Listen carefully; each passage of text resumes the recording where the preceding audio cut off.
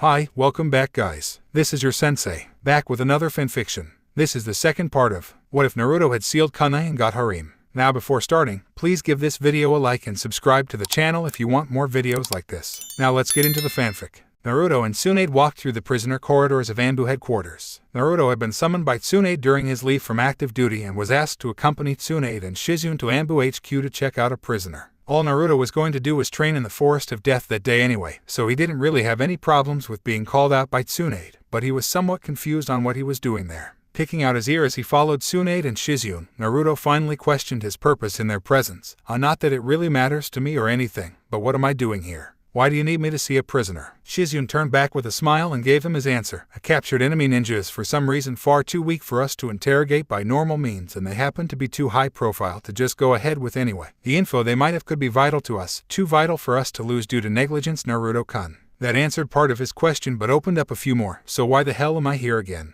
If their body is weak, get a Yamanaka to go into their mind or something. What do you expect me to do that no one else can? I don't interrogate people, I kill people. Tsunade, Shizune, and even Taunton sweat dropped at Naruto's cavalier description of his own on-the-job skills. Tsunade got over it first, because brat, you seem to have a knack for pulling things off when it's really necessary. We can't go into her head for some reason, attempting it injured Inoichi when he attempted to do so. Also, you do need to get some kind of paycheck, don't you? Or are the Tsunagenin reimbursing you for all of the things they're using in your house? Naruto face fell but swiftly pulled himself back in line with the others. Okay, so who is this prisoner? Are they dangerous? Tsunade shook her head. Not really, since as I've already said, she's very weak right now. Besides, she's totally disarmed and you've already defeated her once already. Naruto narrowed his eyes. I've only fought one person that could still be alive and possibly be in prison right now. What, pray tell, is the real reason you're sending me in to do this for, just so I know? Shizune smiled back at him. Tsunade-sama thinks you have quite a convincing air about you, Naruto-kun. If anyone could get this girl to talk without resorting to force, we think it could be you.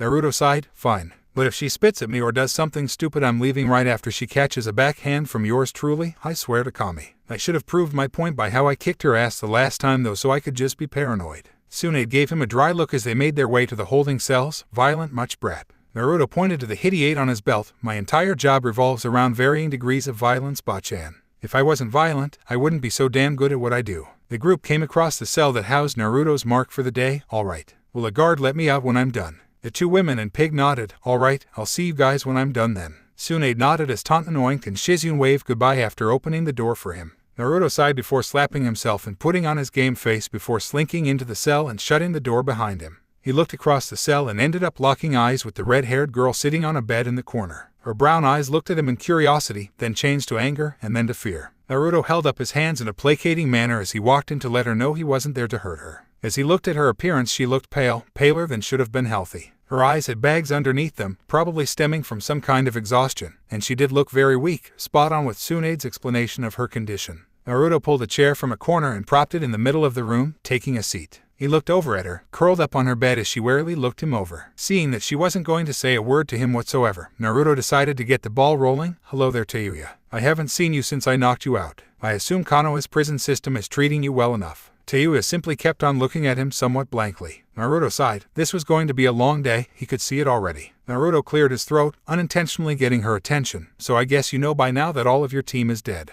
Unfortunately, Sasuke still got away, but everyone that went after him from my village is still alive. Naruto saw that little bit of news brought a smirk to her face. Ah, so that got a little something out of you, didn't it?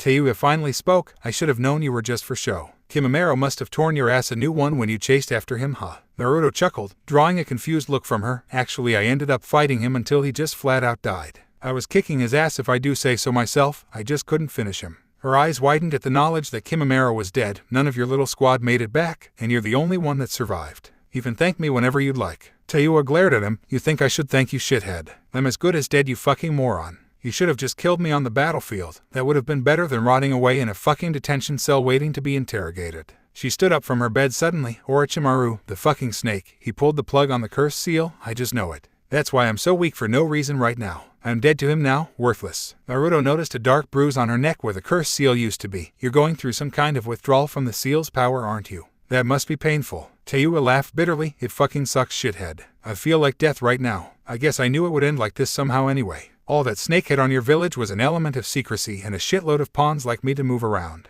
I don't see how he got everyone else in that fucking place to believe they can actually take out the strongest hidden village. I knew we were fucked back during the invasion. Naruto quirked his eyebrow. You're being awfully forthcoming with the information here. What changed from before to now? You weren't talking to anyone before this. Tayuya chuckled. Sure, if you call those misanthropic motherfuckers coming in here asking me questions that I didn't know or that I thought were too stupid to answer, talking, then no, I wasn't talking. She shook her head pitifully. After all of the probing shit, they asked me stuff like what Orochimaru wanted with the Uchiha kid. Naruto cut in. They should know what. Hell, I know what he wants. That is a stupid question. She started listing things. They asked me where the main base in no Kuni was. Naruto cut in again. They should know that too. I told Bachan that after I brought her back. What the fuck? Tayuya continued. They asked me about how to get the cursed seal off. That bitch in the trench coat and mesh bodysuit was really uppity about that one. Naruto sighed. Why the fuck would you know that? Like Orochimaru would tell you how to get his glorified slave collar off of you. He rubbed his temple. Carry on. I might have to bitch to Bachan about this shit later. Naruto noticed Tayuya getting livelier as they continued speaking.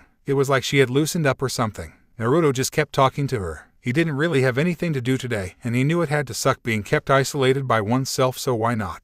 Naruto listened to her bitch about the cell and the shitty food, and how she wished they would just do whatever it was they would do with her and be done with it. Naruto eventually decided to voice something that had been nagging at him for a while. So why are you talking to me? I mean, I know I came to you and everything, but I really didn't expect to get a word out of you at all. Tayuya looked at him as if she was pondering the answer herself before she shrugged. I'm caught. The snake pedophile has all but verbally declared that I'm being left for dead after he cancelled the seal. You're strong enough to beat Kimimaro by yourself, so I know you could do whatever you want with me whenever you want, and fuck Otagakure. I hate that place. Naruto pulled his chair closer to her bed. So what? Were you forced into becoming a ninja for Orochimaru and Odo? You didn't want to be a ninja. Tayuya shook her head. Not really, shithead. When I was 5, my home village in no Kuni was attacked. My family and everyone else there were killed or taken prisoner. I ended up stumbling upon a group of the bastards and they caught me and made me start. As far as it went, it was either learn or die, so I went along with it. And hell, if you have to do something, why not do it all the way? I was one of Orochimaru's rising elites by the time I was 9 years old. He had already put his fucking seal on me by then.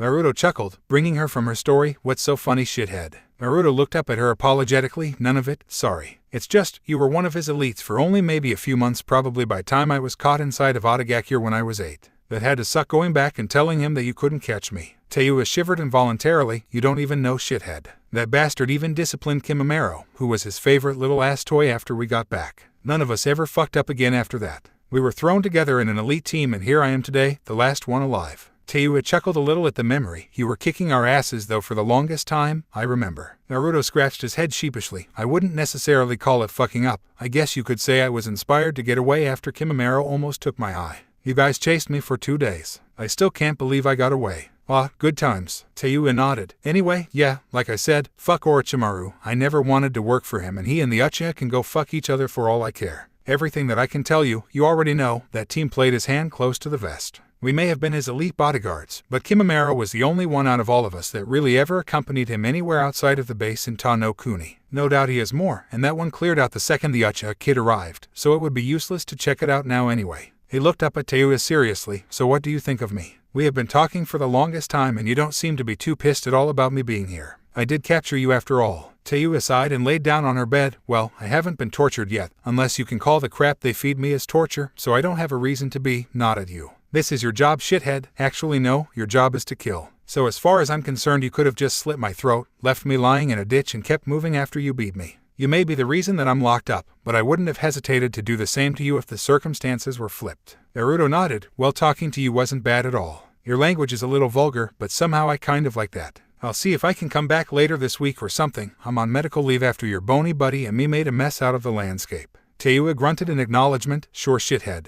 You do whatever you want. It's not like they can torture me until I get over this seal crap, so I'm not going to be executed anytime soon. Naruto chuckled as he made his way to the door and gave it a knock. So I'm shithead now, huh? As an outside guard opened the door for the blonde killer's exit, Tayuya gave him a toothy grin from her bed. Yep. Later, shithead. Shaking his head with a smirk on his face, Naruto shut the cell door behind him and nodded to the guard before leaving to report to Tsunade about what he had heard and done that day. XXX. After grabbing a short lunch at Ikaraku's, Naruto returned to the Hokage Tower to find Tsunade asleep on her desk. As he entered through the window he saw her face down on her desk, paperwork stacked neatly to the side. Naruto took a second to pick up a sheet from the top and give it a once-over. It was an order form from the Ambu trying to get restocked. Naruto's eyes widened once he got to the part that listed the material their Kunai were made from. Man, Ambu get all of the good stuff. He placed the sheet back down and took a seat a distance away from the desk before making a cage bunchin and sending it over to her desk. The replication looked back at Naruto with a pitiful look. Do I have to? Why can't you do it? Naruto shrugged. Okay, I'll do it. The cage bunchin smiled until the original Naruto pulled an elastic from his pocket and shot it at Tsunade from across the room, hitting her right on the ear. Before he could even yell in fear at his creator, the bunchin was dispelled by a nasty right hand from the still sluggish Tsunade, who slowly focused her eyes on Naruto, who was waving from across the room.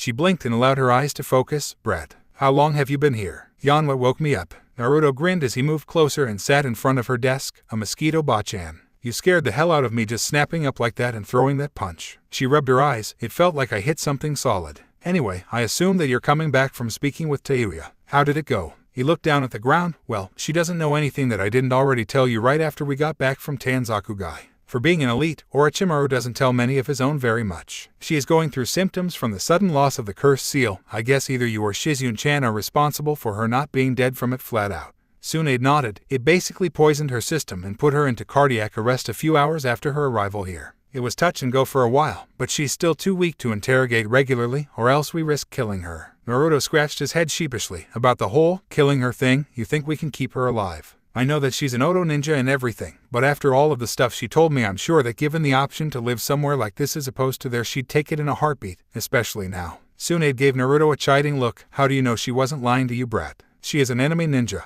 In return, Naruto gave Tsunade a dry look. Who do you think I am? I can tell when lies are being told to me. Not only did she not lie to me, she told me everything that I asked for, even the things that I didn't ask about. A grin then appeared on his face. Besides, I like that attitude of hers. There's nothing wrong with a rose having a few thorns every now and then. Tsunade snorted with an amused look on her face. So you think the girl is good looking? Are you sure you're not any closer to Jiraiya, because you're thinking kind of like him right now? Naruto laughed and propped his feet up on her desk. Well, she'll be much better when she gets over the cursed seal backlash. And don't ever say that again. I'm no massive pervert. I'm just a boy beginning to enter adulthood, and I have no problems admiring the female form from time to time. What's the difference, Brad? Tsunade asked him with a raised eyebrow. It all sounds the same to me. Naruto tapped his head with his finger. Oh, but it isn't. A pervert will go out of his way to do things like that. Like peek on hot springs or write their own pervert books to get off. I, on the other hand, do none of those things. However, if a blatant opportunity to admire the opposite sex arises, I have absolutely no qualms about taking full advantage. Isn't that what ninja are trained to do anyway? Tsunade's sweat dropped. Did you just admit to me that you were a pervert?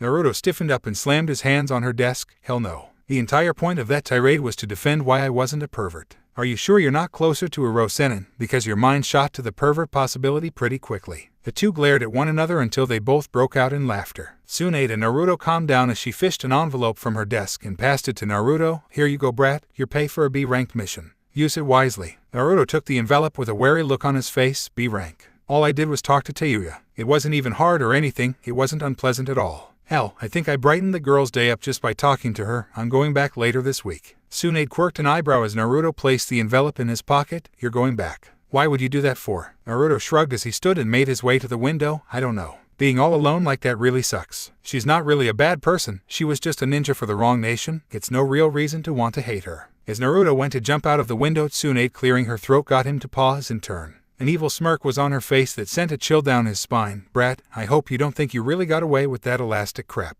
She held up the offending band and placed it around her wrist. You're lucky that you're supposed to be on medical leave right now. Just remember that. Naruto nodded slowly and jumped from the ledge, shivering slightly when he heard her chuckling evilly behind his back. XXX. After cashing his check and buying groceries for his depleted supplies, which was not too hard when compared to previous times he did so, and on this occasion he said that for every dollar over the average that he was charged, he was going to break his foot off in the grocer's ass. The house guest that would not seem to leave apparently seemed stoked to be receiving the abundance of food. Anyway, he decided to try and get his body back into a steady condition, seeing as how he had all but fully healed from his previous injuries. And he knew no better way to get his body used to hostile environments than to head into Training Ground 44, because the Forest of Death was as close to a near-death situation as he was going to get until he got an active combat mission. Upon entering, Naruto took it upon himself to fuck with every species of wild animal he could find, from packs of wolves to birds of prey. Hell, he even tried provoking a bear, although he did keep from going too far, like into the restricted northeast corner where all of the truly horrible things were, mostly because fighting a slew of big-ass man-eating spiders and tigers twice his size was something he felt like holding back on at the moment. He had just gotten out of the hospital, thank you, let alone the morgue. So he had been jumping through the woods, getting some exercise and generally running amok amongst the wildlife to satiate his innate desire to generally cause havoc in an unrestricted environment to get his legs back under him. Landing on the forest floor to take a short breather, a small burst of killing intent was his only warning before a kunai passed by his face, cutting his cheek to bring about a strange feeling of déjà vu. He dabbed his cheek and sighed, "Anko-chan, come on out." Anko stepped out with a kunai in her grasp and a look of anger on her face. "Don't Anko-chan Migaki. I know you interrogated that Oto Kunoichi today. I also know that you didn't even bother asking anything about the cursed seal. Or more specifically, how to get it off of me like it was for her." Naruto was immediately put on the defensive as Anko came in attacking. He was forced to dodge the striking attempts from her kunai while trying to calm her down. "Anko, calm down. You're being stupid." Anko caught him in the body with a hard kick that sent him flying backwards into the trunk of a tree. "Why did you just let that question slide? That damn snake still has his seal on me. He left her for dead and took hers off." Naruto growled as he stood back up. "If you would calm the fuck down, I could explain everything to you now. Unless you still want to vent your useless anger on me, in which case I will be hitting you back." Anko chuckled. "I know I saw you run through those genin back during test of yours, but I'm still quite a bit out of your reach, my dear Gaki." Naruto shook his head. "I know you know about the retrieval mission, so I have to ask you. What the hell makes you think I can't beat the shit out of you, Anko? Why would you try this on me? You can't scare me. I did nothing to you, and any threat that you even try following through on, I'll make you pay for it myself. Fuck disciplinary measures." Anko narrowed her eyes at him. "All right then, Gaki, I was about to sit and listen to what you had to say, but now I think I'll rough you up a bit just out of principle." Naruto slid into a stance. "Don't think it will be that easy. Of course I should thank you though. The wolves and the bears were getting kind of easy to take down. You should be able to get the old blood pumping." Anko licked her kunai. "I'll get your blood flowing, Gaki." She then threw the kunai at Naruto and headed in to engage him up close, her taijutsu. Anko took quick, precise jabbing thrusts at Naruto that he was forced to parry or suffer due to the nature of her attacks. Anko went for the least guarded areas on his body, aiming at his neck, his eyes, even his groin. He really didn't like that last one, as evidenced by the return kick he gave her right back in the same area after one of Anko's attacks landed low. Both broke off, holding themselves below the belt, doubled over in pain. "What the hell, Gaki? You don't hit a lady there. Cough, what's wrong with you?" Naruto backed away, inhaling sharply. "You punched me in my junk. It was a reflex, and besides, just because you're a girl I'm supposed to hold back. It's not like you women ever guard that spot in a fight anyway, so why the hell not? It's open." Anko growled at him and thrusted her arm out. Senejashu as a mass of snakes flew from Anko's sleeve at Naruto. He reached for the sword on his back only to pull out his broken ninjato. Naruto's sweat dropped just as the snakes hit him dead on and constricted around him. Anko's face took on a victorious look as she loomed over him. "All right, Gaki, playtime is over. If you try to move, these snakes will bite you, and they are poisonous." She then pulled out another kunai. "Now that you're all tied up, we're going to have our little discussion about what exactly you need to ask about next time you see that Oto girl." Naruto looked at his scaly bindings and chuckled. "This is all you've got. I'm immune to all of the stuff that your snakes could have." Naruto had already built up an immunity to certain poisons as a precautionary measure before his mission to Otagakure years ago. All of the snakes from the jutsu Anko just used were among the first poisons that he ended up getting over. He began shifting around and, true to her threat, Anko's snakes bit into him. She gasped. She didn't mean to kill the brat, just rough him up a bit. That gasp soon turned to another as he broke the snake's hold on him. Upon standing, he looked at Anko's slack-jawed face. "What? It's not like they were constrictors or anything. It wasn't too hard." He then decided to engage Anko instead of waiting this time. As he ran and Anko smirked confidently, the kid wasn't even trying to work angles. The sound of something coming into their plane of existence signified that he had made Kage Bunshin during his push forward. As the Naruto in front of her tried to keep the bulk of her attention occupied, the Kage Bunshin he had created were flying around her trying to pick their shots. Anko did her best to trade strikes with the real Naruto and avoid attacks from the clones, but like she already knew, he was ridiculously fast for someone his age. And when he made contact, like the real one did right in her body with his fist, when the kid hit, it hurt. No 13-year-old kid should hit that hard. The one punch from Naruto would have sent Anko flying, had he not grabbed a hold of her arm and pulled her back roughly. She almost wished that he had let her fly backwards, as when he pulled her forward he smashed her in the ribs with a knee before stepping out of the way for one of his clones to drop a flying kick from behind on the back of her head. Anko was sent sprawling forward onto the ground and quickly made her way back to her feet to see all of Naruto's clones crouched in front of the real one, ready to react. Naruto crossed his arms and stared out at the purple-haired snake summoner. "Are we done, Anko? Or do we keep going? Because unlike you, I have absolutely nowhere to be for the rest of the day." Anko gritted her teeth and tossed a kunai right through the Bunshin wall to hit the Naruto within, only to watch it go up in smoke. As all of the Bunshin dispersed, Naruto's disembodied voice rang out from the trees. "Now that wasn't nice, Anko. I just wanted to talk. You want to know why I didn't ask about your cursed seal, right?" She looked around rapidly for any sign of the scarred blonde. "Yes. Why didn't you? If she could get hers off, even unwillingly, then I." Naruto cut her off, "Because she doesn't know anything about it except how to use it. And Orochimaru may be a genius with ninjutsu, but he's not as good with fuinjutsu as you think he is. Why do you think he tested his seal on you and didn't just put it on himself? The detriments were too great. He didn't even research a way to take it off of a recipient until he came up with the seals for the Sound 4, Kimimaro, and Sasuke. He can't remotely deactivate yours like he can for the others because yours was made before he was any damn good at making them. There's a reason yours is the first. Anko shut her eyes tightly, so there's really no way to get it off of me. I didn't say that. Anko's head snapped up with that nugget of news. You know how to do it. How? A sigh came from her surroundings. I don't know yet. I'm starting to get into fuinjutsu and every seal can be broken from what I've read. There's just a trick to them all. Orochimaru has something that I need in order to get a good read on what to do with your seal. I have a question though, has anyone ever put Fujihuin on you? Anko blinked, forcing another sigh out of Naruto. Goddammit, what is wrong with this village? Alright, find Kakashi or something and ask him to place it on you. It should help at the very least until I can think of what to do with it. It could take me years to find out how to break your seal. Anko turned around as Naruto came striding out of the brush. Wait, that didn't work. The Uchiha brat had that on him and it broke. Naruto snorted. That's because his dumbass was the one who broke it. The seal is dependent on the will of the recipient. He wanted to use the seal, you don't. It's that simple. He got drunk off of the power boost and called upon it. You just want the damn thing off. The fact that your model is shoddy when compared to the others means that he can't slip subliminal messages through to you to influence you either. Naruto turned to leave when Anko called out to him. Wait, Gaki. How do you know so much about these seals? The Uchiha is the only person you knew that had one and he didn't know a thing about it. Naruto turned back with a smile. That is a secret. Some things should just stay buried in some instances, Anko. You'll never find out why because only 4 people alive in this village know, and they aren't very talkative on the matter. One might be, but you have to narrow down who it is first. Later, Naruto then proceeded to shunshin out of the area, leaving Anko alone. XXX. Naruto slinked back into his apartment later that afternoon before flopping face first on his couch, much to the amusement of the Suna kids, who were still there. Kankuro snorted in laughter as he saw Naruto's disheveled form collapse on his couch. Long day, kid. Naruto rolled over and gave him a dry stare. Why are you still here? It's been a week. He picked himself up into a sitting position on the couch, and where the hell are Gaara and Temari? Kankuro opened a bag of chips from Naruto's freshly purchased groceries and sat on another couch. I don't know. Temari said she was going shopping and Gaara left to go do Gaara stuff. Naruto nodded as he was facing the TV before something clicked. Wait, shopping. How can you shop without enough money to even get a place to stay? Kankuro was sweating bullets after Naruto noticed his mistake.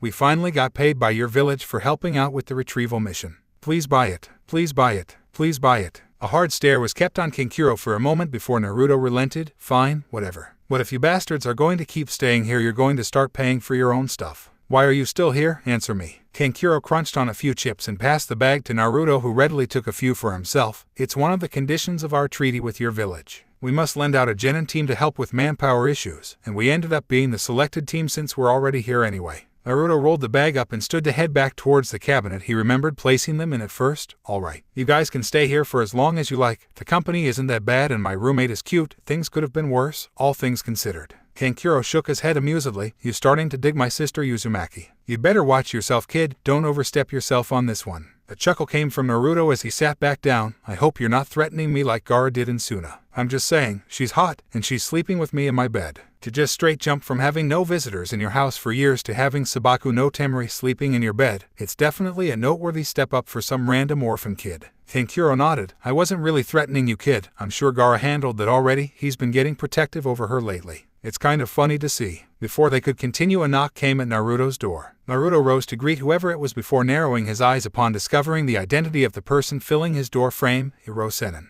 Jiraiya gave Naruto a serious look. Naruto, I need to speak with you. Can we go somewhere? Naruto turned to head back inside and returned to his seat on the couch. I just got home after a few hours in the forest of death. I just got groceries. I'm hungry and tired. I'm not going anywhere. You can tell me here. Jiraiya sighed and walked inside. You mind if I had a seat myself? Naruto simply pointed to an open chair and sat down, Kankuro and Naruto looking at him. Kankuro thumped Naruto on his shoulder and whispered to him, You know Jiraiya of the Sannin. Kid, who the hell are you? Naruto brushed the older puppeteer off of his shoulder and let Jiraiya get settled before he spoke. Alright, Hirosenin, what do you want with me? I thought I told you that the only thing keeping me from actively pursuing your head was that you're too elite for me to try to kill and that you're too useful to Konoha. Jiraiya frowned. I know that, Gaki, but there are some things that you need to know. Orochimaru didn't take Sasuke's body. He had to take a different one before he could arrive, and now has to wait 3 years before he can try again. Naruto nodded. At least something decent came out of that mission, so 3 years to find the snake and kill him and his vessel before things go to shit. It's almost easy. Jiraiya had to chuckle at how Naruto narrowed down the situation. Well, not only that, but do you remember Itachi and his blue buddy from a while back? Naruto nodded. It's kind of hard to forget meeting and fighting Itachi Uchiha, the group that they happen to be a part of, Akatsuki. They have also ceased operations for the time being, just about the same time frame as Orochimaru. Naruto let out a short laugh. Well, I don't really give a damn about the Orochimaru thing. I just care for the sake of the fact that I'm going to be involved somehow, but the Akatsuki thing. Hey, if they want me I should tell Gaara too. They'll probably try something on him as well, right? Jiraiya nodded. About you though. I want to take you on a training trip to get you ready for what is to come. You need to be ready to take down S-rank level ninja within 3 years' time. Kankuro's eyes widened as he again turned to Naruto. Kid, who the hell are you? Who deals with this kind of crap and doesn't even flinch? He points out at Jiraiya. He's sitting here telling you a group of S-rank criminals are after your head and you just shrug like it happens every day. Naruto looked at Kankuro and shrugged. Meh, if you start every single day expecting the worst you can only be pleasantly surprised. Jiraiya and Kankuro's sweat dropped as the older man spoke up. That's pretty morbid, Gaki. Naruto snapped icy blue eyes back onto Jiraiya. I'm sorry, I guess the day before you found me I should have been thinking that someone like you would just let me be or at least let me wake up before you took drastic measures. Jiraiya looked at the ground. Damn it, kid, how long are you going to hold that over my head? I know it was a mistake, I knew it the entire time it was happening, but it was an order. If nothing else you can at least understand that, right? Naruto sucked on his teeth. Yeah, if it was something that ended up being for the greater good I probably would understand and accept it. Even though you never tried to get my side of the story before you made me into a retarded 4-year-old version of my 8-year-old body, locking all of my hard-earned skills, strength, and speed away into the depths of my mind. But nothing good came from what you guys did to me. Jiraiya stood to leave when Naruto stopped him one more time at the door. Wait. Jiraiya turned to face him only to see the same stone gaze on his face during the Chunin exams. When I found you, did you agree to train me because of the reason you said, or was it because you remembered what you did and wanted to remedy it if only a little? Naruto didn't let him answer. I'm going out, Kankuro. I'll be back later tonight. Tell the others. Naruto then utilized Shunshin to exit the premises. Jiraiya sighed deeply and followed suit, leaving Kankuro alone in Naruto's apartment. Wait. What the hell just happened? XXX. So what's eating you, shithead? Tayuya shuffled the deck of cards that Naruto had brought to pass the time. She looked way better now than she did 2 days ago. Her skin had gotten its color back and she looked like she had finally gotten some good sleep for once. Naruto sighed. He had come to talk to her because he actually enjoyed her company and she could give him an unbiased opinion on things, being that she didn't know anyone in the village other than him, and that was only a little bit. They were seated on the floor due to a lack of table in her cell. Due to the fact that she regularly talked freely to Naruto, she had not been tortured, nor was it seemingly on the horizon as long as Naruto reported to Tsunade what they talked about afterwards. What if the guy that had a hand in screwing your life up was trying to make amends to you, but the wounds were still fresh? Naruto took the 7 cards that Tayuya dealt him. Take them back and reshuffle. I saw that. Get the cards out of your sleeve. Tayuya cursed and brought some chuckles out from Naruto. Well, shithead, I would just say either kill him and be done with it, or suck it up and get over it. You can't bitch about it forever, that isn't healthy. Naruto looked at her as he took the cards that she redealt. Why am I shithead again? Tayuya smirked as she drew a card from the top of the pile. Because you act like a shithead, therefore you are shithead. There's no way I'm calling you your real name, Fishcake. Naruto watched her place a card down in the pile and took to drawing his own card. Sure Tayuya. I guess I'm shithead then. So you think I should just get over it, just like that? Tayuya nodded as she looked over her cards. Yeah, I mean, is being angry at whoever it is you're talking about actually doing anything for you? Naruto grinned as he finally threw down a card. Yeah, it makes me feel a hell of a lot better about being me, that's for sure. Tayuya flicked a discarded card at Naruto's head, catching him flush in the face. I mean, is it doing anything practical for you? Obviously not if that was the first thing that you told me. You told me it was an order from the last Hokage. No one is stupid enough to go against their superior's word, especially someone that high up in the food chain. You got sealed, I understand. If it was me, I would have killed him, but you're apparently nicer than that, and holding grudges really doesn't seem like your kind of thing. Naruto grunted as he picked up a card from the discard pile and switched it with his own before laying down a spread of 3 of his own cards. Fine. I'll try. I guess he isn't going to leave me alone now after what he just told me the other day, so at least tolerating him would be in my best interest. Especially since I can't just beat his ass to make myself feel better, he's still out of my league. As Tayuya dropped another card, Naruto smiled while picking it up and laid the rest of his cards down. I win, Tayuya-chan. The aforementioned girl raised an eyebrow at him curiously. Tayuya-chan. Since when am I a fucking chan? Naruto gathered up the cards and remade the deck before standing to exit. Since I became shithead. Take care, Tayuya-chan, I'll see you soon. Stay cooperative and I'll see what I can do for you. Tayuya flipped him off. Fuck that Tayuya-chan shit. And fuck cooperating too. Naruto shook his finger at her at the door. So you say, and yet you're as docile as a lamb from what I've heard and seen. Naruto quickly left the scene just as Tayuya started shouting at him. Get me out of here and I'll show you how fucking docile I am, shithead. Naruto shut the door behind him, chuckling the entire time, and faced the ninja guarding the door. She's a little playful today. Take care when it's time to give her dinner. The man snorted and chuckled along with Naruto as the blonde in question made his way out of the building. You are one ballsy kid. XXX. As he made his way to Tsunade's office, he entered to find Shikamaru inside as well. What's up, Shikamaru? How have you been? Shikamaru gave Naruto a small smile. I've been good, Naruto. Things are about to get troublesome again soon. I've got a mission to go get ready for. I'll see you around. Naruto gave him a short wave as the lazy Chunin walked out. Don't work too hard, Shikamaru. As he left, he went to sit down by Tsunade. How have you been, Ba-chan? After the obligatory inanimate object was winged at Naruto's head and the two settled back down, Tsunade smiled at him. I'm fine, brat. Now Jiraiya came to me about something because he never found you to get your answer last night. He wants to know whether or not he can get you to go on a training trip with him. Naruto sat still, pondering for a moment. No, I won't just cut and run now. I agree that I need to train myself to get ready for Akatsuki, but I don't have to go anywhere to do it. I don't get what his reasoning for leaving would be for me. He said it himself that Akatsuki aren't coming for me for a few years, so it's not a matter of village security. If he thinks it's because I need to work on using the Kyuubi's chakra, I can do that here. I've been doing it well enough so far and it hasn't affected anyone around here yet. Hell, I go to the Forest of Death to train for that, so there's no issues there. Brat, Jiraiya can't stick around to train you himself for all of the 3 years. He has his own responsibilities to keep to elsewhere. You know about his spy network. Taking you with him would kill 2 birds with 1 stone. Tsunade tried to reason. Naruto shook his head. No, he either wouldn't focus on one or the other. If I stay here, he can give me stuff to work on and let me train, then drop in when he's in Konoha to see how I'm doing. That might make for a more productive schedule for me than simply being on the road. It's kind of hard to train when you never stay in one place for too long. Besides, you still need someone like me to help out with your mission load, and I still want my promotion too. I'm not putting my career on hold for 3 years. Tsunade looked at him, thinking about what he was saying. Are you sure you're not just still upset with Jiraiya? Naruto, the man is sorry for what he did. I know that he messed you up badly, but carrying a grudge like that cannot be good for your state of mind. Naruto waved her off. I'm still pretty pissed off, but I'm not going to go Uchiha team on him over the whole thing. It'll take a while, but at the very least I can try and let him back in. He seemed to genuinely want to train me when we were looking for you. He's trying to make up for it at least. Tell him everything that I just told you. I'll see you later, Ba-chan. Much to Tsunade's chagrin, before she could stop him, Naruto shunshined out of the room, making a mess out of the papers on her desk. Damn you, brat. She turned her attention to one of the corners. Did you get all of that, you pervert? Jiraiya dropped his transparency jutsu and walked over. At least he's out of the outright animosity phase. I'm kind of upset that he doesn't want to travel with me, but after how he just broke it down, I have to say he has a point. He was so convincing. I think he may be mature enough to know about his family. He's a Chunin now anyway. Isn't that the level Minato wanted him to be before he was told? Tsunade nodded. Are you sure? Telling him might just piss him off even more at you. Jiraiya sighed and looked out the window. I hope he sees it as something that was necessary to hide. If he's still upset, then I'll deal with it, but the kid still deserves to know at this point. I'll tell him when I get a chance, maybe before I leave. As Jiraiya walked away, he never noticed the figure sitting on a ledge under the window. Naruto scratched his familiar blonde hair as he heard Jiraiya and Tsunade leave the room after shutting the window. So my old man's name is Minato. I wonder how many Minatos lived in Konoha before the Kyuubi attack. Sitting in the middle of a heavily wooded area of the Forest of Death, Naruto sat in lotus position with his eyes shut, simply thinking and calming himself with the sounds of the woodland area. It had been right around a week and Naruto had been wondering how he could find out anything about any Minato that was in Konoha without tipping off Jiraiya or Tsunade, since apparently it was all one big secret.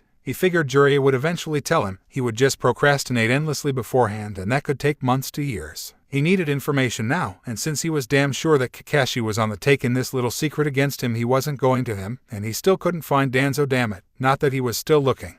He had quit trying months ago. It was obvious that this Minato guy was pretty influential in his day, but Naruto was never taught anything that wasn't truly relevant to challenges he would actually face while he was en route, so that didn't help much. And after his sealing, his time in the academy was spent with many teachers refraining from helping or really teaching him, so eventually he started cutting classes and not paying attention to Iruka-sen .sei. Iruka-sensei, that was it. He wasn't old enough to really know anything on the scale of this cover-up, and he wasn't close to anyone that was trying to keep it buried. He had enough of the general knowledge in Konoha that he could answer his questions, and he was damnably easy to find at this time of the day. He would either be in class, or if school was out, he would be assigning missions at HQ. When did that man find time to train? Shrugging these thoughts aside, Naruto broke from his meditation in the Forest of Death and began to make his way to the academy to find his old school teacher. XXX. Inside one of the classrooms of the academy, a Chunin with a scar across his face turned from the blackboard to face his room full of young students. Now who can tell me the order of ranking in Konoha's ninja system? Near the back, Udon's hand shot up as he started to answer with a sniffle. Iruka-sensei, it goes Genin, Chunin, Jounin, Kage. Iruka nodded. Very good, but what about Anbu? A little dark-haired girl with the telltale eyes of a Hyuga raised her hand to answer next. Anbu are drafted from any ranking depending on their skill level and amount of potential, although their identities are kept secret for the most part. A ninja of any ranking can be Anbu, but they are usually drafted from the level of Chunin and up. Haruka smiled gently at the girl. Good answer, Hanabi. Now next He was interrupted by the abrupt sliding noise indicating the opening of the lower door, and a mop of spiky blonde hair poked through the doorway. Naruto's eyes scanned the room momentarily before settling on Haruka. Giving the man an old-school foxy grin just because he could, Naruto stepped into class with no further ado. He looked at the kids in the class and noticed near the back that Mogi and Udon were trying to shake Konohamaru awake to tell him he was there. Getting back to the matter at hand, he focused on Haruka. Haruka-sensei, can you help me out really quickly? You don't even have to leave, it's just a question. Haruka sighed. You crashed my class, Naruto. What do you have to say for yourself? Shrugging, he simply stated, I've done stuff way worse than just crash your class, Haruka-sensei. Or have you forgotten? Maybe I can give some aspiring delinquents some base ideas. Boss. Naruto simply waved at Konohamaru with a massive grin on his face. Hey Konohamaru. He turned back to Haruka and whispered to him, I think he'll do just fine with a little inspiration, don't you? Haruka palmed his face. Please don't make an army of pranking underlings, Naruto. I had enough problems with just you, and now you're all souped up and super strong now, which can only make matters worse. I can only imagine what anyone you apprentice would come out like. You can go ahead and ask your question, I'll see if I can help, but only if you help me beforehand. Because you had to interrupt my lesson, I need a favor from you. Nodding in agreement, Naruto scratched his chin. Fine, go ahead and tell me what you need, Haruka-sensei. I'm in no real hurry, I'm on medical leave and needed something to do today anyway. Good, by the way, I'd still like to hear about what you did on that last mission if you don't mind later. Haruka smiled at Naruto and turned around to the class. Alright kids, today I'm going to give you all a little treat. I'm going to break off from the lecturing for today and give you all a chance to ask questions to an active Konoha shinobi. The children in the class started buzzing over talking to a real shinobi that wasn't Haruka. Naruto blinked in surprise. Haruka-sensei, are there any questions that I can't answer? Haruka shook his head. No Naruto, this is for their benefit so they can ask whatever they want. That isn't a problem, is it? Naruto shook his head and Haruka turned back to the class. Okay, today we have Naruto Uzumaki here to speak with you. This was an on-the-fly kind of thing, so let's go with it. Naruto moved to Haruka's desk and sat down on it while he overlooked the classroom. Alright, none of you know me or have ever even spoken to me, except Konohamaru, Udon, and Mogi. Raise your hands and I'll call on anyone with a question. His hands shot up all over the room. He saw a little brown-haired girl near the front and pointed to her. You, shoot. She lowered her hand and smiled nervously. Uzumaki-san, I know that there are ninja that specialize in certain things like taijutsu, or jinjutsu, or things like that. What kind of ninja would you say you are? Naruto took a moment to ponder the question. I specialize in killing my opponent. Ignoring Haruka slapping a palm over his face again, he elaborated. I don't know any jinjutsu, just how to dispel even the toughest ones if I ever come across any. I'm very good at taijutsu, but I know people that are way better at pure hand-to-hand combat than me. I would say that I'm a ninjutsu specialist, but I'm still learning a lot of tougher ones. I'm decent at kinjutsu, but not as good as I would like to be. As I've learned recently, I'm very good at stealth techniques, but I can't really utilize that skill with my current rank yet. He shrugged his shoulders at her question. I don't specialize in any single facet of being a ninja, but I'm at the very least passable in all of them. If your aim is to be a powerful shinobi, you should all keep that kind of mindset. Over-specialization can get you killed. I know at least 2 jounin that I can beat right now, because if I neutralize what it is that they're best at, they can't beat me. Specializing isn't really a bad thing, just make sure that everything else is at least up to snuff. Haruka's eyes widened as he heard Naruto's explanation of his skills. He was about to tell him to be serious about the situation, but as he watched Naruto's facial motions and how he spoke, he realized that he was telling the absolute truth. This wasn't empty boasting. It was a tested fact as far as Naruto was concerned. I've heard he was that good from others, but is it really that true? The kids raised their hands again, and this time Naruto pointed to a boy with close-cut hair. When is the last time that you killed someone, Uzumaki-san? Naruto scratched his chin.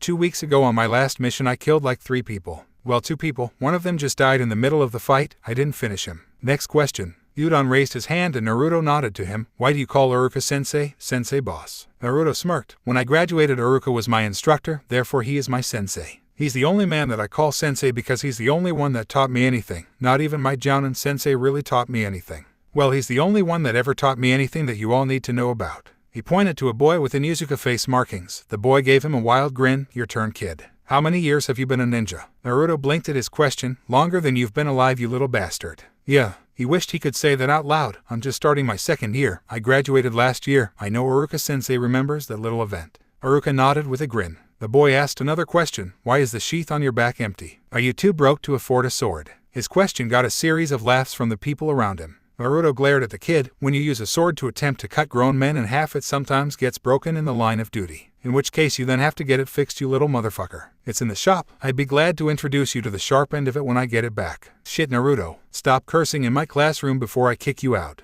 Uruka fumed at him. Naruto turned to Uruka with a fake angry look. Uruka-sensei, you can't say shit in front of the students. What the fuck? Naruto chuckled while Uruka was sputtering nonsense and pointed up to Konoha, who he had intentionally been ignoring to piss him off. Ah, little kids are so easy to annoy. Go ahead, Konoha. Konohamaru's little glare was a thing of the past as he gave Naruto a toothy grin. Why didn't you tell me you got promoted, boss? I only found out the other day when I saw your pink-haired teammate. Naruto shrugged. You didn't need to know, kid. Would it have changed anything? I'd been a chunin for a while now. Liar. Naruto turned his head towards the little Hyuga girl from before. And why are you calling me a liar? Naruto started in an effort to feel out her name. Hanabi, the girl stated matter-of-factly, and I'm calling you a liar because I saw you fight during the chunin exams and you didn't get promoted from that. No one did. Not even Neji. Naruto smirked at her, and you know this because you personally saw me drop the hammer on Neji firsthand, right? Naruto ignored Uruka's comment on language. There was another test a while after the chunin exams, and after that me and Shikamaru Nara got promoted. She didn't falter. Then where's your chunin vest?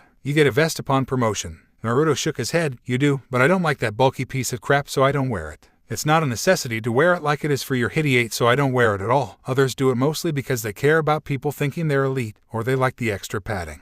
Any other questions on my rank or integrity? Because I can keep this up all day until one of you steps on a nerve. Come on, I've got unlimited free time and a whole can of whoop ass. Who wants to set me off? Uruka's sweat dropped and decided to intervene before one of these kids ended up getting strangled by a rabid blonde kid. Okay everyone, that's enough for today. Now Naruto, what was your question that you needed to ask? Naruto hopped off of Uruka's desk. Uruka-sensei, how many people named Minato do you know in Konoha, and who would you say is the most famous one? Also, could you tell me if he had any kind of relationship with Jiraiya of the Sannin? Uruka gave Naruto a dumb look. I thought he was your hero when you were in school. That's what you told me the night before you graduated. Naruto gave him a deadpan look. I have made concerted efforts to attempt to mentally block out any and all dumbass remarks I ended up making while in the academy. Needless to say, due to the potential of overlapping layers of stupidity, there was some mental fratricide. I don't remember. Uruka raised his eyebrow. You said it was the Yondaime Hokage. Naruto's eyes brightened in understanding. Ah, so I did. Uruka gave Naruto a dry look in return. Naruto, that's the Yondaime's name.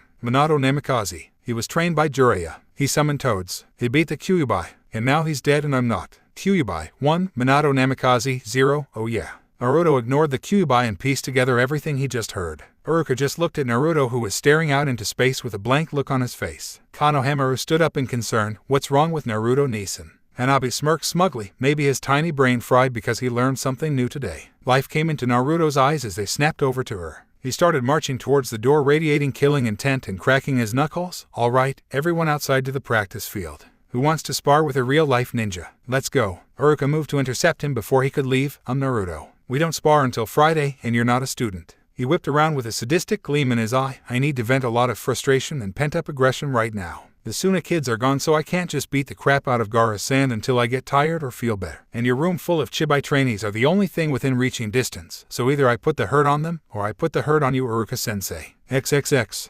Naruto sat tied up to a wooden chair in Tsunade's office with 3 Ambu standing around him keeping watch. Oh come on. I wasn't gonna put them in the hospital or anything. I just wanted to blow off some steam. Tsunade stood from her desk and nailed him in the head. After his head snapped down from the impact, he let it sit for a moment before Naruto looked up and grinned at her. Didn't hurt. Tsunade cracked her knuckles and drilled him straight in the face, flipping the chair over and breaking it on the ground, loosening his restraints. Naruto looked up at the ceiling and tried to regain his bearings. Ugh. That chair was bolted to the floor. Ba-chan. He rolled over and spit out a tooth. Looking up at the Ambu, he shrugged and placed it in one of their hands. It'll grow back. Tsunade wiped off her bloody fist and sat back down on her desk. What the hell is wrong with you, brat? You beat up an entire class of academy students. Who does that? Naruto stood up and dusted himself off. In my defense, I let them all come at me at once, and I tied one hand behind my back. Consider it a teamwork exercise. Give them all extra credit grades. Tell their parents it was sanctioned. Everybody wins. Tsunade snorted. You're going to catch some flack for this, kid. What were you thinking? Naruto looked around at the Ambu still in her office. You mind sending these guys out? This is kind of sensitive information. Tsunade gave him a look that said, are you kidding? Well, okay, I mean I was under the impression that Minato Namikaze was important. Tsunade's eyes widened and she quickly ordered her Ambu out. What do you know about Minato, brat? Instead of flat out answering, Naruto stood and made his way to the wall that had pictures of all of the Hokage in order from 1st to 5th. He stopped in front of the picture of the Yondaime and stood next to it looking out at Tsunade. I must be fucking retarded. How the fuck did I not see this? He gestured between himself and the picture. He looks just like me. Kami, I'm slow on the uptake. Tsunade sighed and rubbed her temple. How did you figure it out? We were going to tell you soon. Naruto chuckled. Haruka-sensei. He noticed her surprised look. Oh come on Ba-chan. He pointed out the window at the Hokage monument. It's been literally staring me in the face every day for 13 years. I had to get help to figure it out. I should be pissed off right now. But I'm not, and I don't know why. Tsunade sighed. You are angry, you're just repressing it. That's not healthy, Naruto. I think it's time I assign you a mission. You need to get out of town and take some of the edge off. I'll have something for you tomorrow. We can talk about this when Jiraiya gets back. He can answer all of your questions. I think you know that you can't tell people about this. Naruto shrugged. What else is new? I'm a walking secret. Am I leading or tagging along for this mission? Does it matter? Tsunade saw Naruto shake his head before she got an evil smirk on her face. Now I think the crime of assaulting an entire class of students warrants some kind of punishment. Don't you think, brat? Naruto's jaw dropped. Punishment. You punched me in the face and knocked my tooth out. What the hell are you going to do with me now? XXX. This is bullshit. Naruto yelled as he speared another piece of trash with his stick and placed it in his bag. I should be done by now, but you won't let me use any jutsu. Slightly out of his way, Shikamaru was laying on one of the hills that Naruto had cleared, keeping his eye on his fellow Chunin. Hokage-sama called me to oversee your D ranks for today and gave me explicit orders to make sure you didn't use any ninjutsu to help you complete the jobs faster. This is the last one for the day, so calm down, Naruto. Naruto angrily stalked over to more trash in the park. You're just alright with this because it's giving you the excuse to do nothing. You lazy bastard. Shikamaru yawned as he turned his attention to the clouds. Troublesome, just finish up so I can stop listening to your complaining. Between you and Ino, I can't tell who's worse right now. Naruto chuckled as he stabbed consecutive pieces of trash. You should take up drinking. It's done wonders for Ba-chan. I don't even bother her that much anymore. Sometimes she's totally lucid. You'd love it. As he returned to his work, he cursed again. I'm not even getting paid for this crap. Stupid kids that can't fight their way out of a wet paper bag. That Inuzuka kid dropped like a stone. I thought they were supposed to be good at taijutsu. Shikamaru raised an eyebrow. It was a class full of 7- and 8-year-olds. Naruto pointed his stick at Shikamaru. Don't make excuses for them. Naruto closed up the last bags and tossed them on the back of a cart. Okay, now that hell day is over, let's report so I can get hammered. Shikamaru stood up and the two started towards the Hokage Tower. You're 13, Naruto. We're too young to drink. Naruto flicked the hit he ate on his belt. If I can spend all day doing minimum wage jobs and killing people for money, I have the right to use that money to purchase liquor. It comes with the status, Shikamaru. Troublesome. Shikamaru shook his head as they continued their walk to report into the mission table. XXX. Naruto leaned on the counter of the weapons shop owned by Tenten's family while he waited for someone to appear to help him. Hello, Naruto. Naruto lifted his head to see Tenten entering the shop. Are you here for your sword? Naruto nodded and yawned. Yeah, what? Did you just get back from team training? Tenten nodded as she went behind the counter to talk with the scarred boy. Yep. Guy and Lee said they saw you painting a fence. Why are you doing D-ranked missions? You're a Chunin now. Naruto smirked. I beat up a class full of kids at the academy and the Hokage made me do a ton of them. It was great while it lasted. They shouldn't have been talking shit. Naruto noticed a brown-haired man coming from the back wiping his hands off. So, Mr. Tenten's dad, how long do you need my sword for? I have a new mission to go on tomorrow. It's the Broken Ninjato. Tenten's father reached down behind the counter and picked up a wrapped bundle before placing it on the countertop. You paid when you dropped it off, right? Naruto nodded and pulled out a written receipt. All right then, she's all yours, kid. Naruto grinned and picked up his sword, testing it out somewhat before sheathing it on his back. Ah, I missed this thing. Thanks a lot, sir. It's like it never even broke at all. Tenten's dad nodded and headed back to the back. Tenten pointed at Naruto chidingly as a smile came to her lips. Don't go breaking it again, Naruto. I don't want to see that thing back in here in pieces. Naruto scoffed. Yes, you do. That's more money for your shop girl. But yeah, it won't break anytime soon. I mean, how often will I come across a guy that can make an indestructible bone drill around his arm? After giving her a two-fingered salute, he headed out of the shop for home. XXX. Naruto went to the only place that he knew there could be no one following him and once again traversed the terrain of the Forest of Death. Once he got himself inside and found a decent clearing, he bit his thumb and made his hand signs for a summoning. Who summoned me out here? As the massive plume of smoke cleared, it revealed Gamabunta looking down in front of him to see Naruto standing patiently. What do you need, kid? I told you not to summon me for dumb reasons. Naruto didn't flinch from the toad's booming voice. Gamabunta, I'll be straight with you since I know that you know who I really am. Tell me who it is that I look like. He saw Gamabunta almost drop his pipe from his mouth and nodded. That's what I thought. I knew you knew. Gamabunta sighed, letting out smoke from his mouth that covered Naruto. I knew it from the second I saw you, Gaki. I just felt it wasn't my place to say anything about it, and later when I confronted Jiraiya about it after you first summoned me and blacked out, he told me everything about it, even the seals. I mean, come on, kid, I worked with the man for years and then I end up seeing his chibified version sitting on my head 12 years later. I almost dropped us down that chasm we were stuck in. Naruto chuckled and lay back on the ground. So whose ass am I going to kick for this? Jiraiya's, I guess. And maybe Kakashi. Did Kakashi know? Gamabunta shrugged. Not sure, kid, but he was your old man's student, so it wouldn't be a stretch to say he did. But don't do anything rash. You aren't as dumb as I thought you were when we first met, so I know that you're fully aware of the reasons why it was kept from you. Naruto sighed and sat up. Yeah. The bullshit with Iwa and anyone else that Dad beat up on sending assassins after me. The politicians getting to me to do who knows what once they realized who I was. And all of that coupled with the resentment I would have gotten for being Konoha's Jinchuriki wouldn't have gone over too well for me. Man, I need a drink. A grin came onto Gamabunta's face. You remember what I said you had to do with me when you first summoned me? Naruto's eyes widened as a deep rumbling laugh came from Gamabunta. Resummon me in 15 minutes, Gaki. Let's see if you can hold your booze. XXX. Early the next morning, Naruto was laying on the couch in Tsunade's office with Shizune running green hands over his head. What did you do last night, Naruto-kun? Why does a 13-year-old need a hangover cure? Naruto groaned as the sound of Shizune's voice reverberated through his head like a sledgehammer. Shizune Nichin. There are some things that you don't need to know about, trust me. The next moment, Tsunade walked through the door and stopped for a moment to stare at her hungover teenage chunin who had her apprentice fretting over him. Shrugging it off as early morning bullcrap, she sat down at her desk and pulled up the first piece of her daily paperwork. She looked up from her work with a quirked eyebrow. Brat, why is there a report on my desk claiming that there were sounds of Gamabunta singing drinking songs at the top of his lungs last night around Training Area 44? She looked back at the paper and narrowed her eyes. Also, they claim that in a clearing somewhere inside the forest there are around 37 giant spider corpses littering the field. Some were ripped apart, cut clean through, burnt to a crisp, and squashed outright in giant web footprints with Mount Mayaboku Fire brand sake filling up some of the prints. Naruto shrugged and held his head. How do you know the brand? That's on here too. She pointed to the sheet of paper. Apparently there were around 12 human-sized containers strewn about the area. Naruto smirked to himself as he felt the soothing healing feeling from Shizune's jutsu. That's some good stuff. Gamabunta's awesome. Tsunade placed the sheet in the discard pile, shaking her head. I'm not even going to ask. Why don't you have alcohol poisoning? Never mind. Are you ready for the mission today, or do I have to throw you in jail for being drunk in public? Naruto shot up abruptly. Hey, I was not drunk in public. Shizune's sweat dropped. Naruto-kun, I found you blacked out on the top of the building this morning when I came in early. Naruto scoffed and stood in front of Tsunade's desk. Hey, I was getting drunk in the woods. Gamabunta threw me into public. I wanted to be drunk in the forest, which is perfectly legal. Arrest him. A sigh came from the elder blonde in the room as she motioned for Naruto to come and listen to her directions. This is B-ranked. You're escorting a VIP to Kumogakure alongside a team of 2 other chunin and 1 jounin. This should take a few weeks at the least and a few months at the longest due to the fact that there will be negotiations between our representative, who you will be traveling with, and the Kumo higher-ups. Naruto nodded. So this is just one of those get experience kind of things, right? He felt curious, however. So who are we escorting and who do I have on my team? A frown came from the blonde Hokage. You know what? No, I'm not telling you this time.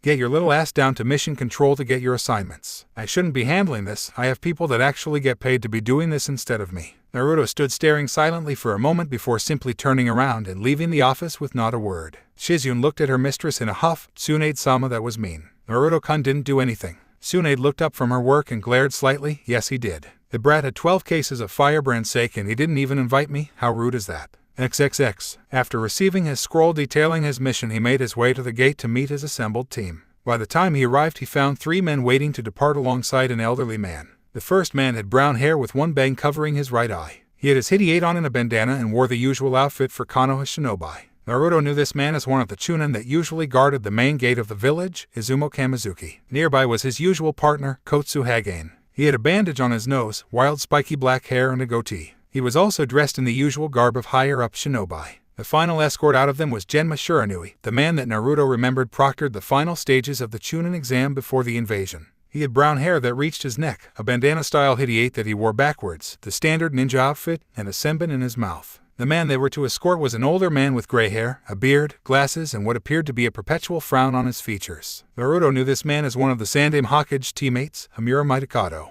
This was one of the 2 elders that Naruto didn't like. The old woman, Koharu Utatane, Naruto somewhat liked. She had something of a more group before one-person mindset, but when he was an academy student visiting the Hokage, she at least treated him like a regular little kid. Back when he was en route, he remembered Danzo telling him when conversations would begin to revolve around him during council meetings, and in most of them Hamura was biased against Naruto, which was weird since he usually sided with Danzo. However, when it came to anything involving Naruto, his mindset was to keep him weak. He was against him entering the academy after the sealing. He was against him graduating after the incident with Mizuki, and he could only imagine how he bitched about Naruto's promotion following the events after the chunin exams. If ever there was a time for the emotionless mask he harnessed en route, he'd be damned if this wasn't one of those times. Hopefully he wouldn't have to speak to the old man. Naruto walked up to the only jounin out of the group, Genma, to report in. Chunin Naruto Uzumaki here for escort mission to Kumogakure. Genma turned a lazy glance to Naruto and smiled as he remembered exactly who it was. Good to see you again, kid. So you're the last member of my team, huh? The two elder Chunin smiled when they saw their young, scar-faced companion.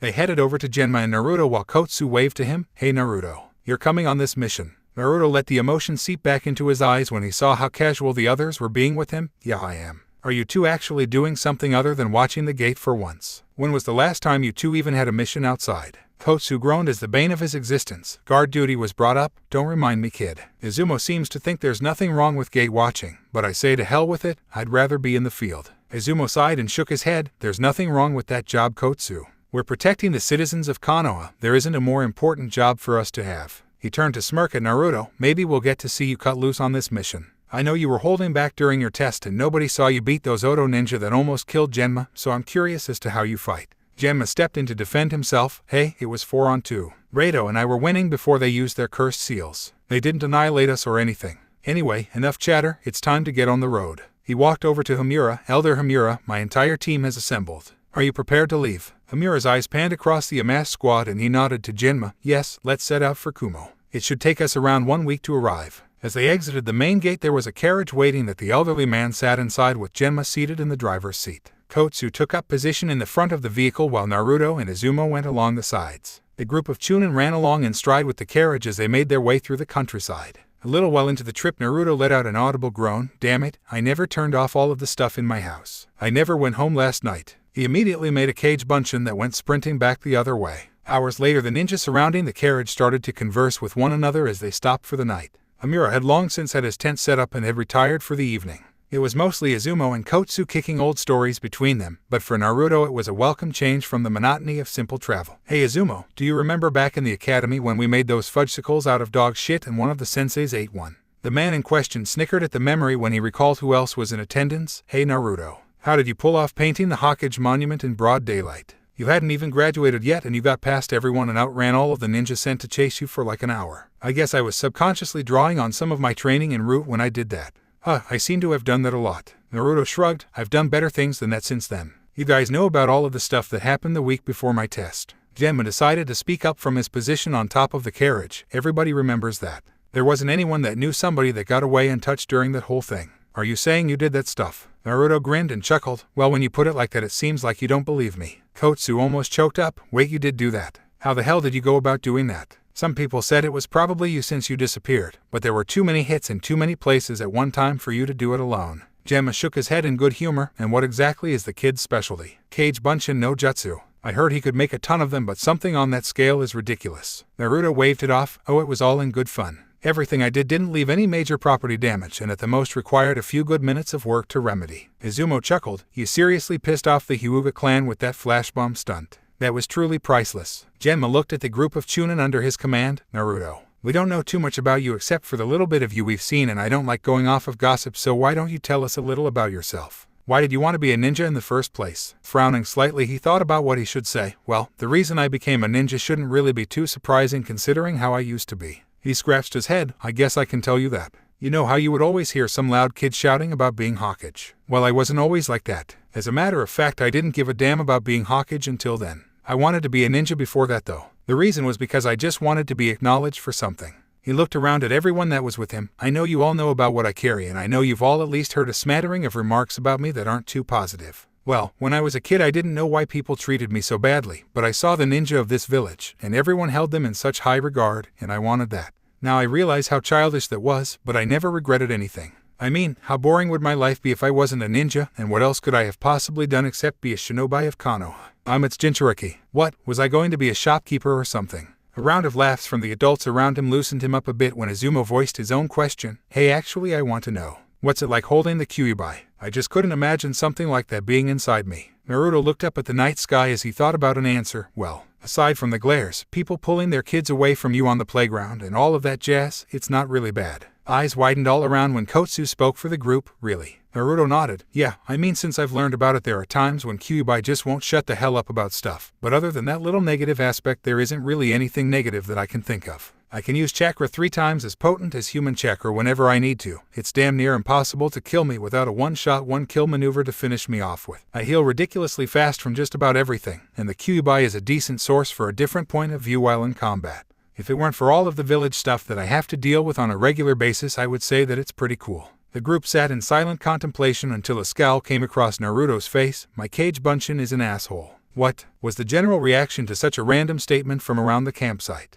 Naruto pinched the bridge of his nose and shook his head. You know how I sent that clone off to make sure all of my things were turned off at home and everything? Well, he didn't dispel after he finished his job. As a matter of fact, he spent the entire day doing random shit in my name.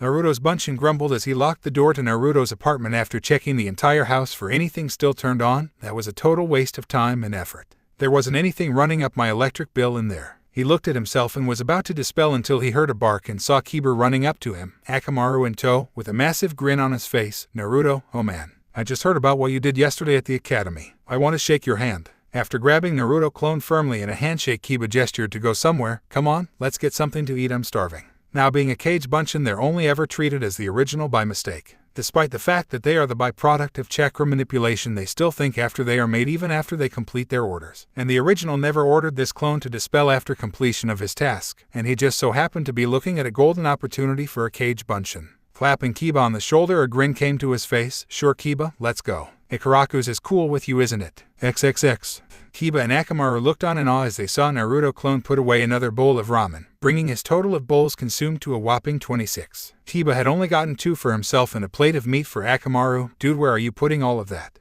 You should have puked about 10 bowls ago. Naruto polished off another bowl and smirked at the Inuzuka. My metabolism is absurd. He quickly received another bowl and dove right in. Kiba had paid off his check for his own food 30 minutes ago, but found himself unable to leave as he watched Naruto scarf down insane amounts of noodles and broth one bowl after another. You know I wasn't going to pay for your food too, right?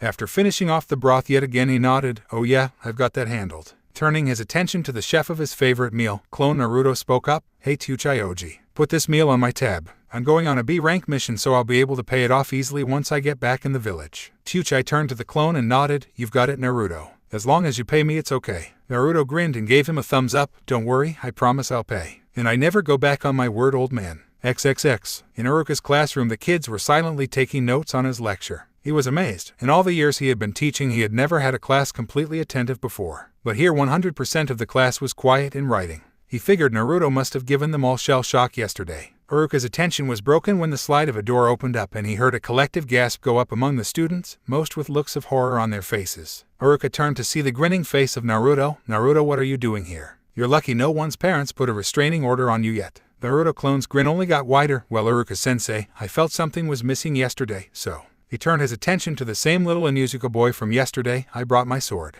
The kids all eyed any exit they thought would allow them to escape quickly enough when the sound of metal sliding from a sheath rang out. Suddenly all eyes turned to Naruto clone. I haven't even tested it out since I got it back. Who wants to help me? Last person in the classroom volunteers. In a rush of little feet, shouting, and piling through entrances, the room cleared of all life except Naruto and Uruka. Uruka simply palmed his forehead and sighed. You enjoy yourself. Naruto clone nodded in satisfaction. Yeah, I guess that will do. Catch you later, Uruka-sensei. With that he shunshined out of the classroom. XXX. Tsunade was returning to her office following her lunch break. Not really looking forward to continuing her monotonous business of reading and signing paperwork, she was looking forward to Shizun's post-lunch slump. Shizun normally would prevent Tsunade from even getting near a sip of sake during the day, apparently able to smell it out like a bloodhound. But the blonde with ample cleavage had deduced that there was a lull in her dark-haired apprentice's alertness for a 10-minute span following lunch every day. Smiling to herself as she took a seat behind her desk, she reached into a drawer for her workplace stash. Pulling up the containers of alcohol, she noticed they felt extremely light. Attempting to pour some straight into her mouth, she caught not a drop from either bottle. As she angrily chucked the empty sake bottles across the room, she looked inside the drawer to find a note scribbled out hastily. Hey Bachan, did you know you had 2 bottles of sake in your desk? Don't worry, I took care of it for you. It may be an inebriating beverage, but man does it hit the spot. But such a drink isn't becoming of a hawkage on the job, therefore I did you a favor and downed the whole thing for you, both of them. No need to thank me. The knowledge of a job well done and the fact that you can now work without being tempted by the deliciousness that was your formerly full bottles of sake is all the acknowledgement I need. Love, Naruto Uzumaki. P.S. Your Ambu are ridiculously easy to distract. Did you know that? Tsunade crumpled up the note and radiated killing intent so strong the civilians walking outside the tower started sweating from it. God damn you brat. And then my clone spent the rest of his existence drunk dialing random numbers on the phone back at home, throwing firecrackers at Guy and Lee while they were training, and getting kicked out of a general store for trying to play the drums that were set up on display. I don't think I can go back into that store anymore. But, yeah, the clone got a wild hair up his ass and thought that he still had beef with the spiders in the Forest of Death, so he went in there yelling and challenging them to a duel, and then he died. Silence reigned over the camp until all of the men busted out laughing. Even the Kyuubi, who had seen everything the clone had done after it dispelled, was laughing. Naruto waited for the laughter to die down. How the hell do I know all of that? All humor vanished at his question as Genma answered him, you mean you don't know? Anything your Kage Bunshin does comes back to you in memory. You honestly never realized that before. Naruto shook his head and Genma nodded. Yeah, they say that it's a cool way to train, because anything your clone learns you will get back when you dispel it. It all goes into your head. No one uses it though because no one, even most jounin, can use any more than 1 to 3 of them safely. Hey kid, how many can you make? Upwards of 1,000. Naruto blinked. Wait a goddamn minute. I could have been getting my Mega Train on since the day I became a genin and I'm just now learning this. Who else knew about this? Kotsu raised his hand. I knew. Kakashi told me a few years ago when I ran into him on a training field. Naruto fumed. Kakashi knew. Kakashi knew and he didn't fucking tell me. He was my damn sensei for a year and he couldn't even tell me that. I'm going to kick his ass when we get back to Konoha for that. Naruto stood up and stomped off into the distance. Genma, being the squad leader, had to ask where he was going. Hey Naruto, where are you going? Naruto didn't even turn his head when he yelled back, anger management. The men all shrugged and prepared to settle in for the night. The majority of the evening you could hear explosions and sounds of metal clashing out in the distance. The trip to Kuminari no Kuni was highly uneventful. Naruto ended up getting on even better terms with his older comrades, who seemed to genuinely like the boys' company. Up to this point, however, Naruto had been having a minor stroke of luck, as he hadn't had to interact with the Konoha elder that they were escorting. The man usually relayed anything he had to say to the team through Genma, who was the leader of the mission anyway. Naruto had taken the Kage Bunshin training to heart. He was told that the method wouldn't allow him to increase his physical attributes, so he put that on hold for the time being. It wasn't like he could train on that while he was on a mission anyway. Instead, when he woke up in the morning he would create a few dozen clones and send them off to the most remote location that they could find to train in waves. While 1 dozen clones would train, the rest would sit and watch until the first wave dispelled themselves.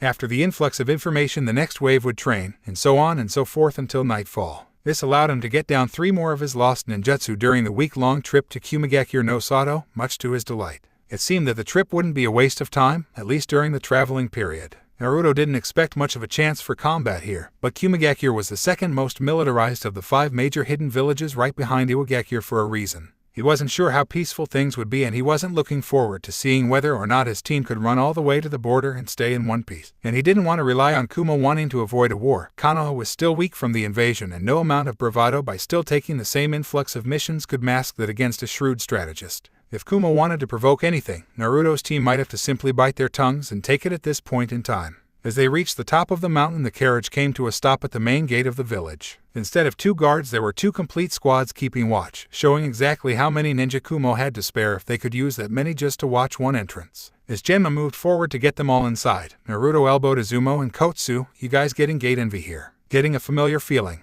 Izumo shrugged Naruto off of them. Very funny kid. There's nothing wrong with watching the gate. Someone has to do it. Naruto nodded. Yeah, I know. I hope I never end up drawing that job. Gate watching is the D-rank mission of Chunin level ninja. Kotsu sighed. You're telling me. I'd rather do border patrol than watch that gate one more time. I die inside a little every time I sit in that fucking booth. I think that thing sucks chakra or something. Izumo rolled his eyes. Stop complaining. You're on a real mission now, so shut up. And look alive, you guys. Here comes Genma. Right on cue, Genma came over and jumped back onto the carriage. All right. We're going straight to the hotel they've booked for all of us, and then we'll get our marching orders from Elder Mitakato when we get settled in. The 3 Chunin under his command nodded and set their usual position around the carriage as they made their way through town. Kotsu and Izumo were no strangers to Kumo, having been there during the Chunin exams, but seeing that Naruto wasn't even looking around to get his bearing of the village. What they didn't know was that Danzo had all of his ninja memorized the general layout of all of the major shinobi villages, since none of them ever deviated from the basic plan that had been in place for certain villages since the Second Great Shinobi War, where Danzo got all of his information on the village layouts. Kotsu tried to make conversation with the younger boy. So Naruto, you've never been this far north before, have you?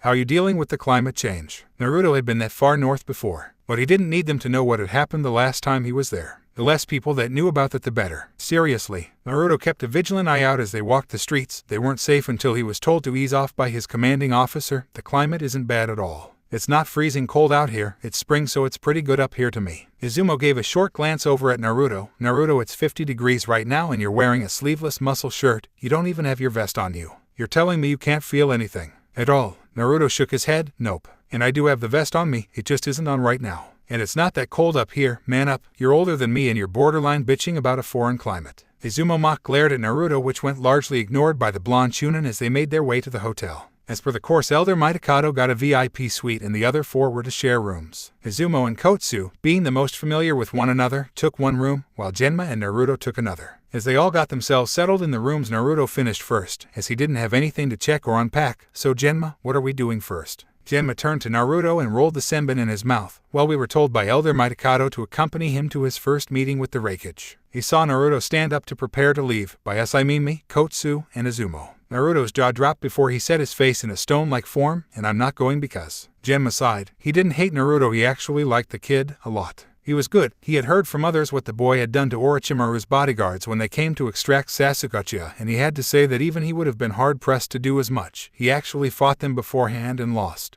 However, this was an order from the person that was the point of the mission. Amira Mitokado didn't want Naruto there, and Genma's hands were kind of tied in this instance. It's a command from our boss Naruto. It's not me, trust me. Naruto shook his head. What do I have to do for old goats like that to get it through their heads that I'm not a demon? If I was really a demon or some kind of monster, then I would have started killing them by now. Kami knows I'm strong enough. You've seen the Forest of Bone, right? Genma nodded. Don't talk like that, kid. I can understand, but still. There are some things that you shouldn't say, especially to the higher-ranked person handing out the orders to you on this mission. Just calm down, get some rest. If we need you, we'll get you. Just think of this as some rest after the trip up here. Naruto ran his fingers through his hair. All right, fine. You're right, I guess. I shouldn't have said that. I would never do anything like that to Konoha no matter what. I've already done too much for that place to let one old man get to me. Genma stood up and prepared to get Amira so that they could escort him to the meeting. Okay, kid, do you have any questions before I leave? Naruto nodded. Do you use the same senbon for as long as you can, like until you kill somebody with it, or do you just swap them out at regular intervals? Genma's sweat dropped and made for the door. I'll see you later, Naruto. Stay out of trouble.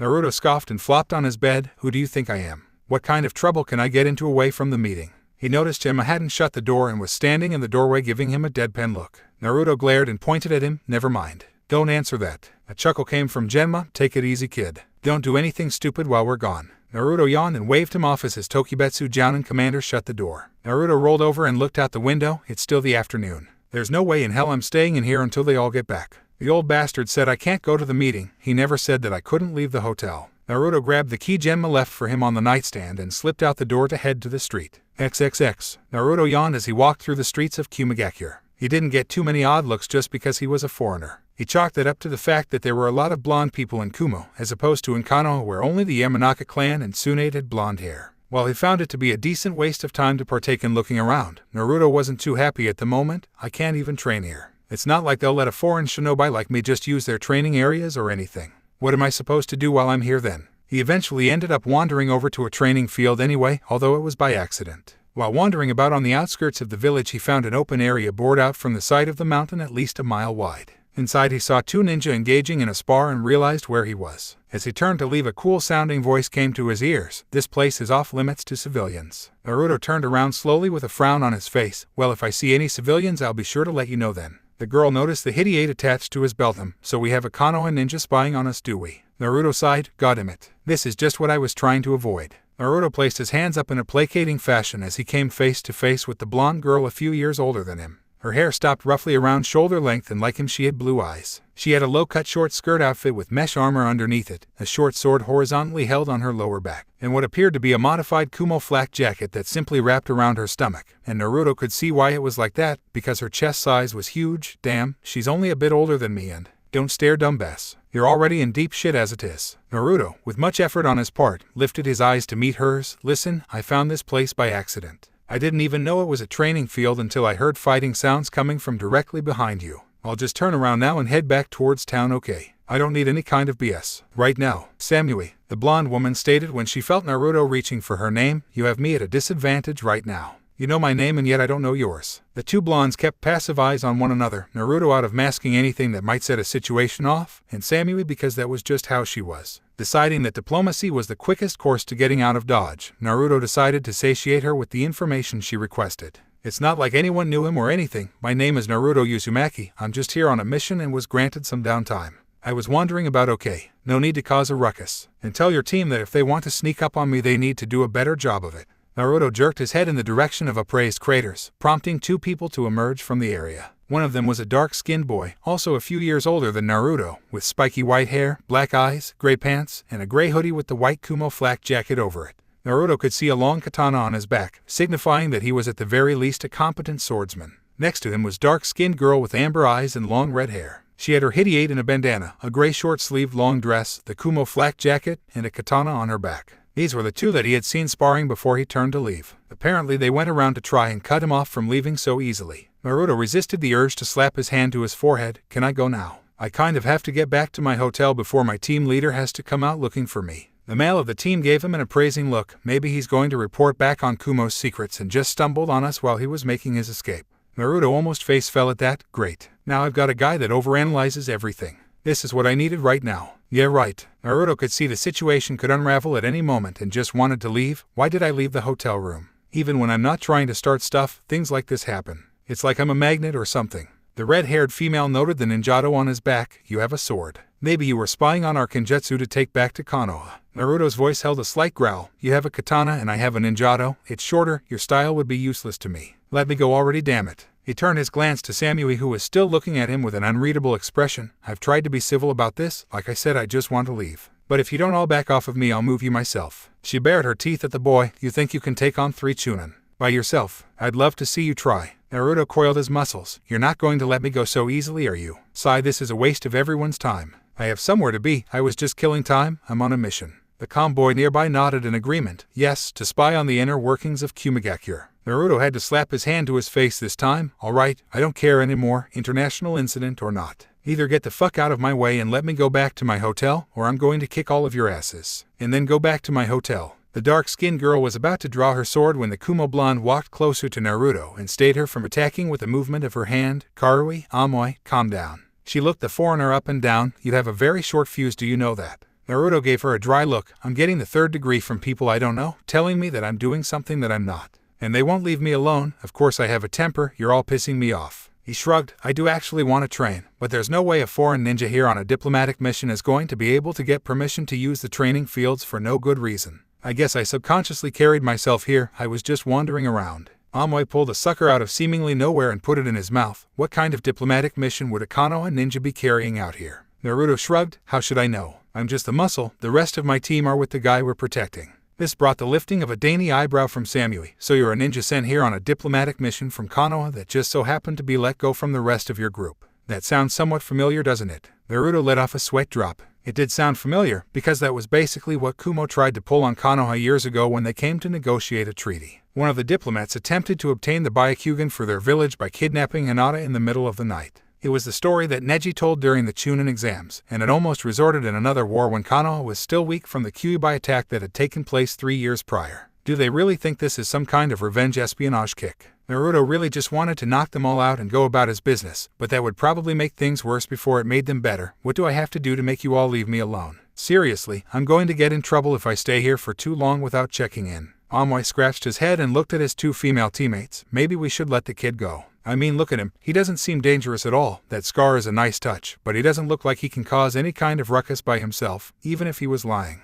Naruto resisted the urge to roll his eyes. Gar is smaller than me and nobody says that shit about him. Everybody's on pins and needles around him. Why am I so short? Karui walked around Naruto, taking in his appearance. Just because he can't be anything more than a genin doesn't mean anything. Look at him and his gear. You don't just carry a sword around unless you're pretty good at using it. It doesn't work like that. I can see some outlines of scars on his body through his shirt too. He's dangerous, all right. Samui spoke up. Maybe we should take him in just in case. The 2 others shrugged in agreement and Samui nodded as to confirm their plan of action. Naruto sucked his teeth. This was not what he needed to happen. One day in a foreign village that Konoha wasn't on the best terms with and he already found himself in what could be a mess. It wasn't his fault, damn it. He didn't do anything. What are you all doing? All eyes turned towards the summit of the slope to see another blonde, this time significantly older than Naruto. He would estimate at least 7 years his senior in this case. Karui's eyes widened as she saw who it was. Yujito. We just found this Konoha ninja snooping around. We didn't know what he was doing here. Naruto scoffed. I told you already, damn it. I was wandering around and ended up here by accident. I'm not repeating myself again. What am I? A damn tape recorder. The woman known as Yujiro looked down on the Konoha ninja that the 3 other Kumo Chunin had captured. Take him to the Raikage. Fuck. Fighting was now the stupidest thing he could do. He was wary back when it was 3 Chunin on just him. Now they were joined by someone that could actually give them orders, undoubtedly making them stronger than the others. Before, he might have been able to simply kick their asses and maybe disappear until it was time to leave. He really doubted that Amura would ever ask him along on guard duty anyway, but any kind of fight he engaged in here would be coming down on his head. Being sensible was the only option he could take. There was no room for crazy bullshit ideas to escape that only worked in movies. Fine, whatever. If this will clear everything up, then I'll go. Yujiro nodded. Good choice. You couldn't have gotten away. She looked to the other Kumo ninja. Tie him up. Naruto had his hands bound behind his back by Omoi. This was too much for him, but again, fighting would have ended really badly for him even if he did end up winning. As the boy trailed some of the rope, he tied Naruto's hands without in front and began to walk in an attempt to drag Naruto. He felt that there was too much slack in the rope. When he turned around, he saw the rope down on the ground and Naruto rubbing his wrists. Yujiro narrowed her eyes as the younger Kumo nin all got into ready stances. Naruto looked at them all coldly. What? It's not my fault he can't tie a knot that I can't break. I've taken your bullshit without kicking your asses. I'm going with you to see your Raikage so he can prove why I'm here, and I'm taking it all in stride. Well, if you think that you're tying me up and parading me through town like a trophy, then you can all go fuck yourselves. Verstenlick. Karui took offense to Naruto's tone. You're not in Konoha. You can't just do as you like here, you know. Naruto crossed his arms across his chest. You're damn right I'm not in Konoha. If I was in Konoha, I would have just beaten your asses the second I knew you weren't going to leave me alone and left you here. I didn't know tying up random foreigners was big in Kumo. But anyway, you can take me in right now as I am. Hell, I'll probably head over myself to complain about you, seeing as how I can't do anything myself, or else I'll start a war. Sick of standing around talking to a brick wall, also known as Kumo Ninja, Naruto maneuvered his way through the Chunin around him and stalked up the slope to the top of the mountain. As he reached the top, he spared a glance at the oldest Kumo Konoichi, Yujiro. Not really able to understand, he felt some kind of familiarity with her. So that's what happened to Nibai. Naruto blinked in confusion as he was now being escorted to the Raikage Tower by the Kumo contingent. This was the first thing that Kyuubi had said to him today, and of course it had to be confusing. Kyuubi, what are you talking about? Nibai. Naruto felt the effects of a phantom slap on the back of his head. Kid, don't you remember when Danzo briefed you on the other Jinchuriki back when you were en route? Naruto's eyes widened in understanding. Oh, yeah. I forgot. Naruto had finished Danzo's training regiment 1 year ago and had been running through the paces of what Danzo had demanded of him, in addition to a few missions close to Konoha that had him staying in High no Kuni. Currently, however, Danzo was planning on sending Naruto to Kuminari no Kuni, and if the shit hit the fan while he was there, he needed to know exactly what it was he would be up against. Seated in Danzo's office, he was looking over the table at the man that trained him. So Danzo Jiji, what do I need to know before I leave? Danzo flinched at the Danzo Jiji that had come from the young operative. Even after roughly 3 years of conditioning, he couldn't break that little facet of Naruto that was so expressive. However, contrary to Danzo's not-so-old beliefs, it didn't make him any less effective. He handed Naruto a folder that, when open, revealed pictures of 2 people. The first was a blonde teenage girl that was significantly older than Naruto. The second was a heavily muscled, dark-skinned man with sunglasses and pale blonde slicked-back hair. Naruto shrugged in his chair as he resisted the inexplicable urge that all children had to swing their feet when they were dangling off of the ground like his currently were. I don't get it. Who are they? Am I supposed to kill them? Danzo Jiji. Naruto wouldn't have been surprised if Danzo was sending him on another assassination mission. The man seemed to love testing Naruto's skills in that department. His last 3 missions had been to kill a certain person. Danzo would have chuckled if he wasn't trying to keep such a stoic facade. Oh, Kami, no. I've invested too much time into you to let you go off and get torn to shreds by them. You're not ready for them, Naruto. Not yet, at least. Just give it some time and you'll be more than a match for either one of them. But right now, consider them your biggest threats. The place I'm sending you to for your next mission won't hesitate to dispatch one of them to kill you if they are alerted to your presence. Naruto blocked a yawn. Danzo Jiji's briefings were so boring. Yeah, Danzo Jiji, just tell me where I'm going and what I'm doing and I'll be back in the compound in a week. Danzo slammed his usable hand on the table, leaving an imprint. Damn it, boy, listen to me. Naruto cringed. Even though it didn't happen much, when Danzo got angry it meant that there was good reason for it. Naruto lowered his head. Sorry, Danzo-sama. I'll be silent now. Danzo looked at Naruto blankly and nodded before continuing to make his point. I'm not doubting your skill, Naruto.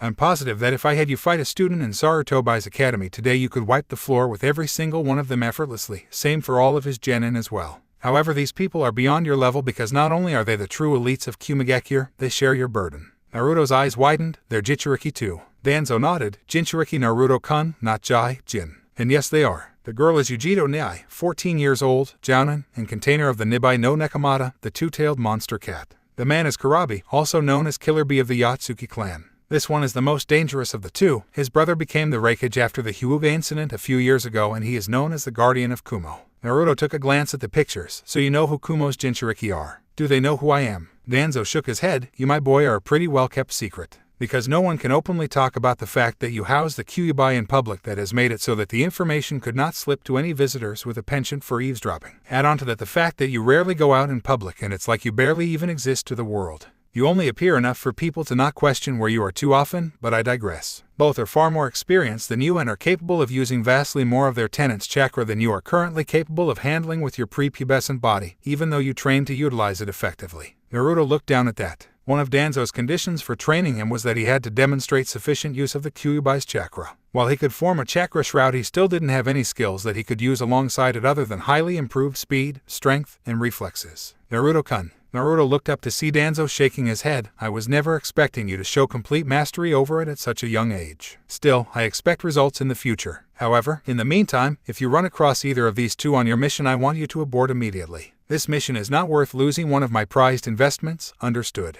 Naruto nodded. Okay, Danzo Jiji. I'll stay away from these guys. So this is the Hijito person. I wonder if I could beat her now if we ever fought. Naruto looked her over. She looked very strong and confident in her ability. He wondered if she sensed that he was a Jinchuriki like herself the way he had just a moment ago. Naruto panned his eyes over to her. Now that he was close, he could tell that her eyes were somewhat reminiscent of a cat. She caught him looking at her, forcing him to avert his gaze ahead as the tower came into sight. Naruto, guided by his guard, strode into the ground floor of the tower. As they entered, Naruto smirked as he saw Izumo and Kotsu seated on a couch by the stairs leading up. He whistled over in their direction to get their attention. At seeing the blonde corralled by the group of Kumonin, the men hopped to their feet ready to defend their little buddy. Naruto, what happened? Naruto shook his head. This is one paranoid place. I found a training field by accident and got accused of spying, and it's not like I can kick their asses or I'll be the one in trouble. Kotsu was ready to start something over the young blonde Chunin. He got enough bullshit back in Konoha. He didn't need it here too. Did they do anything to hurt you? Naruto shook his head. They were about to tie me up. But if they had pushed the issue with that, then all bets would have been off and we would have been fighting. He looked around. Where's Genma? Izumo pointed up. Genma's with Elder Mitokado. He's speaking with the Raikage's advisors right now. Samui pushed Naruto forward, so the Raikage is free. Good, we can settle this now. Naruto slapped the girl's hands off of him. Hands off. I'd say that this settles what I'm doing here. I mean, this is my team after all. But if you want to continue to make obsessive asses out of yourselves, then by all means, let's go. With it, they all went up the stairs and stopped in front of a secretary's desk. After a short word with the woman there, they all entered the office of the most powerful man in the country. A massive man seated behind the desk in his traditional cage robes looked up from whatever was on his desk. Yujiro. Samui, Amoy, Karui. What are you all doing here surrounding this Konoha ninja? Karui pushed Naruto forward, causing him to glare back at the girl. You're so lucky that this guy would kill me before I could even get a shot off edgewise, or I would backhand you right here, right now. Amoy shook his head at Karui's upfront abuse of the kid. Samui sighed at her teammate's brash action. Raikage-sama, we found this Konoha ninja overlooking one of our training sessions. Being that we are trained by Karabi-sensei, we figured he may be trying to steal some of Kumo's hidden techniques, so we elected to escort him here. Naruto snorted. If by escort you mean give me an ultimatum to either fight all of you and get my ass thrown in prison for sure, or be dragged through town like a goddamn prisoner of war, then yes, you escorted me here. The Raikage shot his eyes to Naruto. Despite the physically imposing size of the man, Naruto still wouldn't give him any tells that he was actually intimidated. I mean, what's the worst thing that could happen? They kill him. The Raikage rubbed his white mustache. I am the Yondaime Raikage of Kumogakure. My name is a boy. What is your name? Naruto looked at the man in the eye. Naruto Uzumaki, Chunin of Konohagakure no Sato. Ninja registration number 12607. I raised his hand to stop him from talking. Enough, Uzumaki-san. What are you doing in my village? Are you conducting espionage under the guise of a diplomatic mission? Naruto sighed. No, Raikage-sama. I was bored, so I walked around the village and came across a training field. I tried to leave immediately, but by the time I realized where I was, your ninja had seen me and accused me of spying. I gave him a stern look. And were you? Naruto flicked his ninjato on his back. I couldn't use your style anyway. Honestly, I got lost on the road of life. XXX. Kakashi turned his attention from the memorial stone to look up at the sky. Kakashi uncharacteristically pumped his fist in the air in victory. Yes, I finally got one of them. XXX. Naruto felt a shiver go down his spine. I just made someone very happy just now. Going off in his own world for just a moment, he was asking himself what he could have done to warrant such a feeling. Eventually, the Kumo ninja noticed his lack of attentiveness at the current proceedings. Karui walked up and poked the boy on the shoulder. Hey, listen to Raikage-sama. I don't know how things are done in Konoha, but here we listen to what our cage has to say. This did nothing to spur Naruto from his line of thought. Hello Kumogakure. I slapped his hand to his forehead. The man has no sense of timing, I swear. The doors to the office were blasted open as an exact copy of the photo Naruto had been briefed on in his adolescence burst through the doors. He walked past everyone in the office and right up to the Raikage desk. Yo big bro. Hachibai-sama is back from his latest mission. A's eyebrow twitched as he watched his little brother, who had a massive grin on his face. Kurabi. I'm happy to hear that, but could you have waited until I was done before you came in? The man in question scoffed. Waiting out in the hall is for chumps. You're saying I'm less important than one of these lumps. He turned around and saw his team standing and looking on with sweat drops on their heads. Hey students of mine. Is my big bro giving you your daily shine? Yujiro sighed and walked forward. They came across a suspicious Konoha ninja and brought him here. He's standing right next to you. Naruto had moved directly out of the path of the desk the second he heard the door bust open and simply watched from the side. This guy is worse than I was when I was sealed.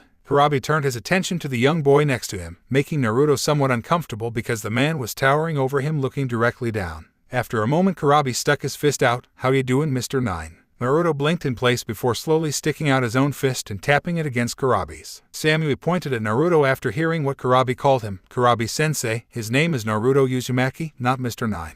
Yujiro shook her head. He wasn't referring to just a simple name. He was referring to the tailed beast that he has within him. Naruto sighed and shook his head. Thanks for that. Because I really needed everyone in the room to have another reason to be suspicious of me. Noticing that all eyes in the room were on him, he grunted in affirmation. Fine, alright. Since I'm stuck here, Yujiro knew already, and Hachibai guy over here busted me out anyway, I guess I'll tell you. Kurabi stomped his foot childishly on the ground as Naruto thought about the best way to go about speaking. Somehow his thought process was uninterrupted by the large man's ranting about how it was Hachibai-sama and not Hachibai guy as Naruto had put it. Eventually he figured the best way to explain himself to the room of people and tuned into Kurabi's rant that he figured was directed at him when he noticed that he was looking at him, and that everyone else looked like they wanted to strangle the Hachibai Jinchuriki for not shutting up. Naruto, however, had not been listening to a single word that had been said and was forced to say the only thing he could in this situation. I'm sorry, did you say something? Another shiver went down his spine. I'm making someone's day right now. The silence permeating the room after that was unnerving. What? The stares from everyone around him was starting to piss him off. What the hell is wrong with you all? Did I say something wrong?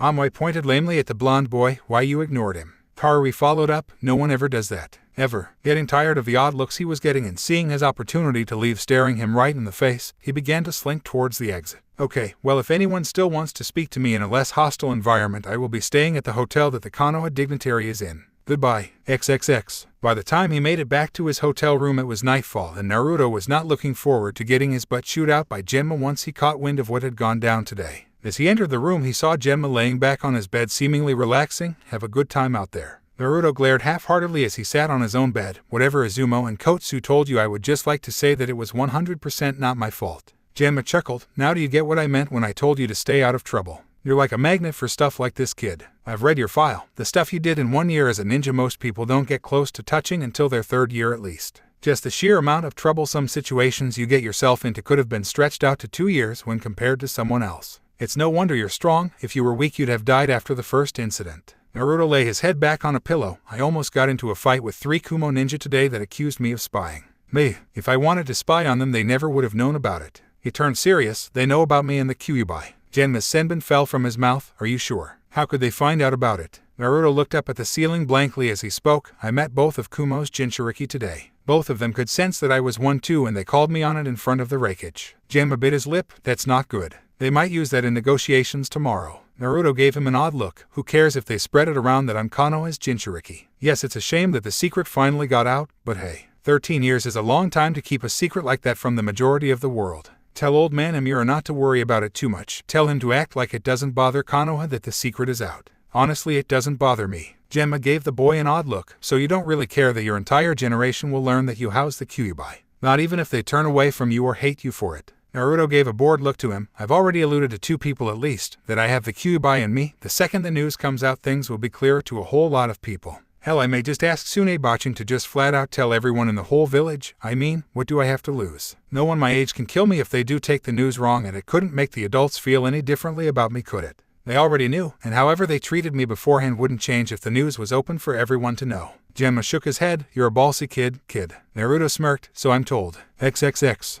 Naruto was sitting on the roof of the hotel meditating. Since he was once again prevented from accompanying Amira to the meeting like the rest of his team and he couldn't actively train, he took it upon himself to meditate and get more in touch with what he liked to call, much to the Kyuubi's chagrin, his furry side. Inside his head he found himself in the familiar bedroom of his apartment and went searching for his giant demon of destruction. Looking outside he saw the massive fox sunning itself of all things. Shaking his head he made his way down and cleared his throat to get the Kyuubi's attention. The demon cracked open one eye to look at its jailer. Are you serious? I gave you free rein to create stuff to hunt, do whatever you want with my mindscape citizens, wreck any of the buildings in here that you want, basically to blow up anything and everything you want, and you're sleeping. Kyuubi yawned as it lifted its massive head to look at Naruto properly. Mortal, as fun as it was destroying your mindscape Konoha over and over again, the fact that it rebuilds itself kind of takes some of the luster out of the carnage. I mean, as great as it is to slaughter wave after wave of defenders, seeing the entire place rebuild 2 hours after you've eradicated the place of any and all signs of life kind of irks you after a while. Naruto's sweat dropped.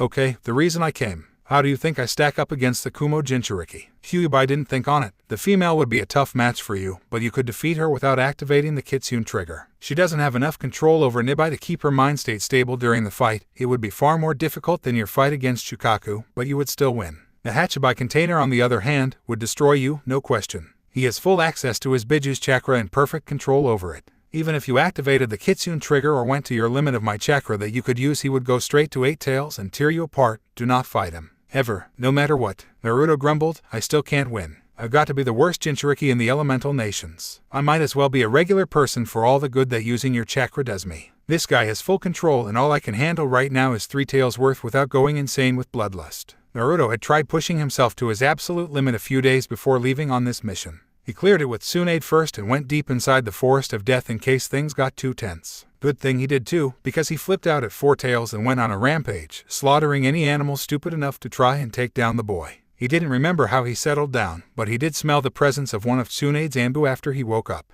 Kyuubi sighed and snorted, blowing Naruto back a few feet. You are far from a weak container kit. The other Jinchuriki have natural advantages over you due to the amount of time they have had with their demons. You are 13 years old, have been training to utilize my chakra since you were 5, and were forced to stop at the age of 8 for over 4 years. To get full mastery over 3 Tails of my chakra and technically 4 years of training is a feat that I don't think any other Jinchuriki can claim to make since they began training around the same age if not older than when you began. Naruto nodded to the 9-tailed demon, so anything you need while I'm here. Anything you want me to tweak about my mindscape.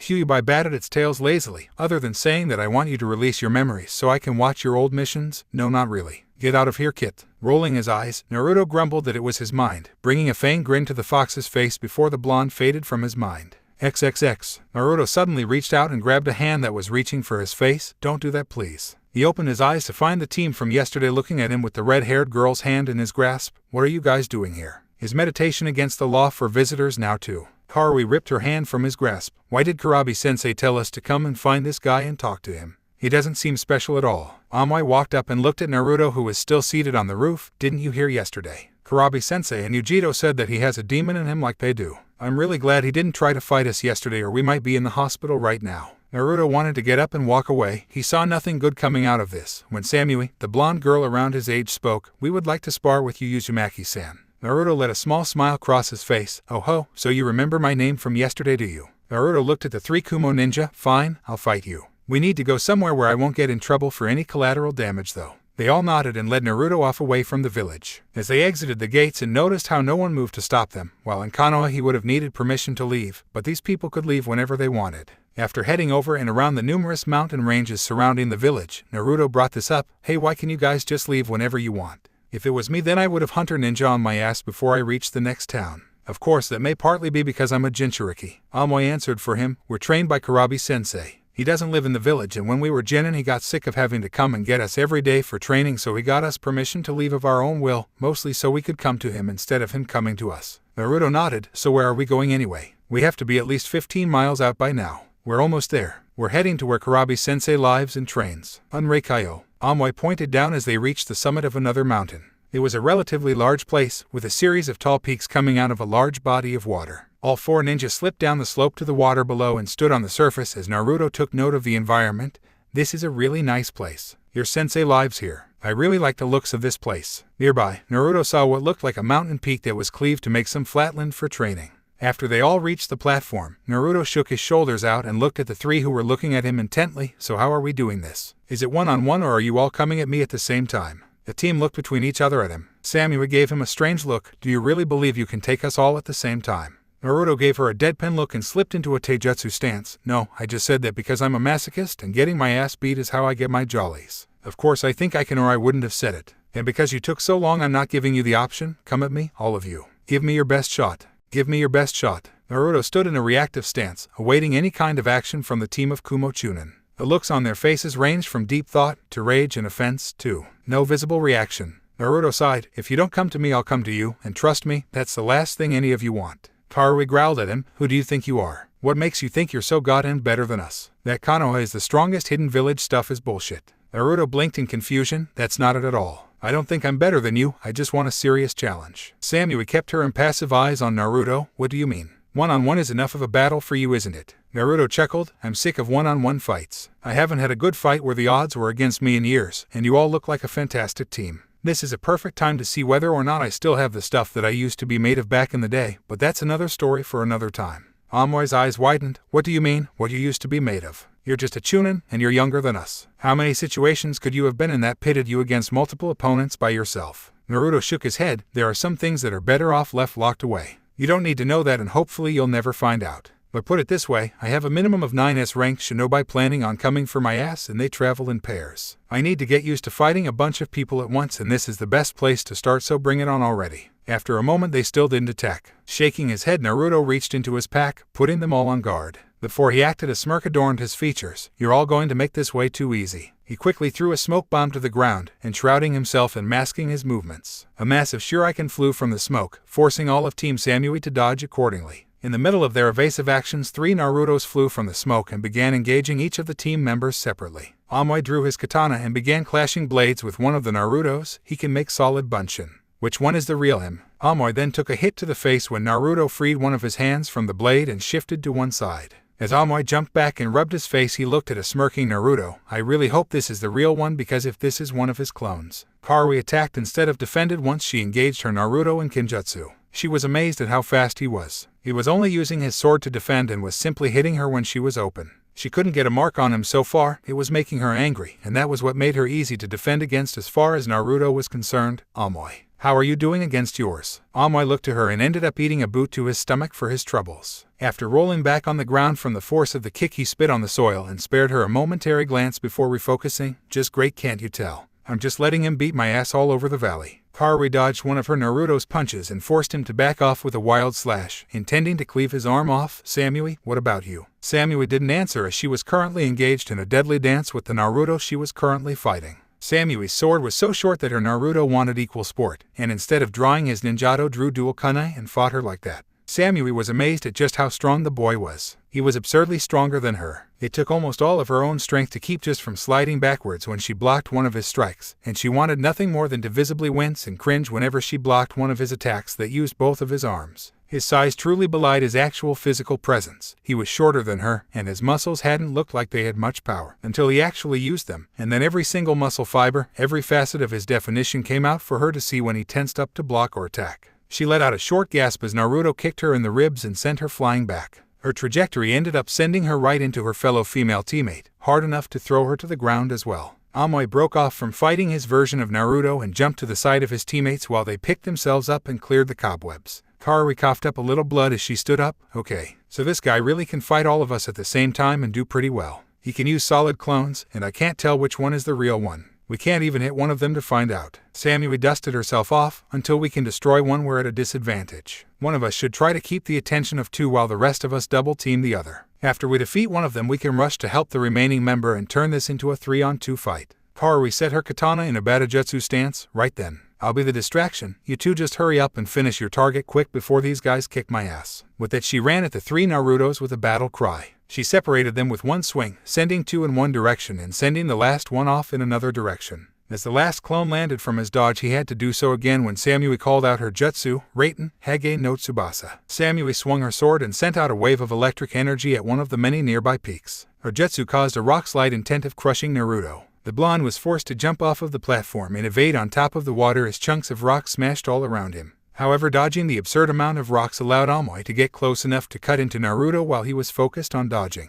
As he cut into Naruto and watched his pupils shimmer, Naruto burst into smoke. Amui popped a sucker into his mouth and made his way back to Samui. That was a clone. The real one is with Karui. We need to get over there. Samui nodded and the two rushed back across the landmass to assist their red-haired teammate. As they arrived, they saw that she had gotten rid of one clone and was fighting the one remaining Naruto, but was taking a beating. He had long since sheathed his blade after Karui had somehow lost hers. It was sticking out of the ground a good distance away. Karui was trying in vain to match blows with Naruto but was taking a somewhat lopsided beating. Naruto was no longer simply dodging and countering. He was coming right at her, and with the speed advantage he had over her, he was taking sniping shots at her, pushing right through any guard she could put up. No mercy just because she was a girl. He knew that a woman could flatten him just as fast as any male could. Hurrying to the scene of the fight, Samui went to retrieve her sword while Amui went in to bail her out of trouble directly. Naruto backed away after a slash from Amui got him to leave Karui alone. Amui helped her steady herself, all the while keeping his eyes dialed on Naruto. Karui, are you alright? Karui gave him a weak smile. I killed one of the bastards, but I think that just pissed him off. Samui arrived alongside them and handed Karui her katana back. I needed this. She righted herself and stood on her own power. This guy isn't even using his demon's chakra and he's been beating the crap out of us. He wouldn't go that far in a spar, right? Samui held out her short blade. He shouldn't, but it shouldn't matter. Kurabi-sensei has used the Hachibi's chakra against us and he is far more powerful than Uzumaki. Naruto must have heard this and taken offense to it because he immediately came rushing in, Ninjato drawn back for an attack. Samui took the brunt of the attack as she stepped out and defended for her team while Karui and Amui flanked him and attempted to cut into him. Naruto let one hand off of his sword and drew a kunai to block the two other Kumo nin's blades. Currently stuck in a deadlock, it amazed all of Team Samui how this boy was able to hold all three of them off all by himself at the same time. As the sliding of metal was the prevalent noise in the valley, a low hissing noise could be heard. Amui immediately knew what the sound was, but he couldn't believe it. No way, no one's that insane. Naruto grinned maniacally as on the front of his shirt there was an explosive note, burned almost all the way through. His grinning face mouthed the word boom as Amui and Karui stopped their attack on Naruto and rushed to relieve Samui from Naruto's attack, pulling her away and sprinting swiftly from him as a massive explosion rang out, engulfing Naruto and shocking his opponents. Karui's eyes widened as the flames died down, leaving a small scorch mark on the ground. He blew himself up. Amui had bitten down on his sucker and spat out the stick. This guy is crazy. Even if that was some kind of trick, that explosion was real, he could have blown himself up. Samui kept her eyes peeled for anything, not believing the fight was over just like that. There was no way it was that easy. Who blows themselves up in a spar anyway? No, he was still around, but where? Chuckles were projected throughout the valley as all three members were looking frantically for Naruto. Congratulations. You beat my team of Cage Bunshin. Panting came from the team as they craned their necks about, trying to identify where Naruto was. They had just been beaten down by mere Cage Bunshin, not even with the real one mixed within. He hadn't even shown himself since the fight started. They all went back to back in order to search more effectively, but still could find nothing. Karui yelled out, hoping to get him to expose himself, "Come out and fight us, you coward." After a second his voice was heard again. Now why would I want to do a thing like that?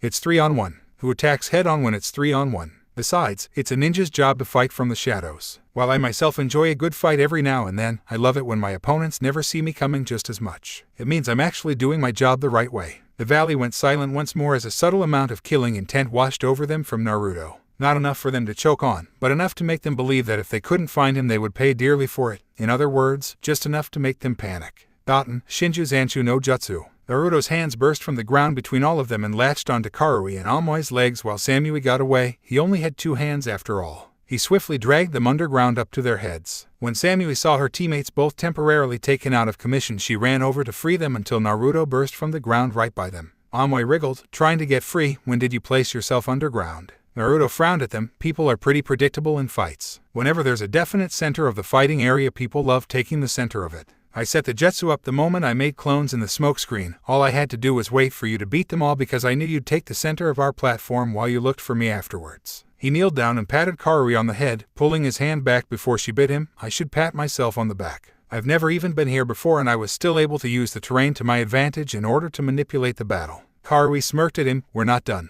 Raiten and Ryujaisatai. The ground around herself and Amui loosened up as they burst from their place and attacked Naruto, not even bothering to use their swords. Amui went low with a sliding kick while Karui ran at Naruto high, lariat. She lashed out at Naruto with her entire arm, attempting to take out his head with her bicep. Naruto took a chance and ducked low, launching himself at Amui, leading with the crown of his head, crashing into the boy's face as he slid towards him. The two rolled forward with Amui landing on his feet and Naruto ending up on his back, holding onto one of Amui's arms, while he held a grip on the white-haired boy, pulling him in as he shot an upkick at his face, nailing him right under the chin. Amui stumbled back, but Naruto kicked up off of his back high into the air to deliver a falling haymaker to Amui's face before he could recover. Naruto knew that he had hit Amui perfectly on that shot as he felt the boy go limp the second he made contact. One down. Karui went back to where they had burst from the ground and tried to retrieve her sword until a sharp kick to her back sent her flying on her face. Naruto was simply standing guard by the hole with the swords in them until Samui re-entered the fight. Her short sword cut him on his arm, forcing him to curse himself for not being more attentive to his surroundings. He was fighting multiple opponents after all. Samui wasn't allowing him to reach for his kunai to fight back like he did before, so it was a strictly dodging game for the boy. He grimaced sharply as shuriken embedded themselves in his back, and that painful distraction led to him taking a cut across his chest before he could back away. Naruto got some space and got the two girls in his sights, sighing as he dabbed at the slash on his chest. I like this shirt. Why do my shirts always get cut to ribbons when I fight people with swords and sharp things? Shrugging to himself when he didn't receive a response, he saw Karui moving for her katana again. Seeing Samui move to watch her back while she went for it, a little misdirection was called for in this circumstance. Naruto made 7 kage bunshin and handed off kunai from his own pouch to them all. 3 of the kage bunshin chucked the weapons at Samui, forcing her to dodge aside while the other 4 threw them at Karui,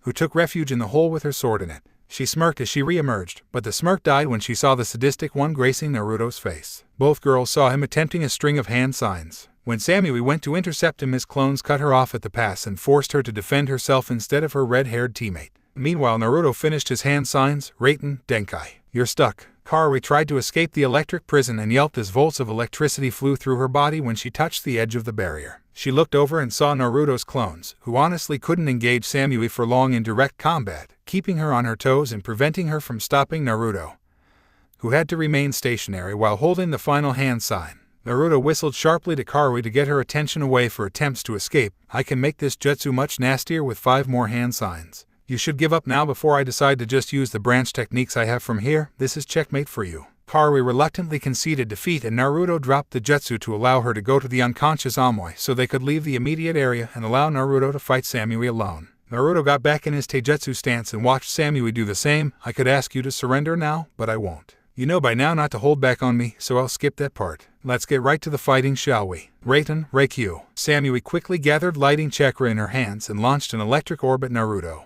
The defending blonde quickly made hand signs, held the last seal, and stomped his foot on the ground. Futen, Fujikidai Kabe. A spherical wave of wind came from Naruto's body in all directions, forcing Samui's jutsu to dissipate. Naruto came rushing and head on to attack her. Samui drew her short blade once again, ready to test herself against the real Naruto this time. His rush was so basic she timed her first swing in conjuncture with the speed he was running at, timing it for just when he got into her range. With a smirk on his face, Naruto pushed wind chakra from the front of his body to immediately halt himself just outside of the range of her longest swing. Stopping on a dime the way he did, it was too late for her as she had put everything into the one clean shot she thought she was going to get.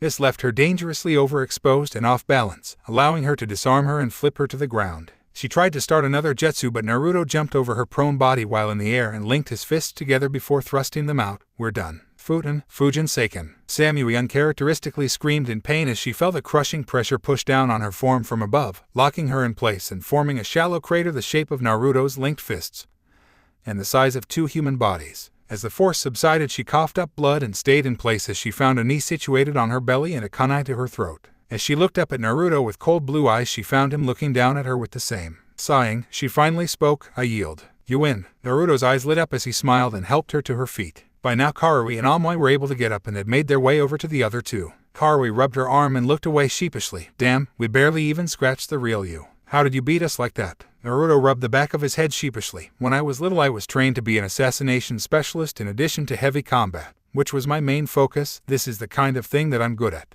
I didn't even use many of my higher profile ninjutsu because they're really dangerous and are intended to scar and kill. Amui gave Naruto a goofy grin. I couldn't even come up with a strategy to use against you fast enough. You were too good at disguising your movements, so I couldn't come up with a real idea that could flush you out. When you were out in the open you were all over us. Samui walked close to Naruto, putting him somewhat on guard. Hey, no one likes it when people suddenly walk up on you. After a moment she gave him a small smile. We really need to work, don't we? You beat us so easily you didn't leave any doubt about the outcome, didn't you? Naruto sighed. If it was a real fight instead of a spar you would have all attacked me when the fight started instead of underestimating me, and that would have made the bout more interesting and closer. I'm not saying you would have won, but this still helped me out. From experience, S-rank ninja are somewhat arrogant, even to other S-ranked ninja, and they probably would have done the same thing that you did. Whoa, Mr. 9, I have to say, the battle of yours sure made my day. Naruto involuntarily twitched as a familiar voice from yesterday rang out from the peaks surrounding their ring. Naruto turned to Samui with a slightly perturbed look. Ugh. I knew he was watching this the entire time, I could feel him.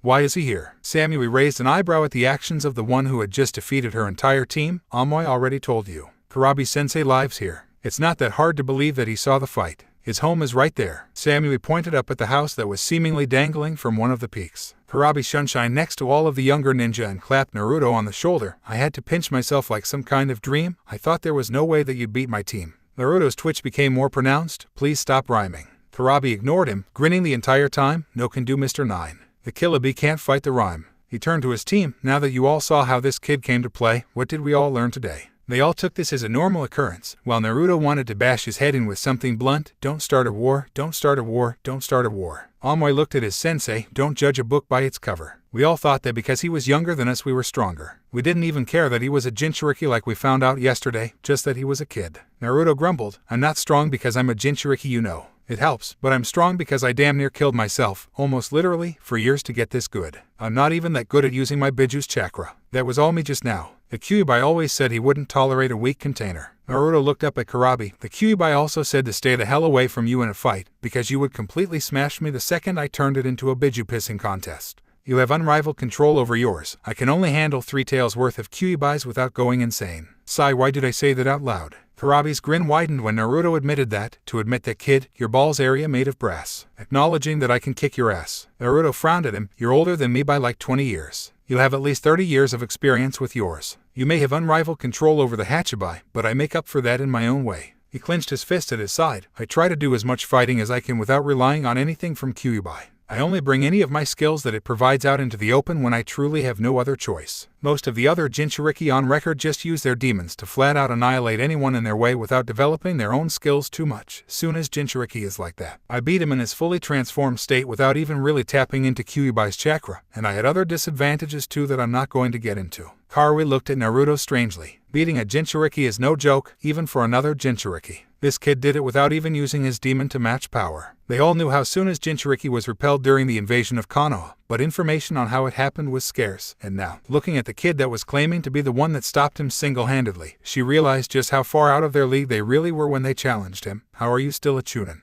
With power like that you should be a Jounin like Kurabi-sensei or Yujito. Naruto shrugged. That's what I've been saying for months, but Tsunade-bachan seems to think I need to stop and smell the flowers so to speak because she didn't fast-track me after I beat all of Best Genin into the dirt without taking a shot. Hopefully I can get some serious missions to convince her to promote me. Samui bowed to Naruto, making the boy sweat drop in discomfort. Thank you for sparring with our team, Uzumaki-san. You've showed us how much further we need to go. Naruto rubbed the back of his head as he looked away from the bowing girl, as the urge to stare down her shirt was nagging at the back of his mind. Or was that the Kyuubi? You don't need to bow to me, Samui. And please just call me Naruto. Honorifics kind of piss me off. Samui rose back up. Whatever you want, Naruto-san. His sweat drop got more pronounced. It's a start, I guess. Naruto looked at all of the Kumo ninja. So are we going back to Kumo now? Because my squad leader Gemma is going to be pissed when he can't find me. I can already smell the reprimands that I'll be getting when this mission is over. Nothing like getting your butt chewed out to make you feel like a kid. Naruto looked around in order to get his bearings and took off in the direction that he figured was Kumo. Amoy walked up to his sensei as they all watched the blonde boy leave the vicinity. Kurabi-sensei, why didn't you ask to fight Naruto? I thought you would have been all over that. Kurabi looked at his student and ruffled his hair. There was no need, little Amoy. I already knew I could beat that boy. He said it himself. With my experience and power, he'd have been in the hospital in half an hour. Karui held her ribs. Man, that guy hits hard. Are you sure, sensei? The only person that I remember ever hitting me any harder than him was you, and this was a spar between foreign ninja. I'd say he would have pasted my organs if we were fighting for real. Samui and Amoy moved to help her walk out of the valley while the blonde girl chipped in with her own input. Naruto-san stated it himself. He couldn't beat Kurabi-sensei in a real fight. Sensei has way more experience and raw power at his disposal. It was big of him to actually admit it. Though I am still confused as to why you didn't fight him, Kurabi-sensei. You were never one to turn down a potential challenge. It's because even your sensei isn't crazy enough to go against Raikage-sama, brother or not. Yujito appeared from behind one of the peaks to meet up with her fellow Kumo nin. A fight between the Jinchuriki of different countries is not something that should be done outside of the battlefield. Even this small fight that you all had is somewhat pushing it. Jinchuriki are not only weapons, they are political tools, and with the Konoha delegate in town, a fight between either of us and Naruto could end badly for the relations of our villages regardless of the outcome. Kurabi acknowledged his fellow Jinchuriki, Yujito-chan, watching Mr. Nine's fight too. You do know that he could see you. Yujiro blew off the large man. He could see you too. I was never hiding, I just wanted to see him fight. I'd been following since the others picked him up in town. A smirk came to her lips. He's very good. I do think he would have still had the energy to go a few rounds with one of us if he had stuck around or was allowed to fight. He fought a very conservative style. All things considered, he really didn't use that much chakra as far as Jinchuriki are concerned. Kurabi grinned. Looks like you've taken a shine to Mr. 9. If that look on your face is any sign. Yujiro narrowed her eyes at Kurabi. I just said he was strong. He's younger than me. I could never be into a kid like that. I don't know, kitten. 5 years isn't that much of an age difference, is it? Yujiro blinked at the voice in her mind. Nibai, shut up. He's just a kid. A kid that could kill 3/5 of the people standing here, yes, but still just a kid. All Yujiro got was a chuckle from the back of her mind. Whatever you say, kitten. Acting like his fight didn't turn you on just a bit. Yujiro blushed and walked away before anyone could see it. Samui, however, caught it before she could get away and narrowed her eyes. XXX. Sakura stood with her hands hovering over a fish and glowing green. The focus on her face was intense as she attempted to bring it back to life through use of Shozen Jutsu, taught to her due to her training under Tsunade. Sakura had been confused at first after Team 7 had been for all intents and purposes disbanded following Naruto's promotion and downright distraught following Sasuke's defection to Orochimaru, so it gave her somewhat of a pickup when she was told that she was to be the first selected to train in the new medic nin program set up by Tsunade. This meant that she was trained and overseen directly by the legendary Slug Sannin herself. A small smile came to her face as she recalled asking why she had been chosen, let alone the first chosen, to be in the program. She remembered the smirking face of her master telling her to credit it to Naruto. Hey Pinky. Sakura broke her concentration to look over at the Oto Kunoichi that was captured by Naruto during the retrieval mission. Tayuya, she was told her name was. What do you want? Sakura stated in a cold tone. She knew that the girl was under direct protection of Tsunade due to the copious amounts of information she handed out after being caught during the retrieval mission, and also that Tsunade told her that any attempts to cause physical harm to the girl would end with Naruto breaking his foot off in her ass. She had finally come to terms with the fact that Naruto was 100% willing and sure as hell able to go through with such a thing on his Sakura-chan. Not that he had even called her that since after the invasion. However, she also somewhat blamed her for getting Sasuke out of the country and into Orochimaru's hands. It was a useless grudge right then anyway. Even if Naruto wasn't around to beat her ass for harming Tayuya, she wasn't too sure she could pull it off herself anyway. Instead, she treated the girl with cold indifference, which suited Tayuya just fine anyway. If you didn't like her, she wasn't going to fall all over herself to change your mind. Tayuya shrugged off her tone. Tsunade sent me to tell you to rest for now. It's time for you to knock off for the day. Sakura frowned and nodded. Why do you call me Pinky and yet call Tsunade Shishu by her name? Tayuya smirked. I may be pretty vulgar and everything, but I know well enough to not piss off people that can kill me.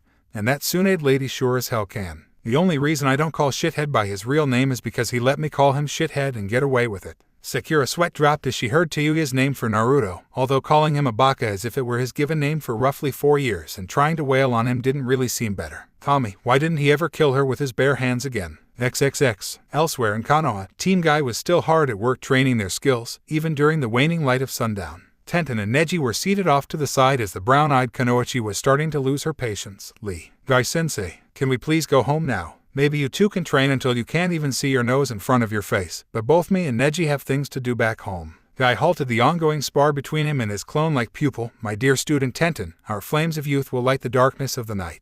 I am simply instructing Leon how to defeat his eternal rival, a struggle that I myself can understand and respect. Neji rolled his pupil-less eyes. Yes, I understand he wants to beat me, but do I really have to be here to witness him training to do so? Lee, who was stuck in his stance waiting on Guy, blinked blankly and stood straight up. I am sorry, Neji-kun, but despite my desire to overcome you in battle, you are no longer my rival. Neji almost dropped his jaw in shock, but his Hyuga stoicism kept him from breaking into joyous dance and jinxing himself. Really? Who is your rival now then? Do I know him? Lee's eyes burned with literal fiery intensity. Naruto-kun. The way he simply defeated you all effortlessly and dispatched an opponent that I myself was being overwhelmed by when he interfered. He even made defeating Sasuke-kun look easy even while he was under the cursed seal's influence. He is truly the measuring stick of which I will need to compare my flames if I ever want to achieve my goal of being a splendid taijutsu-using ninja. Neji nodded outwardly while on the inside he had already started making plans to build a small shrine to the blonde destroyer of men. Naruto Uzumaki, you have already freed me from one burden, one that I was sure would follow me even beyond death, unlike my seal. I now have no doubts about your ability to change the Hyuga clan in time. Tenten's sweat dropped and then began worrying for her blonde friend's future sanity. Lee. Just don't bug him too much. I don't want Naruto-kun to kill you to get the voices out of his head. Neji smirked at hearing Tenten call Naruto-kun and was about to call her on it before Lee broke into a youthful rant. However, it was too late. Lee had gone off on a tangent. Yosh. I will challenge Naruto-kun to a challenge of his choice upon his return to Konoha just to prove that I can defeat him. And if I cannot win, I will carry each of my teammates up and down the Hokage monument 100 times each, and if I cannot do that, I will. While Guy stood alongside him crying tears of pride, Tenten and Neji simply walked off towards their homes. This could continue on for hours, and it was already getting dark. XXX. Genma stood over Naruto, who was seated on his bed with a firm gaze affixed on his displeased superior. Rolling his senbon in his mouth, he sighed heavily. Kid, you seriously need to let us know when you're going to go somewhere, and you don't think you'll beat us back to the hotel. We almost had a mini freak out about where you were until you came ambling back in. Naruto knew he deserved this. In his defense, he didn't know he was actually leaving the village altogether when he decided to take up Team Samui on their invitation to spar, but still, that was no excuse. Naruto sat through Genma's half-hearted tirade. Honestly, he knew it really wasn't Naruto's fault, fully, but he still had to get it into the kid's head that things like this couldn't happen on missions. What if there were people actively trying to kill them? Naruto took the lecture with a grain of salt. He wasn't mad at Genma, he was the leader of the mission, and what do leaders do when easily preventable mistakes are made? You chew someone's butt out. Naruto could now see why he wasn't ready to be a jounin. He was still working like was flying solo. Sure, he spoke to his team, and was on good terms with them all. He listened to them, seeing as how they were his seniors and wouldn't go against orders from them, but he was still used to being left to his own devices, doing things at his own pace and in his own way, things like that. When it came to actual team situations, not even his dope self had much experience. When Team 7 had missions, things ended up with them usually doing their own thing, and doing their own thing usually ended up with Naruto being by himself, very little teamwork utilized. Oh well, he had plenty of time to fix that now that he was in a situation where he could learn about it. Genma sat down on his bed and sighed. Kid, you are just a massive headache. This whole thing was supposed to be like a giant vacation, and now I'm playing den mother to your twisted ass. Naruto rolled his eyes. Sorry for being different, Genma. I suppose you'd rather I be a cookie-cutter design ninja, a cannon fodder, or a loud punk with more mouth than skill. The Tokibetsu jounin smirked at Naruto. I don't know, kid, you seem to have a lot of mouth to me. In return, Naruto grinned at him. I never said I didn't. But the comparison was more mouth than skill. I'm pretty sure that if I talk about something, I can back it up. XXX. Amoy, Karui, and Samui, following the spar with Naruto, were escorted by Yujito to the hospital for the beating that they took from Naruto. Amoy ended up with a mild concussion, a cracked jaw, and a nasty shiner. Karui had bruised ribs, a few marks on her face that would take a few days to fully fade, and an injured wrist. Samui had light internal injuries and a mark on her torso in the shape of a 13-year-old boy's fist. Karui was limping lightly as they all walked with one another towards each of their respective homes for the night. That guy beat the crap out of us. I haven't been beaten like that by anyone our age ever. Amoy mumbled a response. He did tell us to take him seriously. It's not like he didn't warn us. Karui glared at him, but couldn't physically do anything because they were both pretty hurt. I know that, dumbass. Hindsight is 20/20, isn't it? I still can't believe Naruto is a Jinchuriki. He doesn't fight anything like Kurabi-sensei or Yujito. Samui nodded. Kurabi-sensei is more of an overwhelming force of nature in battle. Naruto-san is something more akin to a skill fighter. He only engaged us directly when he had determined exactly how much effort was required to defeat us all with minimum damage. According to the people at the hospital, he never showed up there. That means a few shallow cuts in his body that weren't even worth healing were all we inflicted on him. Karui let out an incredulous noise. That's so cool though. He's our age and he's just like Kurabi-sensei, without the lame-ass rapping. Amoy mumbled through his jaw. He's still not stronger than Kurabi-sensei though. Do you think he could put up a fight against Yujito? Samui smiled lightly. I don't know. He's pretty cool though. Karui's jaw went slack at her female teammate's statement. Samui, he's 2 years younger than us. And he's not even from this country, he's from Konoha. How can you think anything like that about him? She shrugged and rolled her shoulders. I can think what I want about him. Who cares how old he is? That kind of thinking is what got us beaten so thoroughly in the first place, remember. As they arrived at her house, she started to walk towards her front door. I wonder if he's any good at giving massages. Karui stared at Samui as she went inside. She's not serious, right? She's joking, isn't she? Amoy shook his head and patted her on the shoulder to get her to move along. Nearby, however, a middle-aged man with black hair wearing a Kumo hideate stopped and looked at the young ninja, having eavesdropped on their conversations, and clenched his fists in anger. XXX. Due to a lull in the meetings, Hamura instructed his guards that they were free to do as they wished until he called for them, be it in a few hours or a few days. While Kotsu and Azuma were banking on a few days, seeing as how they bragged loudly to Genma, who decided to join them, and Naruto about how they were going to go get loaded and laid later that night.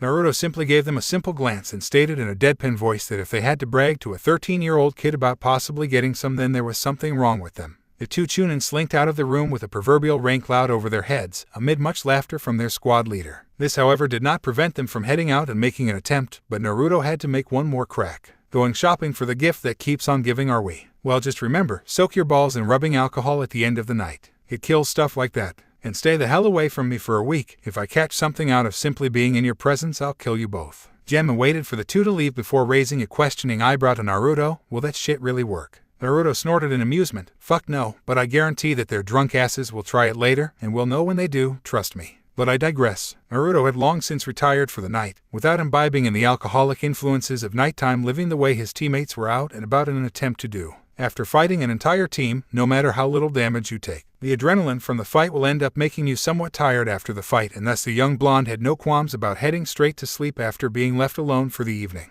XXX. Kenta Merchio had to watch as Kumo backed down from war with Konoha during the Hyuga incident 8 years ago. While a lot of Kumo's higher-ups were upset that the plan failed, and most of the general population were pissed off at the higher-ups for almost forcing another war. However, this held different water when it came to Kenta, as it was his older brother that had been sent over to go through with the plan. Kenta had accompanied him and had been promised that it would be a cakewalk, as he didn't have to actually bring down a full-grown Hyuga. All he had to do was kidnap one of the little girls to bring back and, for lack of a better term, breed. Too bad for him, the little girl he took was the daughter of the clan head, and the clan head came looking for him, and he kicked his ass and killed him. So when Kumo pushed for Hayashi Hyuga's death and his body to be sent over to Kumo, he felt his brother had actually died for something, until he realized that Kumo had been gypped and that they were sent a branch Hyuga, Hayashi's brother, instead. Kenta was enraged that Konoha had fleeced the village that way. He held his grudge long after anyone else from Kumo dropped theirs, and when he learned from those kids that Konoha's Jinchuriki was here, he had to take this chance to cripple the village that held his hatred.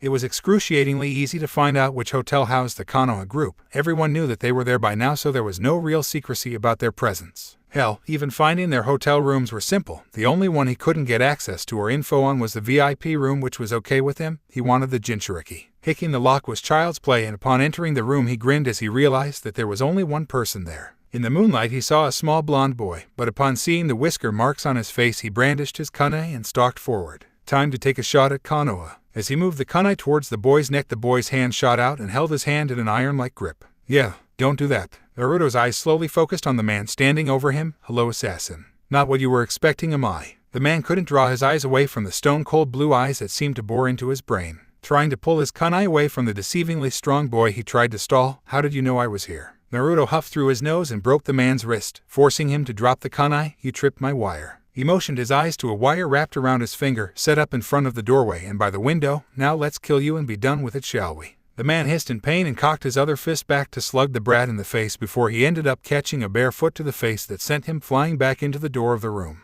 Naruto stood up in a crouch on his bed and smirked at the man. You're so fucked, I'm telling. Naruto said in a childish way before fleeing through the open window. The man growled and gave chase. If that little bastard actually made it to the Raikage's office, he was dead. It wouldn't matter that his brother was so highly ranked before his death, as the current Raikage was against the entire plan altogether back in the day. It was common knowledge around the ninja population that the man was almost fanatical when it came to his hatred of Konoha, so it could be easily stated that he tried to kill their Jinchuriki. As he ran across the rooftops, the Kenta panicked. He gave Naruto at least 10 good seconds to disappear before he gave chase. Whether he knew it or not, 10 seconds was 7 seconds too long to give Naruto when you wanted to directly capture him. Cursing at himself for his own stupidity to allow the boy time to get away, he attempted to head straight to the tower to cut the boy off at the pass. When he reached near the tower some odd 5 minutes later, he grinned to himself. The boy hadn't arrived, or else the alarm would have been sounded. And a chuckle almost came from his throat as he saw the boy land nearby on the same rooftop. Looks like you're not too fast, boy. Naruto grinned sheepishly at the man. I guess not, huh?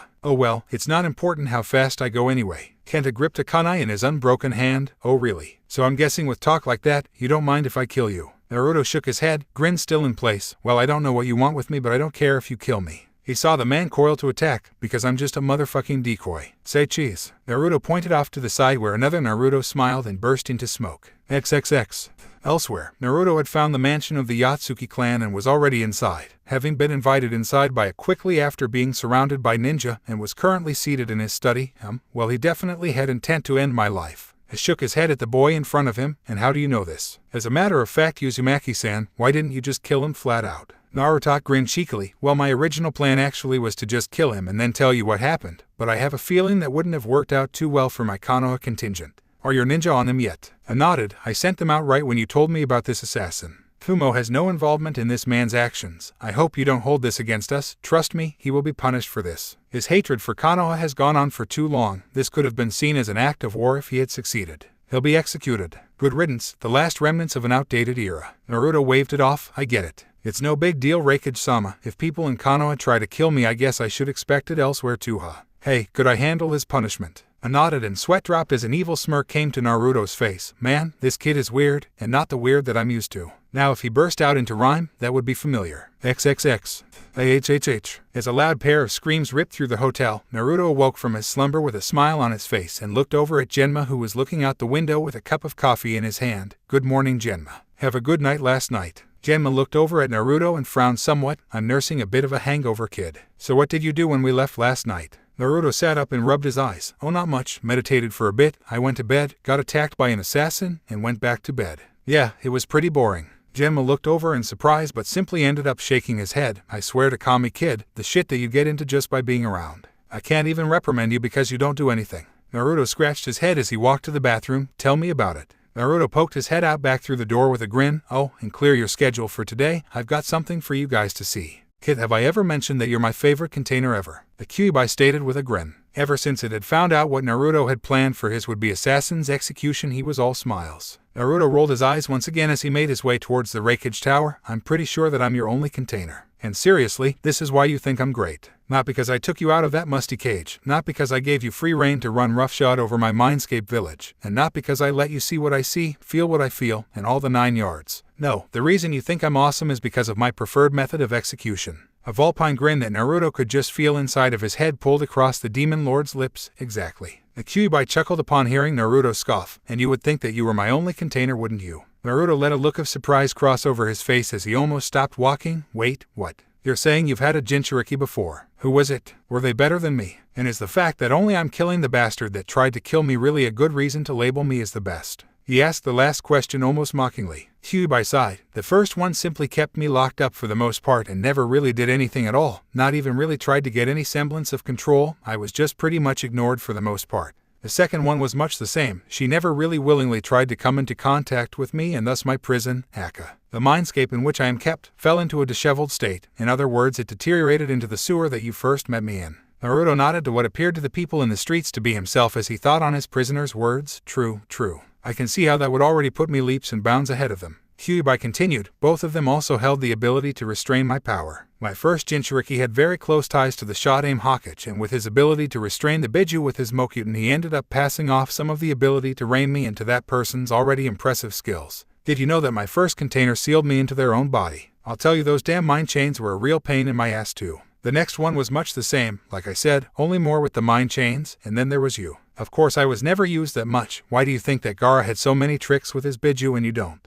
Because every Jinchuriki that Shukaku was sealed and actually used it, it had to develop tricks and add-ons to survive. I was never really used, therefore all I taught you was the Imuri, because I never had to come up with anything else. I'm just glad that you had enough imagination to come up with your own stuff. And then there was me. Naruto repeated in his head, what about me? Naruto saw the Raikage Tower coming in sight as he continued listening on to the Kyuubi. You didn't chain me down to anything. As a matter of fact, even after you realized that I was the one that had nearly eradicated your home years ago, you still treated me levelly. You not only actually let me see the outside world, you took it upon yourself to renovate the dreary sewer I had been in up to that point. And you have little to no problem giving in to your natural bloodlust that comes with the territory of possessing me, even if you do only venture to that damned forest of death to indulge me. Naruto rolled his eyes. Well, I can't exactly go around killing random people whenever I want, now can I? You'd better love me for what I'm about to do then, because this is going to suck for this guy. Naruto saw his team standing outside of the tower, two with angry looks on their faces, and the other with a simple bored look on it with a senbon for added effect.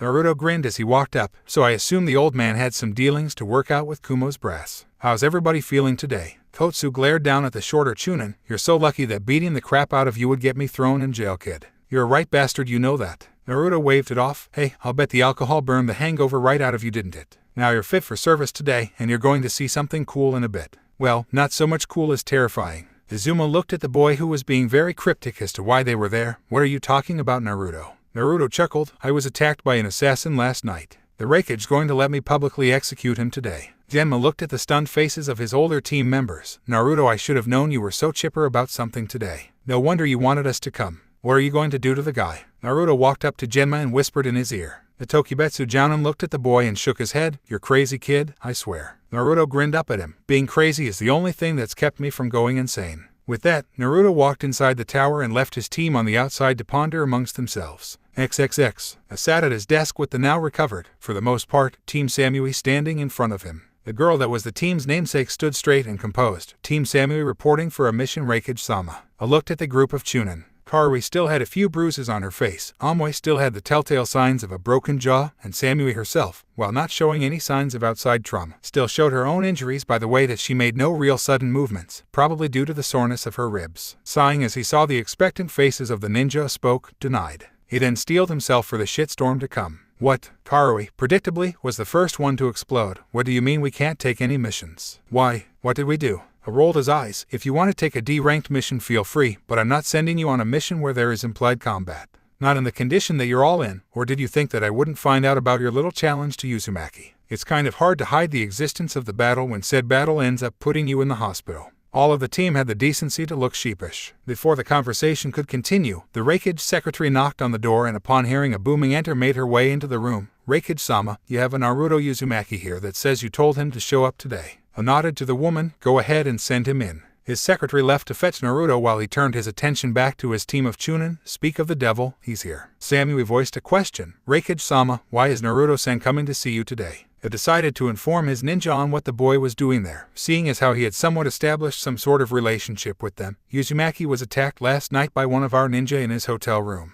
Instead of attempting to deal with the man himself, he avoided international incident and came directly to me. I have ordered the man be executed, and Uzumaki has asked to perform the service. Kaori gave Naruto a somewhat appalled look. You volunteered to perform an execution. Naruto shrugged. It was either kill him last night and get into some village relation nightmare scandal, or kill him today. No one tries to assassinate Naruto Uzumaki for personal reasons and lives. If it was a mission, I'd still be pissed off about it, but I would have understood. You've got to do what you've got to do. This guy was simply related to the guy that tried to kidnap the Hyuga heiress a bunch of years ago, had a gripe against Konoha ever since, and decided to try and put down their Jinchuriki to cripple our strength. Personal revenge against me is fine. You just better make sure that you finish me off when you try it, or else you'll have hell to pay. Haruhi looked at the boy that had just broken into an entire explanation over her question. Did you know that you are extremely mentally unbalanced? What kind of kid just up and opts to execute people like that? Naruto raised an eyebrow. In the last year alone, I've met a kid whose entire life mission is to kill his older brother who killed his entire clan when he was no older than we are now. A kid that had suppressed aggression issues that he took out on his younger female cousin. A kid that randomly crushed people with sand and called the demon inside of him mother. And a kid that walks around outdoors in broad daylight in green spandex, a bowl-cut haircut, and routinely shouts at the top of his lungs about youth while hugging and crying a man that looks like his father only with bigger eyebrows. Naruto put a small smile on his face. Compared to most of the people I've met, I'd say that I'm not that bad at all. If you'd met me 6 months ago, then you would say that I'm fucking strange, stranger than now, so yeah. Don't talk to me about weird or unbalanced. Little miss, my sensei routinely breaks into rhyme for no reason whatsoever. Naruto finished while winking at the girl and clicking his tongue at her. Haruhi blushed at way that Naruto had just addressed her while Samui's eye twitched faintly at her side. Naruto turned to face her with a smile on his face. So where's my late night unwanted visitor? I hope you guys didn't break him too badly over the night, because I need him fully receptive to pain for what I have planned for him. I was curious at what exactly a small boy could come up with to kill a prisoner in a public display. What exactly do you have planned as far as the execution itself goes? Naruto walked over and whispered his idea in A's ear. I pulled away from him. What kind of kid comes up with that kind of thing? Naruto again shrugged. All I need is something to hide my identity while I do it, because I don't need people from your village hating me for killing one of its ninja, even if it was warranted. Naruto looked around the office blankly. You wouldn't happen to have a cloak or something that could cover my appearance, would you? I made a face and noticed the team that was standing in his office. All right, if you kids want a mission, I have one for you. They'll get Uzumaki here something to cover his identity with before the execution in a bit. Naruto stood gaping at it. Naruto wasn't dumb. He was well aware of the majority of things that went on around him, and by listening to the mission that had just been assigned to a team with 2 women, he had come to a conclusion that he confirmed when he looked over at Team Samui's lone male member looking downtrodden. Did he just fucking give them free rein to play dress up with me? Naruto opened his mouth to dispute how he didn't need any help, that just a really long cloak would be adequate, when Samui laid a hand on his shoulder and spoke. Of course, Raikage-sama, we'll complete this mission to the best of our ability. Naruto was then pulled out of the room by Samui and surprisingly even Kaori by his hands. Turning back, he saw the smirking face of the Raikage and began cursing him out under his breath as the deep-seated chuckles came from the massive man. XXX. Arriving back in the tower, Naruto's eyes were well hidden by his new apparel that his female companions so readily picked out for him. Amui was simply standing in the background with an amused look on his face. Naruto stood in front of the Raikage while the women stood back with satisfied looks on their faces. Samui because she got to see what the new guy looked like underneath his shirt by accident, and Kaori because she had just spent the last 2 hours more or less ordering around the guy that had thrashed her soundly the other day. Naruto's new look was a sleeveless hooded gray vest that draped far enough over his face to cover all of his features, except for his mouth. In shadow, his pants were black and taped off at the ankles. He kept the black bracers on his forearms, and had black shinobi sandals on his feet. Naruto smirked as he formed a cross symbol with his fingers. One last touch to my identity, Kage Bunshin no Jutsu. A clone of Naruto sprang into existence and promptly transformed into what he wore when he came to Kumogakure in the first place. Go and find Jin, Kotsu, and Izumo and stay with them until the execution is over, then leave the area and dispel so I can change and catch up with them. His Kage Bunshin nodded and left the room to find his team while the original turned back to it with a toothy grin, shadow covering the rest of his face. Now where's my victim for the day? Kyubai's getting testy. XXX. Naruto sat meditating in his hotel room after carrying out the execution of Kenta Merchio. The reason he needed to steady his mind this time. Random happenings of an unexpected nature occurring around his person. Not to say that the happenings in question were unwanted. No, not in the least. They were very welcome as far as he was concerned. But that didn't make them any less strange. The first was what had happened with his Kage Bunshin after he had it leave the premises of the execution site. Naruto had wasted no time in leaving the immediate area after his creator's little show. Dispelling in front of the Kumo shinobi might have blown his cover, which could lead to some ill will from them and maybe even retaliation somewhere down the line at a later time from angry nationalists that might have been thinking that Konoha was trying to push around some political weight that it didn't have. Clone Naruto went as far as he could, heading into the residential area of the village where he was positive that no one would see him dispel. In an alley he figured that he was as well concealed as he was going to be when a shadow blocked the alley entrance. Sighing to himself, the clone focused to see that Samui and Karui had followed him to the alley. What are you guys doing here? I need to dispel before boss gets caught. People can't realize that I was the one that did all of that yet. Samui looked down for a moment before steeling herself somewhat and walking closer to the clone. So anything that you know, Naruto will learn after you dispel, she asked, getting a nod in response. Well then, when does he leave Kumo? The clone thought about it for a moment. I have no clue. I was never told how long we would be staying, so your guess is as good as mine. Why do you want to know? And where is Amoy? Did you guys ditch him? Karui walked up. Amoy said he didn't need to be here for what we wanted to say to you. Say, if you don't have anything to do while you're still in the village, why don't you come and find one of us? We can do something with you. Clone Naruto blinked. Are they hitting on me? Sweet. Boss himself never even gets hit on and I'm just his freaking clone and 2 girls are trying it. Giving the girls $1 million smile, he gave them an answer. Sure thing, girls. And if you want to talk to me while I'm still here, then you know where to find me, right? Both girls nodded as Karui gave him a smile. That's great. I guess we'll see you around then. Naruto nodded. Sure thing. You two shouldn't be that hard to find, right? I'll see you girls later. Karui waved to him and left the alley. Samui lagged behind, however, waiting until her teammate was out of sight before turning back to Naruto. Naruto-san. The clone held up his hand to stop her. Samui, I'm sorry, but I can't take the san stuff. You don't have to use any honorifics with me. Just call me Naruto, it's alright, I won't mind. Samui nodded and took a breath, looking somewhat nervous, a sharp contrast to what Naruto had come to expect from her personality. Quickly moving up close to him, she planted a kiss on his cheek. I hope to see you soon, Naruto-kun. As he watched the girl sway her hips somewhat as she left him in the alley, a stupid grin rolled onto his face. Chuckling to himself, Naruto clone dispelled himself. Yeah, he didn't see that coming. How the hell was he going to work that one out in the end? Who knows, but the ride down promised to be super fun if he would have his way with it. That seemed like enough to fill his day with suggestive thoughts of potential situations, and the silence that he was receiving from his inner fuzzy was much appreciated. He didn't need any perverted jokes or lewd suggestions from the Kyuubi today, thank you. Unfortunately, or very fortunately in the view of the certain others, his day didn't end like that.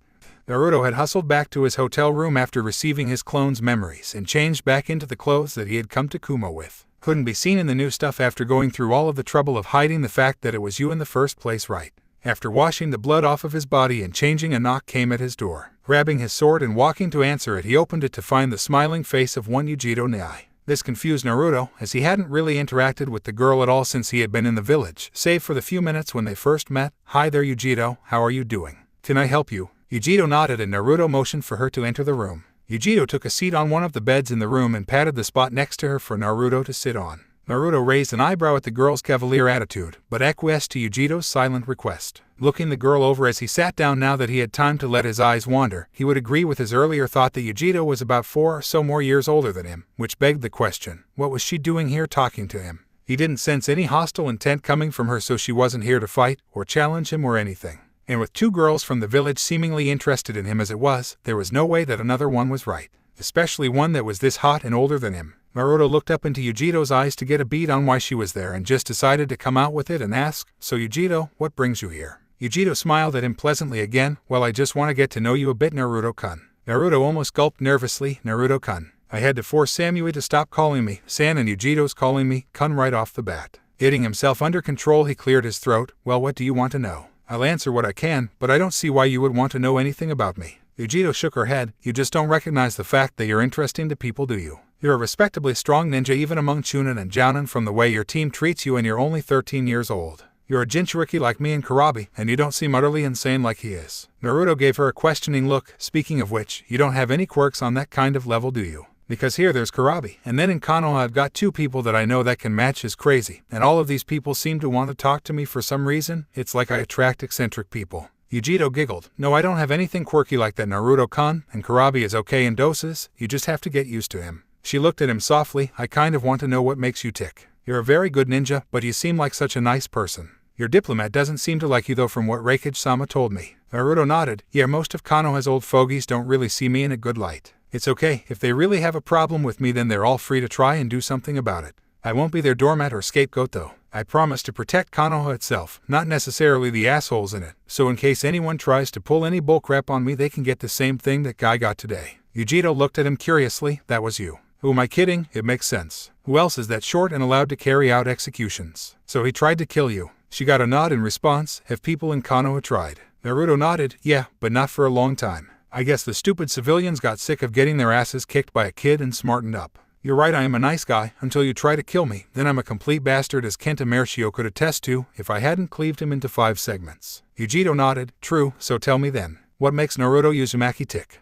Naruto and Yujito just spent the afternoon talking to one another. Yujito was actually a sweet girl that could relate on some level with Naruto. At first she wasn't trusted much either. But when Karabi earned the people's trust by proxy, his reputation trickled down to her somewhat, as she also had gone through much for her village. She told Naruto that eventually his village would love him the way they loved Karabi if he could just prove his skill and loyalty to them the way he did. Naruto heard the heartfelt way she spoke to him and didn't have the heart to tell the girl the reason that they would probably never fully trust him and that he would eternally be walking on eggshells around them. He was now forever linked to the Kyuubi, the thing that had come within a hair of destroying the entire village of Konoha. The only way that he would be able to earn their full respect would be if he somehow defeated an enemy that was terrorizing the village and killing countless villagers single-handedly when no one else could stop them but him or something. You know, a one-in-a-million kind of scenario that only happens in manga and stuff. As they both noticed the sun starting to set, Yujito stood up and thanked Naruto for taking the time to speak to her. She also told him that if he wanted to find her for any reason at all, she would always be free for a cutie like him. He had to fight down a blush on that one, and had to stem blood flow to another place as he watched her leave the room and walk down the hall, because much like Samui, she certainly made a show of it for him.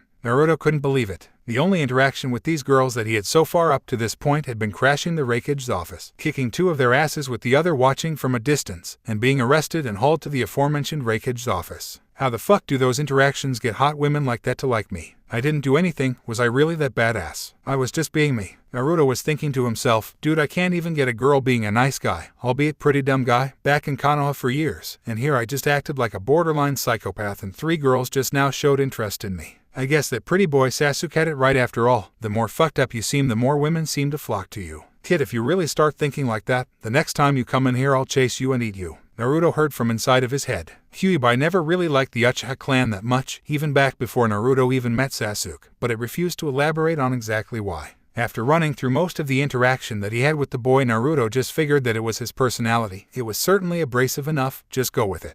Whatever happens will happen. You're leaving soon anyway, you won't have to deal with it again for a while after this, so go and spend some time with them, maybe you'll like one. And you really need to ditch all of these males that you're hanging around anyway. Naruto's sweat dropped. You mean my team? Kyuubi grinned to itself. Yeah. Kid, your team is a sausage fest. Go and find those girls tomorrow or I'll sing for the entire day out loud. Naruto's jaw dropped in horror. Oh, come on. Why would you do that? I didn't even piss you off. You haven't done anything like that in years. Why now? Well, your real memories were sealed up until a few months ago, so the inside joke would have been lost on you. And you have pissed me off like that since then, but I've been very lenient. A pale hue covered Naruto's face. You're kidding, right? You wouldn't do that to me, would you? We're friends. Well, not really friends, but you get the point. Right. Hey kid, do you like wings? Wings? Love, take me down to the streets. Love, take me down to the streets. 'Cause when you don't get fed at home, you gotta give the dog his bone. Take our lovin' to the streets. Several hours later, Gemma found Naruto lying on the hotel room floor, frothing at the mouth, mumbling lowly, that's not wings. XXX.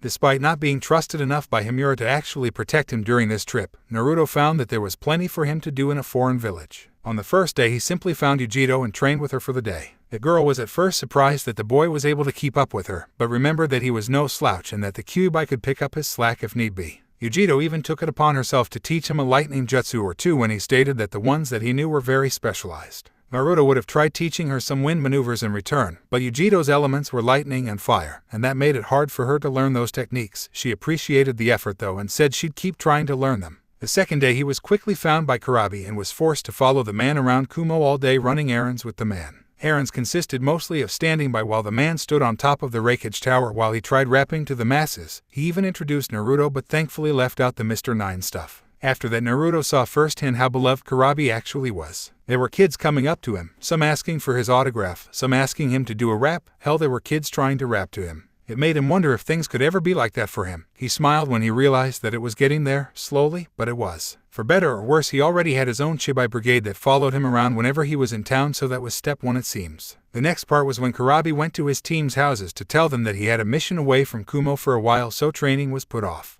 He learned that Amoy and Karui were related. He kind of didn't see that coming. They seemed too different to him. Their parents were dead, so he could relate with them like that, though he wisely didn't bring that up. That would have been stupid. He simply played the straight man to Kurabi's over-the-top BS that he could tell was working on Karui's nerves. Upon departing from their house, Naruto probably had his moment of the day when Kurabi actually broke into Samui's home when she didn't answer the door. While Kurabi was roaming the house looking for the girl, Naruto simply stood in a hallway waiting for the eccentric man to give up so they could go. While he was standing there, he was graced with the sight of Samui emerging from her bathroom after a shower, clad in only a towel, and that was enough for Naruto's mind to get to work. Strangely enough, Naruto didn't get the beating for that, Kurabi did. Naruto dragged the man out of the house in pieces while apologizing and explaining to Samui, who just looked at him with a blush on her face. After dragging Kurabi to the curb outside of her house, he even offered her a massage as an apology, somewhat jokingly, mostly just to see what she would do. He was either expecting a stuttering decline to his offer or a rage-filled chase with her still clad in a towel, which would have been great. After a slightly shocked look, she smirked at him and invited him inside. Yep.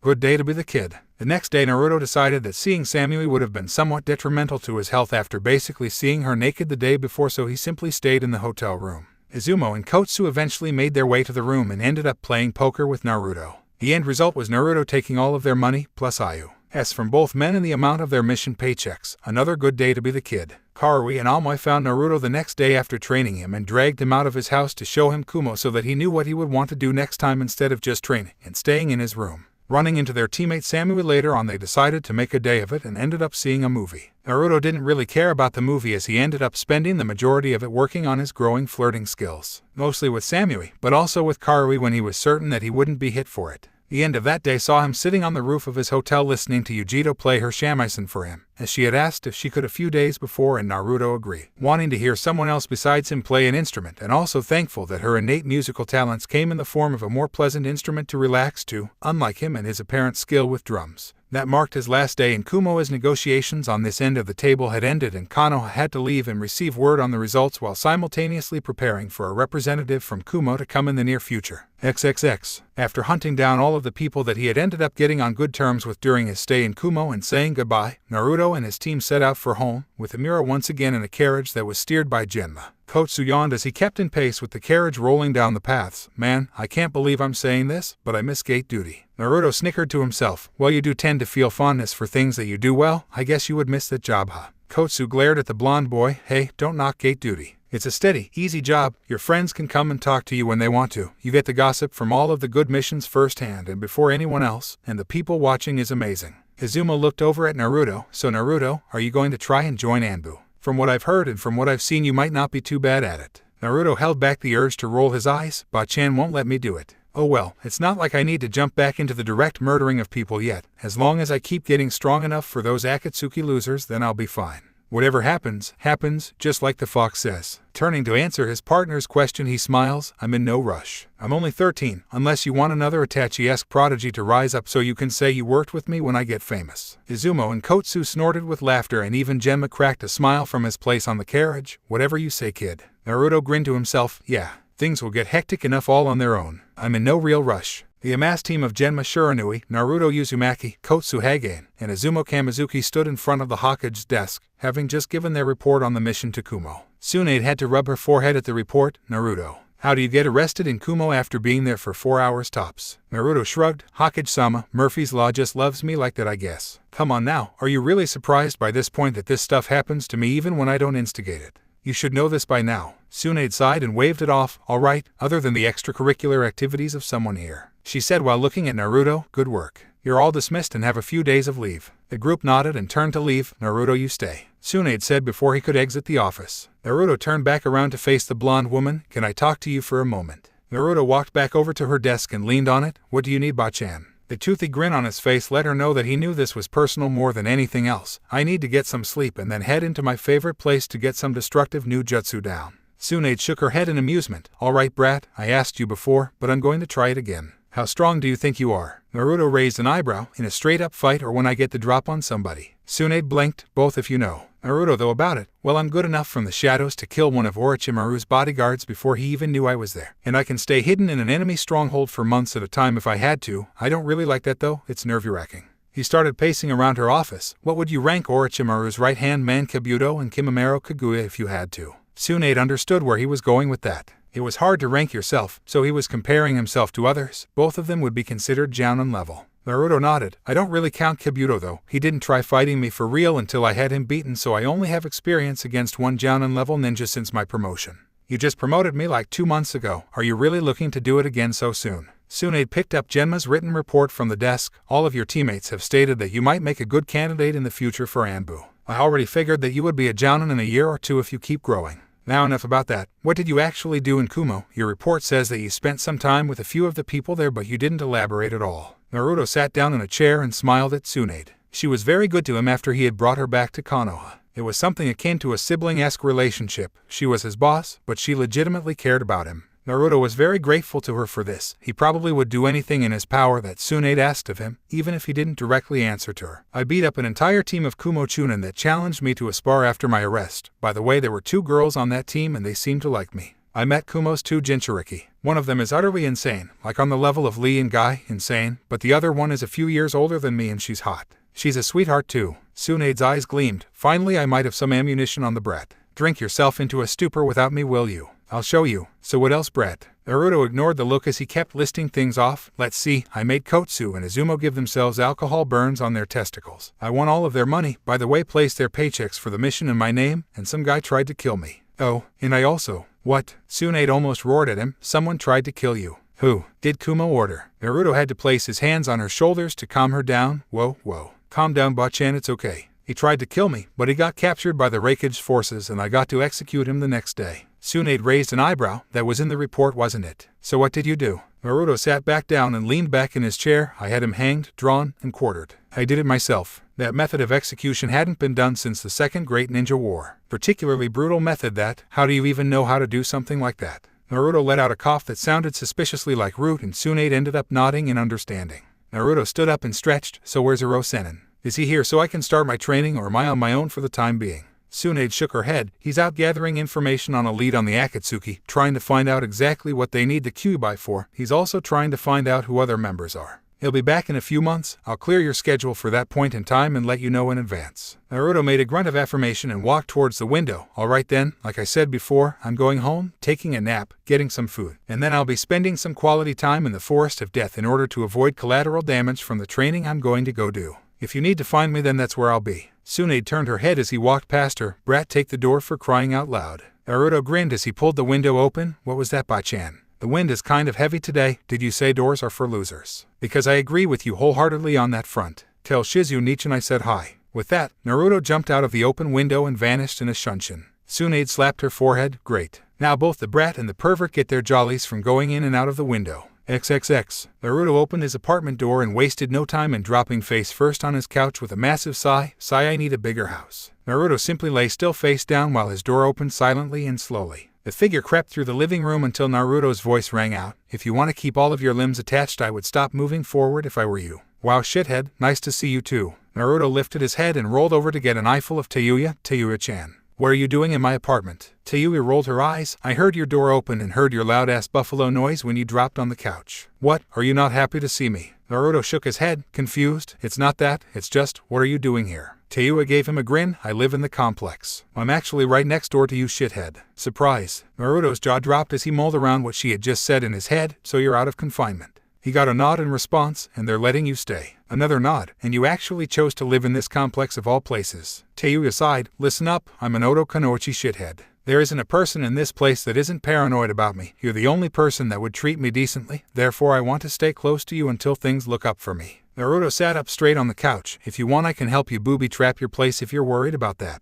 Tayuya let out a laugh. Maybe later, shithead. So where have you been? Naruto moved over and let her sit down as he stood up and walked to the kitchen. I was in Kumo. It was just a guard detail, nothing really strenuous. I kept active and I learned something pretty cool that I need to go test out full scale later. I was going to go train. Tayuya frowned. Who the fuck trains right after they get back from a mission? Give it a day at least. Kami, do you ever rest? Naruto grinned at her as he began boiling water for his ramen. Not really. I've got things to prepare for. I can rest when I'm dead. Tayuya walked over and poked Naruto in the chest. Listen up, I've been spending time with 2 full-fledged medic ninja and 1 that's in training, and that kind of ended up beating some basic fucking knowledge into my head. Don't push yourself. I know you're some kind of demonically rage-a-hall-fueled juggernaut of energy, but everyone needs downtime. Naruto rolled his eyes. Tayuya-chan, I just got through with resting before I took the last mission. It's not like I'm burning out. How could I? I'm 13. Naruto stopped stirring the ramen he was making and placed the spoon in her hand. Stir. I need to go get something. Tayuya grumbled, but carried out Naruto's request. Stupid shithead making me stir his stupid fucking ramen.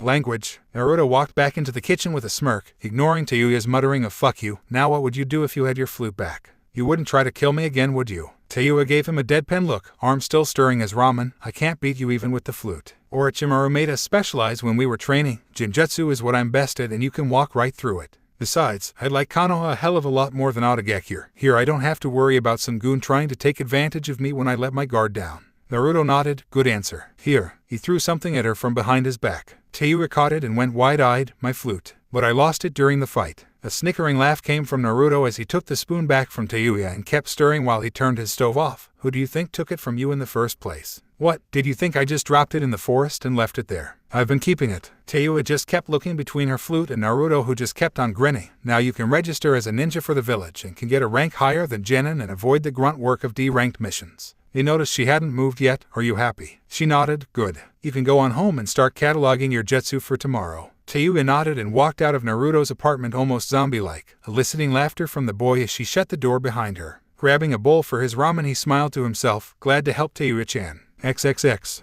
Naruto's personal obstacle course of death that had used to hone his reflexes and increase his speed since he had gotten his memories back wasn't really an obstacle course at all. Naruto would make a random number of cage bunshin and send them out into the heavily wooded areas of the Forest of Death and have them set traps, hide themselves in order to attack him during his dash, attract animals that had the potential to harm him, and anything else his twisted clones could think of to hurt him. He would make the clones meditate for 3 hours, then he would begin his deadly game. Naruto would traverse the rugged terrain back and forth 5 times each. Each time was a length of 5 kilometers from a starting point in the forest to the gate leading to the outside and was fraught with peril. His clones were utterly ruthless in their attack, and despite their one-hit limit that they could all take, they were more of hit-and-run type attackers, engaging Naruto himself when he was not expecting attack and fighting to kill. En route they would do the same, only with real people, so it was never as many as it was when Naruto used cage bunshin. It was also done in a long corridor that Danzo manipulated to his liking for whatever situation you were training for. This training was twofold. Not only did it allow Naruto to train himself on speed, evasion, and trap detection, it also worked on Naruto's ability to set traps and ambushes. Being able to see both sides of the conflict, both from his own view and from the memories of his cage bunshin, allowed him to analyze what he did right and wrong on both fronts, and to adjust for using the traps on other ninja in real-life combat situations. After finishing his warm-up, Naruto called his remaining cage bunshin out into a clearing and made even more, around 300 or so. Looking at them all, he began barking orders, split into 5 even groups. The clones scrambled to follow his orders, breaking off into 5 groups in even rows. First set of you, find a spot and get to splitting leaves. Any review work is still very much needed. Also, I want you to work on Kunai balancing. Pointing to the next group, he continued, you all will go back through our jutsu catalog and start getting down the ones that we still can't do. He looked at the last group. You all will be on stealth detail. You will be following people of interest and shadowing them. Do not get caught. This is on my reputation here. I expect some cool memories upon your dispelling at sunset. Now go. Naruto cracked his neck and made his way deep inside the forest for some live fire combat training. Oh spiders. You and I still have a gripe. XXX. Teammates' training for the day was driven to say the least. Ever since Kiba and Shino's humiliating one-sided losses at the hands of Naruto, both had been training hard to catch up to the boy that had blown right past them. Kiba worked on his speed and combination tactics with Akamaru and was also trying to teach the puppy how to better defend himself in case they ended up being separated or one of them went down in battle.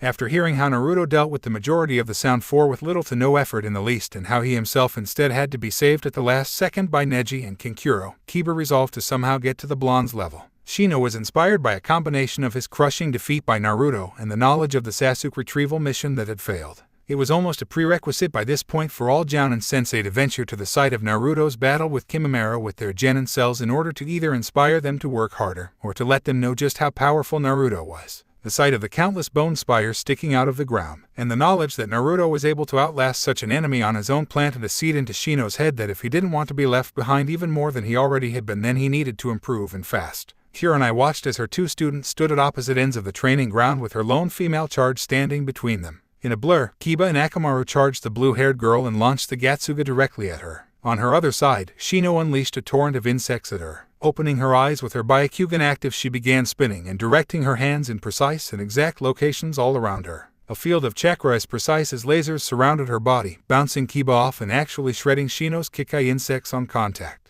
Kunai had to smile as her most timid student had come up with her own technique on par with the Hyuga clan's Hakesho Kaiten. The Shugo Rokugian show was more tailored towards Hinata's flexibility than the rigid form that the Kaiten required from its users. The fact that she came up with the technique on her own without help, except to test its development, was incredible to Kunai. Kiba stood up from where he was launched off, holding his head that had a gash on it, but with a smile on his face as his Ninken came bounding up to him. Wow, Hinata, that was rough. And you're saying that it's not finished yet? Hinata smiled as she turned off her Byakugan and dropped her stance. No, it's close though. I'm not sure what it would do against an attack from all sides the level of your Gatsuga, but when focused in just a few areas it should be fine. Kunai smiled. At least Naruto's utter thrashing of everyone's genin in front of the entire village did good things for the majority of them. Hinata's stuttering had all but vanished. She had learned that things with Neji were getting better. Even her father was beginning to improve Hinata. That was very impressive. When that jutsu is complete it should be B rank if not a rank. A blush came to the girl's face, but she gave a firm nod. Shino walked over and, despite not giving away any expression, nodded his agreement that he was very proud of her. Thank you, Kunai-sensei. The words of one particular blonde boy rang out clear in her mind as she felt like she was finally making strides for herself. I wonder what you would think, Naruto-kun. XXX. Team Guy leapt through the tree limbs of the Forest of Death.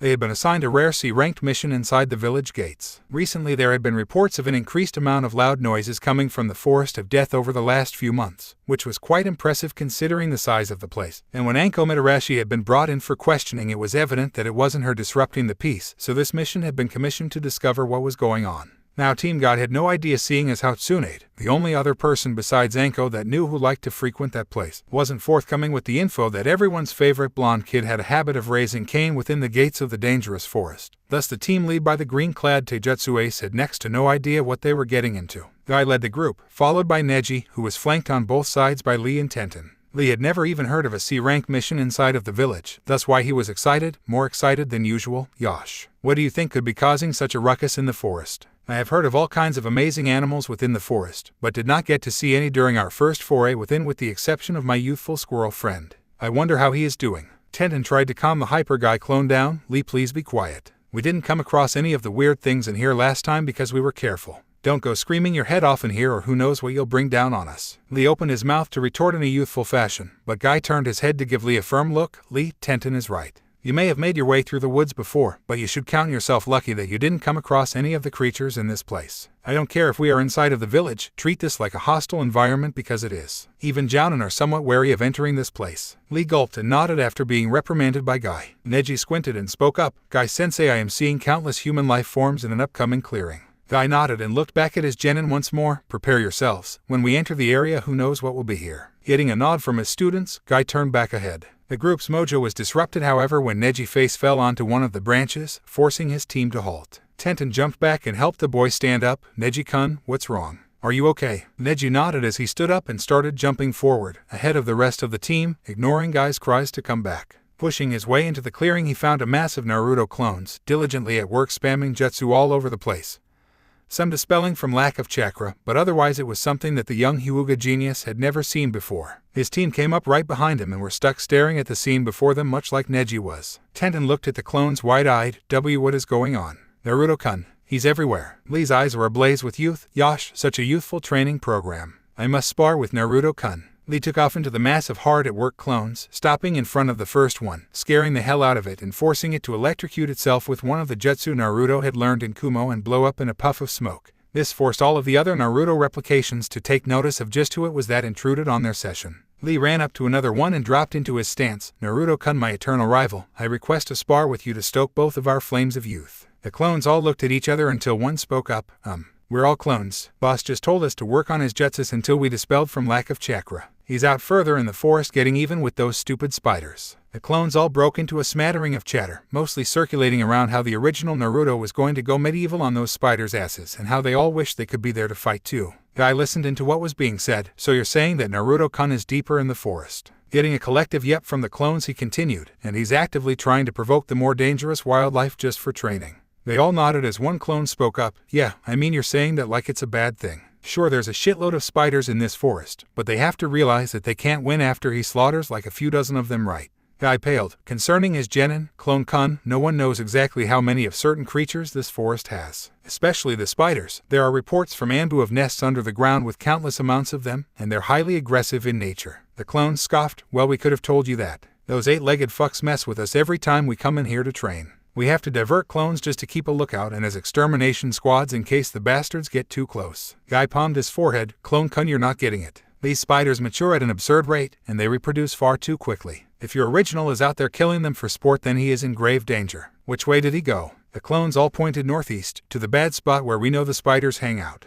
Like I said, we have a gripe with those bastards. Knock over 2 barrels of my sake, will they? Guy turned to his team. We have to go get Naruto-kun out of there. Prepare for a battle. Be fast and precise against the enemy. Those spiders are fast, strong, and ruthless. Kill them and move on. Neji and Tenta nodded while Lee was fired up. Yosh. Let's go save Naruto-kun. XXX. Sakura smiled as the fish on her table flopped back into the water. Her skill with the Shaosen Jutsu was growing every day. Soon Tsunade said she would be able to begin working on creatures with bones closer to humans. The last few months since her training began had been great for Sakura. Despite being harder than anything she had done before, she could now see a reason why Rock Lee and others trained so hard. The feeling of succeeding after working on something for so long was well worth the effort put in. Good work, Sakura. Sakura turned to see Tsunade had been overseeing her work with a smile. You're getting better and better at the basic techniques. After you master most of the medical techniques, I can begin teaching you my strength amplifying technique. Now let's work on your taijutsu. You need to be able to keep yourself in one piece and defeat your opponents quickly as a medic ninja. For now, we'll begin working on your elusiveness and I'll teach you form later. Sakura nodded with a determined look on her face. She wouldn't be the weakest link ever again if she had any say in her own skill. XXX. Team Asuma had just returned to the village after a B-ranked mission. Ino was groaning loudly while rolling her neck. I'm so glad we're done with that mission. I need a hot shower and some rest.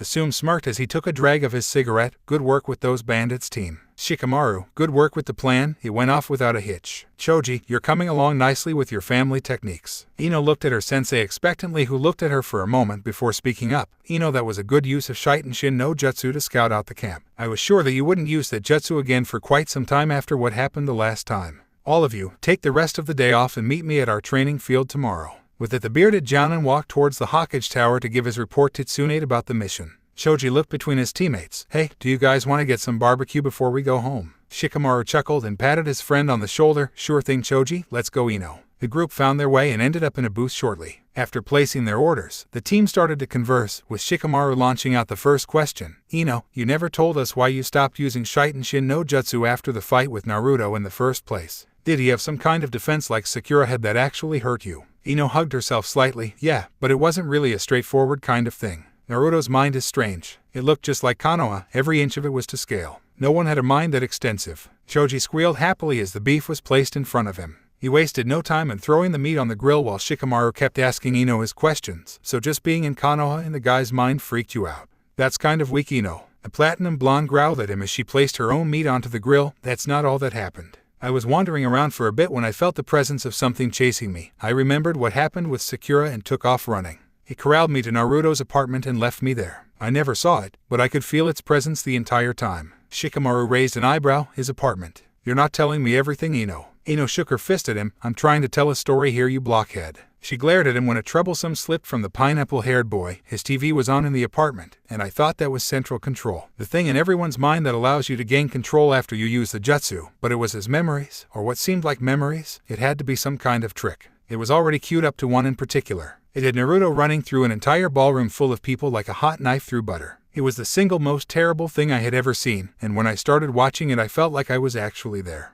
I could hear the directions of the screams, the panic of the people trying to escape. I could smell the blood that spilled out on the ground and everything. Shoji paused in his eating for a minute before shrugging off that mental image and continuing to chow down. Ino continued her description of Naruto's memories. That was just the first one, and I couldn't turn it off. I was in his body while this strange silent man in a mask just beat him while he was tied to a chair. He never spoke. He just kept hitting him and hitting him for hours until all I could see through his view was blood. All of the memories I saw were just like that. I finally had enough and canceled the jutsu. Shikamaru just stared at the girl. Wow, that's kind of hardcore. You felt everything happen as if you were there. That means that it wasn't a trick or anything. You really were in Naruto's memories, doesn't it? Ino shook her head. Naruto couldn't have been any older than 7 or 8 years old when any of the things I saw happened. If it wasn't a trick, then I sure as hell can't believe that those things were his actual memories. Those were things that Dad told me the Ambu did on a regular basis. There's no conceivable way that while we were preparing for the academy, Naruto was taking on Ambu-level missions. That just doesn't make sense. Shikamaru stayed silent and pondered Ino's words. The things that Naruto did when he fought everyone, those techniques, that fighting style, the way he carried himself. All of those things didn't just come out of nowhere. XXX.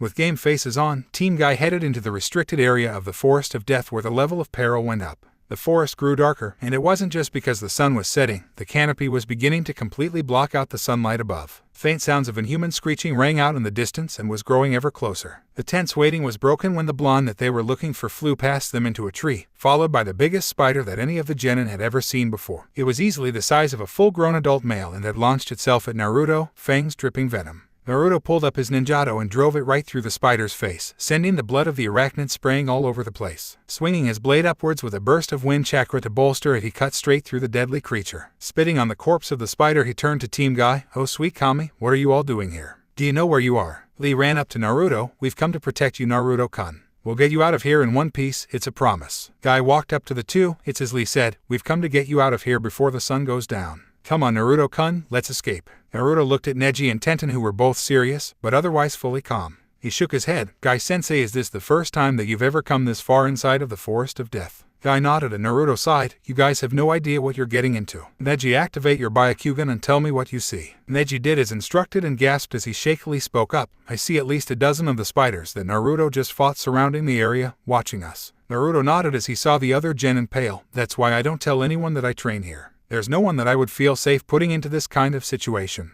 I come in here to fight against opponents that are willing to fight and kill me. I can't take on people, but if I want to split a spider in half, there are always a few dozen skulking around this place. It's the closest thing to simulating a real full-pitched battle against a vicious enemy that you can get, definitely not for genin. Naruto propped his ninjato on his shoulder. Since you're here now, I have to cut this session short. I was going to keep going until midnight and then make a mad dash out of here to escape, but having you guys show up has forced me to skip straight to the bat out of hell rush that I was planning for later. You guys brought too many of them here. They'll come in waves to try and wear us down. You fight until I tell you to run and you follow me out. Keep your eyes peeled when we break out. Those sneaky bastards like to hide in the canopy and jump you from the shadows. Tenten had to choke down her fear at the situation and brandish kunai when Naruto placed his hand on hers. Naruto-kun, what are you doing? Naruto's eyes darted around the area. You're going to need something bigger than those. That will just piss them off. Kami, I just had to get stuck in this situation with a team of taijutsu specialists. None of you know any jutsu or how to use your element with your fighting, do you? Lee blinked at him in confusion. Will taijutsu not work on them, Naruto-kun? Naruto looked at Guy and Lee. If you can generate enough force to crush the exoskeleton, then it can, but you don't want to stay up close with these things unless you can smash them in one shot.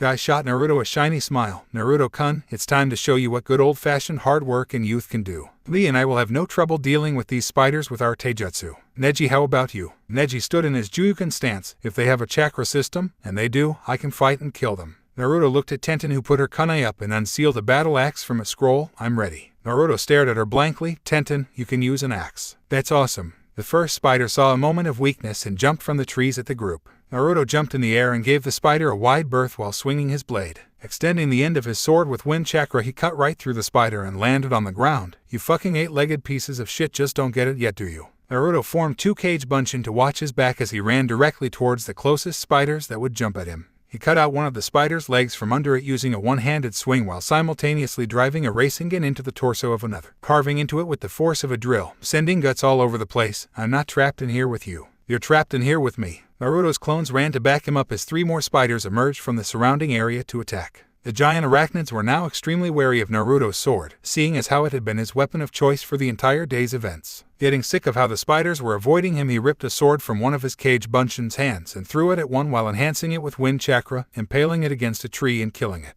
"Hey, that was mine," was the indignant cry from the victim clone. The original just shrugged before the 3 Narutos scattered due to being double-teamed by the 2 other spiders. The original and the clone that still had his blade engaged the spiders, with the clone being far more conservative with its way of fighting as one bad shot could dispel it. The original simply ran some misdirection and cleaved all 4 legs on one side of his spider off. Before running off to assist some of Team Guy, he planted an explosive note on the nearly helpless spider, forcing it to explode in a shower of guts. While he was judging which one of the team required assistance, he ended up being blindsided by the spider that had dispelled his cage bunshin and sent sprawling along the ground by the powerful creature. The giant spider skittered closer to the boy before one of the more sizable tree limbs from above came crashing down on top of it, killing not only that one spider, but 2 more hiding in the background. Naruto's other cage bunshin landed on top of the tree limb with his sword that Naruto had thrown in hand. "Hey boss, I found my sword." Naruto nodded. "Good work. I'm going to help the others. You wait for an opening to escape. Dispel when you see an opportunity to leave." The clone nodded and went off to stay out of the fight while the original Naruto headed into Team Guy's melee to assist. Neji was not having much of a problem keeping the spiders off of him. He would use chitin whenever he started getting swarmed, but he was finding it hard to finish them off. The spiders seemed to have so many tenketsu in their legs that it would take too many shots just to incapacitate one. And when he attempted to just hit it straight on somewhere vital, they would use their incredible agility to simply dodge and avoid a fatal strike. Fujin Seiken. To Neji's shock, 2 spiders were sent flying. One off into the distance, deep into the forest, the other hit a tree with crushing force, turning it into a stain before the tree itself cracked and fell over. Naruto ran over to him, sword drawn, giving the boy a slight nod. Neji eyed the one remaining spider of this pack. "Naruto, I can finish this one off. Go help Tenten or Lee." Naruto heard his tone of voice and figured arguing or pulling rank on him would have just earned him some of the Hyuga boy's ire. When Naruto left, Neji ran at the spider that backed up to get some spring into its legs for a pounce. Neji saw this coming, and when it launched itself at him, he slid underneath the spider's belly, hitting it in the spots that were harder to get, but were guaranteed to finish the monster spider off. The spider tripped over its own legs and onto its back, kicking for a moment before crinkling its legs inward and dying. Neji smirked to himself before going off to find one of his superiors. Tenten was having an easier time with her fighting. The spiders were knowledgeable about human weaponry and about the differences between male and female humans. While the sight of a girl with an axe did not compute for most of the spiders that saw Tenten as an easy kill swinging that giant thing around. Too bad for them, they didn't figure that she could actually swing that damn thing pretty fast, and was very good at timing their attacks. Each swing from the girl took out something. Good thing it did too. That heavy axe was an energy sapper. Naruto stood in a pile of 4 or 5 spiders, "So I guess you're doing okay for the time being." Tenten gave him a tired smile and a thumbs up while leaning on the handle of her weapon. "I was scared at first, but these spiders are kind of weak. But there are so many of them." Naruto nodded while watching out for her, giving her some time to rest for a moment. They aren't supposed to cause any ninja better than an Academy fresh gen in any trouble one-on-one, but they're persistent, ruthless, and they just keep coming. Hell, I make a game out of counting them as I kill them. Tenten raised a delicate eyebrow at that. "What's the highest you've ever gotten?" Naruto thought about it as he watched Neji finish off a spider. "Well, I got started earlier than usual in the day this time, and I could swear that I was bearing down on some kind of record when you guys showed up. I lost count, though I think it was getting up past 200 of them." Tenten's jaw dropped. 200 of these things. There are really that many that you can kill 200 before we even get here and still be worried about us attracting too many to you. Both noticed Neji coming to their side, and all 3 of them looked at what the 2 more eccentric members of Team Guy were getting into. Yosh, Guy-sensei, who knew that this mission would turn into such a splendid battle. For Naruto-kun to seek out a challenge such as this, I truly have selected the appropriate choice for my eternal rival. Lee ducked under the pounce of one of the spiders before launching himself at 2 more. Konoha Daisenpu. Lee unleashed a torrent of high-speed kicks at the oversized arachnids, smashing them into a nearby massive tree. Guy cracked one of the spiders with an axe kick that simply made it collapse in a heap. Lee used this as an exercise. Naruto-kun, how many of these creatures did you fell? Naruto watched the 2 identical taijutsu users seemingly having a blast fighting these damn things. You mean since you've shown up, or since noon? Because that's when I started. Guy sent Naruto a gleaming smile. I believe in my Lee. Let's go with this afternoon. Naruto, Tenten, and Neji looked at each other before Neji and Naruto shrugged. Tenten sighed and answered him, Guy-sensei, Naruto-kun says that he's killed around 200 of them since he came in here. Guy stood seemingly shaking in place. Naruto thought that the number of spiders he killed had pissed Guy off. He didn't know Guy was all for arachnid rights. How was he supposed to know? Guy turned to Naruto with flaming, tearful eyes, however impossible that seems, such a youthful, combat-filled day. Lee, in order to defeat your rival you have to defeat more than 200 of our 8-legged enemies. Lee's eyes blazed over in a similar fashion, yes Guy-sensei. And if I cannot best my rival Naruto's number of spiders slain then I will do 500 push-ups on my thumbs. With one last battle cry, Lee ran into an area where spiders were waiting for an ambush. Naruto palmed his head as he watched Lee begin ripping into the spiders with fists and feet. You guys are going to bring the whole damn population of the things on us. Look, we need to get out of here. The more you kill, the more show up. If it was this easy then don't you think it would be recommended for ninja to train in here? It's actually frowned upon, because you can't take them on forever. You'll run out of energy and chakra before they run out of bodies to throw at you. Kill all you want as we get the hell out of here. Naruto ran in and grabbed Lee by his collar before dragging him off with everyone else following close behind. As they started to go back through the thick of the woods a spider tried to come from behind a tree to sneak attack them. Guy saw it coming and flipped at the massive thing with punches and kicks, dynamic action, turning the spider into goo as they didn't break their stride. Naruto-kun, what is the best course of action to escape? Naruto moved back. Guy-sensei, watch the front, I'll keep them off of our backs. Neji, Tenten, and Lee, stay between us. Neji, keep your Byakugan on. Tenten, prepare some kunai with explosive notes. Take to the trees, it narrows down the angles that they can attack from. Team Guy listened to their tune and tag along and got themselves into position as they leapt into the branches of the forest. Naruto's knowledge of the terrain by now was second only to Anko. He knew where the majority of things of interest in the forest were, and the current thing of interest was the closest exit that wouldn't take them straight into the nest of the spiders. We need to get further south. If we head straight north or east from here we'll have to go straight through the nest to escape. That would be suicide even for me. Guy nodded and led the group further south. During their run, Naruto held his head in pain and fell down on a branch. Lee jumped back to help the boy to his feet. Naruto-kun, what is wrong? Are you hurt? Naruto cursed to himself as he grimaced in pain. A bunch of my clones actually fully lasted for their time limit and dispelled all at once. It's like the worst headache you've ever had hitting you all at once. Thanking Lee as he stood back up, they were distracted by Neji's shouts, there are more coming. Naruto turned around to see 5 of the spiders jumping from branch to branch, getting ever closer. Naruto threw Lee off of his branch at his team, stay back. There's something I need to test out anyway. They all watched as Naruto let the spiders in close before making a set of hand signs and crossing his arms in an X motion while crouching, Futen, Senpu Kakusui, standing up and stiffening all of his appendages straight out. A vicious crosswind surrounded the area around Naruto's body, catching the spiders within and sending them flying into the air, some of them cut into pieces, others missing legs, all of the survivors hissing in anger and pain. The jutsu faded after a few seconds and he turned back to Team Guy, getting everyone moving again to stay ahead of the spiders attempting to prey on them. The genin were pretty stunned by the use of Naruto's new jutsu, but were too occupied with staying in one piece at the moment to ask anything.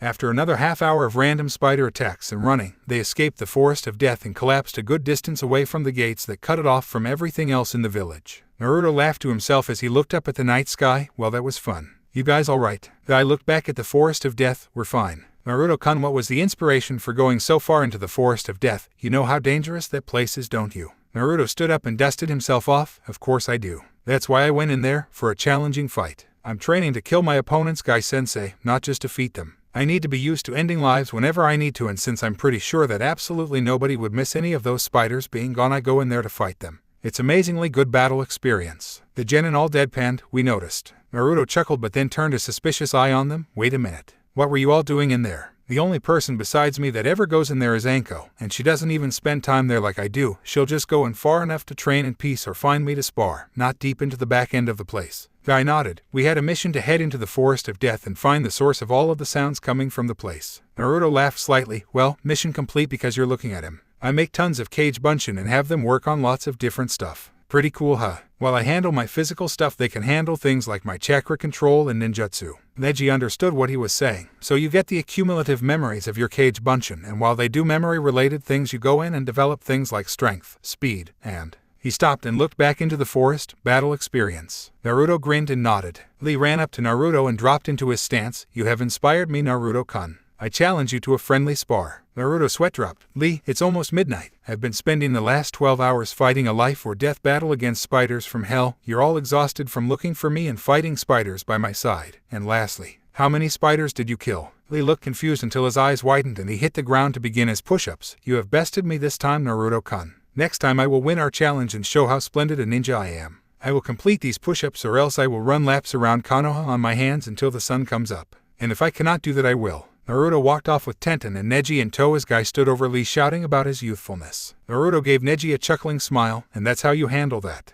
I don't see what you and Kakashi were all bent out of shape about when it comes to those two. As far as having Lee as my eternal rival, it's easier than not having him as my eternal rival. I can just beat him once and not deal with him until he's through with all of his self-given punishments. He won't mess with me again until he's done with them all, and by then I can disappear." Neji's eyes widened. He had never thought to realize that the times that he defeated Lee in their spars, Lee would leave him alone until 3 days to a week later. When he ignored Lee, he would get a challenge every hour on the hour until he accepted. Naruto and Tenten laughed at the look of contemplation on his face. On the flip side of that, you two have to see him tomorrow and deal with him talking about how he's going to beat me next time all day long. He has to track me down if he wants to do that to me. Yep, being Lee's rival actually spares me more of the creepy sunset genjutsus than not being Lee's rival. Tenten realized that Naruto was right. He'd only seen it twice. Once when they first met before the Chunin exams, and once before they all went to get his sword. Any other time when he was around them he would usually accept Lee's challenge, win or lose, and then bid everyone a swift goodbye. Compared to the people that are around when Lee and Guy have their little moments in town and not even trying to tally up all of the times that it had happened around Neji and Tenten since the team had been formed. She realized that Naruto had to have the pretty much lowest victimization rate of being subjected to the sunset of youth. Naruto grinned at the faces that both of them were making. "I can see that you both have something to say, so go ahead and say it." Before Naruto could notice, the tenketsu in his legs had been sealed off and Tenten and Neji had used his momentary incapacitation to start dragging him back to Lee and Guy.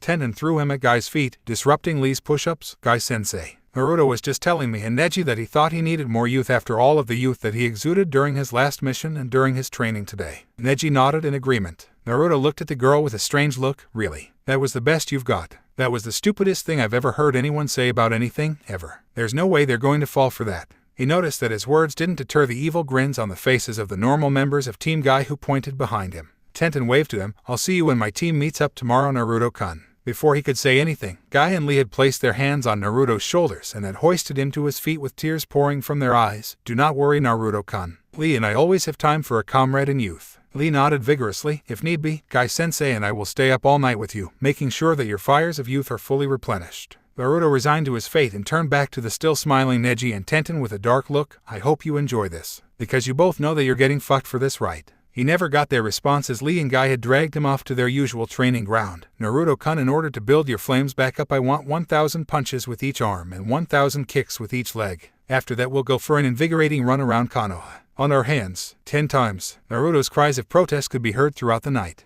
A few particularly familiar screams of genjutsu-induced horror may have woken the majority of the village citizens, but in the case of one bun-haired girl and one young branch Hyuga, it was just what they needed to lull themselves to sleep. It's about time something like this came up. I'm kind of nervous though, Naruto thought to himself as he sat in the trees just surrounding a somewhat secure clearing. After 2 months of doing C-rank missions with a team, he was given a solo B-rank mission of his own. Remembering what Tsunade had told him about one of his teams a few months back, that they had thought he might be somewhat good as an Ambu, he figured this was something of a tryout mission or something. Chunin don't get solo missions, so he figured this was the only thing this could be. His mission had been to head to a town in Tsuki no Kuni. Tsunade wasn't very forthcoming with the information on exactly what he was doing here at all, but he figured this wasn't some kind of trap or anything. Why would she kill him off? So all he really had to go on was that he had to meet a contact once he arrived. This was the first time he had worked without a team in years, and while he wasn't expecting anything anywhere near the borderline suicide things that he had done the last time he had solo missions, it was always nice to be ready just in case. Instead of taking his usual clothing, he decided to don his execution gear that he had worn during his escapades in Kumogakure. He doubted that it would really matter what he wore for this job, because as long as he had his hideate he was told that the contact would find him, but hey, why not? After a few days off following the diplomatic mission to Kumo, he had been blasted with back-to-back missions ranging from escorts to bandit extermination. They had been mostly snoozefists, mainly because he had an entire team to help him out. Nothing had occurred the likes of the disaster to Nami no Kuni, thank Kami, but he missed the action. The only instruction that the boy had received for his mission was to head to an inland town on Tsuki no Kuni and find the bar that had been listed when he first left before burning his mission scroll. After entering the small town, it wasn't too difficult to find, as this town was not too large like the coastal towns that the tourist country were more known for. Upon entering the bar, Naruto had to stop and check back outside to see if he had made a mistake. It wasn't. That was the only bar in the town. The reason he had to check after first entering was because the first thing that greeted the boy was a loud, boisterous laugh that he was quite familiar with. The sight of spiky white hair filled his vision upon first walking in to add on to the laugh. Whoa, slow down ladies, there's enough of the great Jiraiya to go around. Jiraiya, as per the course, was surrounded by a bevy of women hanging off of his money ere his every word. Naruto couldn't believe that Jiraiya was his contact for whatever he was about to do, so he simply sauntered past without stirring the man's interest and made his way to the bartender. Pulling off his hood, he showed off his hideate in the low light of the bar and sighed as the man looked at him. "We don't serve minors, kid, you know that." Naruto gave him a dry look. "I know your country has a hidden village, so you should know better." Naruto flicked the metal on his headband, showing to the man that he was a ninja. "1 bottle of sake, please, whatever brand you think a kid should be drinking." The man nodded and turned to grab Naruto's order. "A kid shouldn't be drinking at all. So what's a Konoha ninja doing in Tsuki no Kuni?" Naruto gave him a wry grin. "I'm on vacation." Turning back around and pouring Naruto his first cup with a smirk, he spoke. "Kid, you're in the wrong place for a vacation.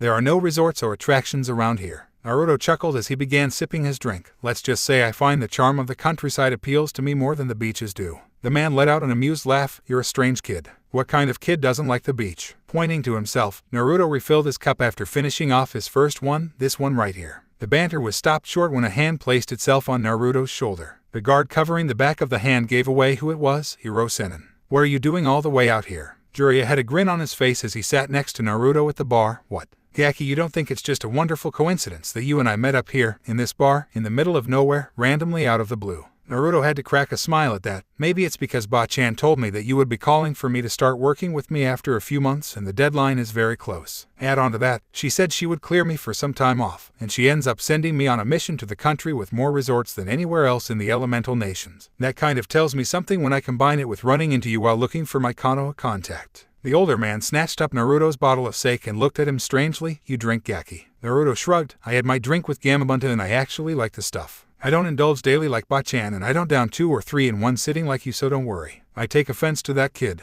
Jiraiya asked for another cup from the bartender before pouring himself a drink. "So what have you been doing since I last saw you?" "I've been just training. I don't know what to say. I've just been working on regaining my jutsu and my wind affinity. I never found out how to go any further with it, so I've just been cutting tons of leaves with my cage bunshin since whatever they learn I learn." Jiraiya nodded. "So how far can you go with you-know-who right now?" Naruto raised 3 fingers and continued to drink. Jiraiya stroked his chin. "That's actually very good. You weren't supposed to be able to use that much of its chakra yet. I have to unlock a bit of your seal for you to go any further. Honestly, you shouldn't have been able to draw that much." Naruto frowned. "Drawing that much isn't convenient. If I take any more than one tail, it takes way too long to be effective. I need about 5 to 10 minutes of preparation time depending on how much I use. I had to come up with an alternative way of increasing my power in a pinch, and even that takes too long to use in the middle of a fight. The upside of it is that it is a fantastic visual distraction, but on the flip side it hurts like hell to use." Jiraiya grunted. "And though, you've been through this in your head quite a bit, haven't you?" Naruto nodded and took another sip. "Every other Jinchuriki out there can wipe the floor with me as I am.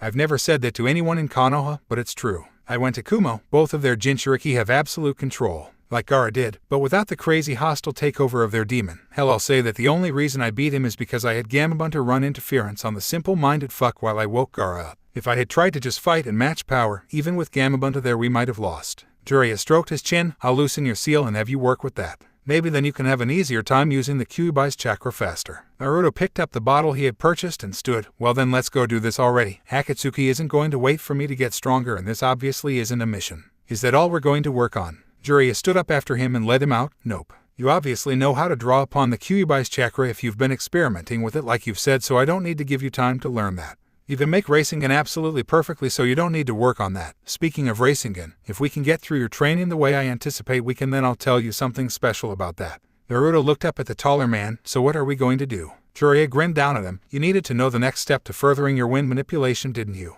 Well, I'll show you what to do to work on that. You started on it back when you were a kid, right?" Naruto nodded. "Danzo told me about the leaf-splitting exercise a few months before my little incident in Otagakure. I still blame you, by the way." Jiraiya's face fell. "So you still hate me, do you, kid?" Naruto shook his head. "No, not anymore. If there was anything that I learned en route, it was that Konoha comes first. If you and the old man thought that I was a threat to the village, I can see why you didn't wait for me to wake before acting. I don't like it. I probably never will like it, and I'll always have some spot in me that resents that, but I understand." Naruto saw that they were exiting the town. "It's why I can forgive my father too." Jiraiya's eyes widened at that. "Why, you know?" Naruto gave him a foxy smirk. "Tsunade Bachan never told you that I did she?" "Yeah, I know, and I have to say that I need to be more observant. It was staring me in the face every damn day for years, and I had to have help to figure it out." Jiraiya sighed deeply and looked down. "You know, Gaki, I was supposed to be your godfather." Naruto didn't bat an eye. "Oh really? That's cool. So I should call you a Rokaya Wufu now, right?" Naruto didn't receive an answer and turned to see Jiraiya staring at him with his jaw dropped. What?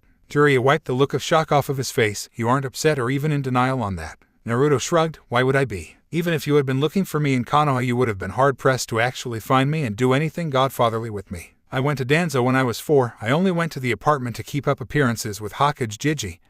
He was like clockwork. It was easy to figure out when he was showing up, so I was always home on days when he would visit. I'm not going to be a little punk and complain about why you never came to check up on me, because I never asked to be checked up on. You had your responsibilities and your own baggage to deal with. I did too, and I don't think I want to find out what I would have ended up like if you had been an active influence in my formative years. Naruto finished with a smirk. Jiraiya smiled down at Naruto. So you know about your dad, do you? Are you going to follow in his footsteps? You're damn talented kid. Naruto put on a thinking face. If you're asking whether or not I want to be Hokage, I don't know. It doesn't seem like my niche in the grand scheme of things. Jiraiya looked at him in slight surprise. You're really different from your other self. Being Hokage was the thing that drove him. He always said he'd be Hokage and get everyone's respect. Naruto raised a finger, and that's my point. I'm not like that anymore. I didn't want their respect by wanting to be the Hokage, I wanted their adoration. I don't give a fuck what the majority of those people think about me. If they hate me, fine, go ahead and hate me, but I want their respect in the purest form, not any kind of love from them. They can sneer at me and say things behind my back all they would like, but when I'm dead they better recognize the fact that I was the best damn ninja that they ever had the pleasure of seeing in person.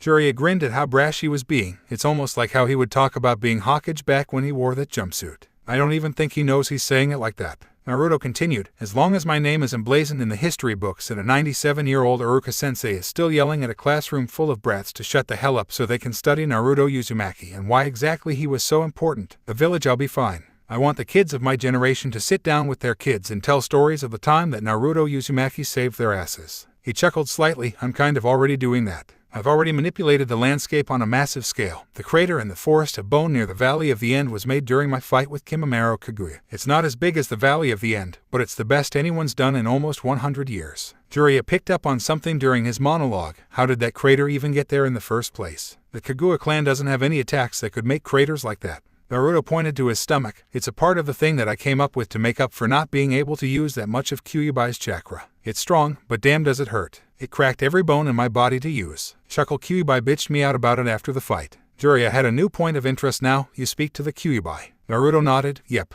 When I was little it was a hard ass. As a matter of fact it's still kind of a hard ass, but I can't imagine not having it in me. It's like I was never alone, even when I was. Naruto snickered. By the way, you're on the Kyuubi's top 20 list of people that it wants to eat one of these days. Jiraiya blinked in confusion. It has a list of people that it wants to eat. And I'm on it. Naruto grinned. Yep, you're number 14 because of when you sealed me. That really pissed it off. Jiji is number 4 because of giving the order. It said I used to be on it, but I ended up getting myself off of it after I unsealed myself. Jiraiya had to ask. I know I'm going to regret asking, but who is number 1? It's Minato, right? Naruto shook his head. Nope, he's actually number 20 and bordering on leaving the list altogether. Number 1 is Madara Uchiha. The Kyuubi says that it hates that bastard and wants to eat him without chewing so that when it swallows him he can die the slow way. Number 2 is Hashirama Senju. It says that the tree-hugging bastard can go down the wrong tube just so it can spit him up and eat him again. Jiraiya had to take a minute to picture that and cringed visibly. Wait, you're not on its list. Why not? You are its prison after all. Naruto grinned like he had a secret. Yeah, I'm its prison.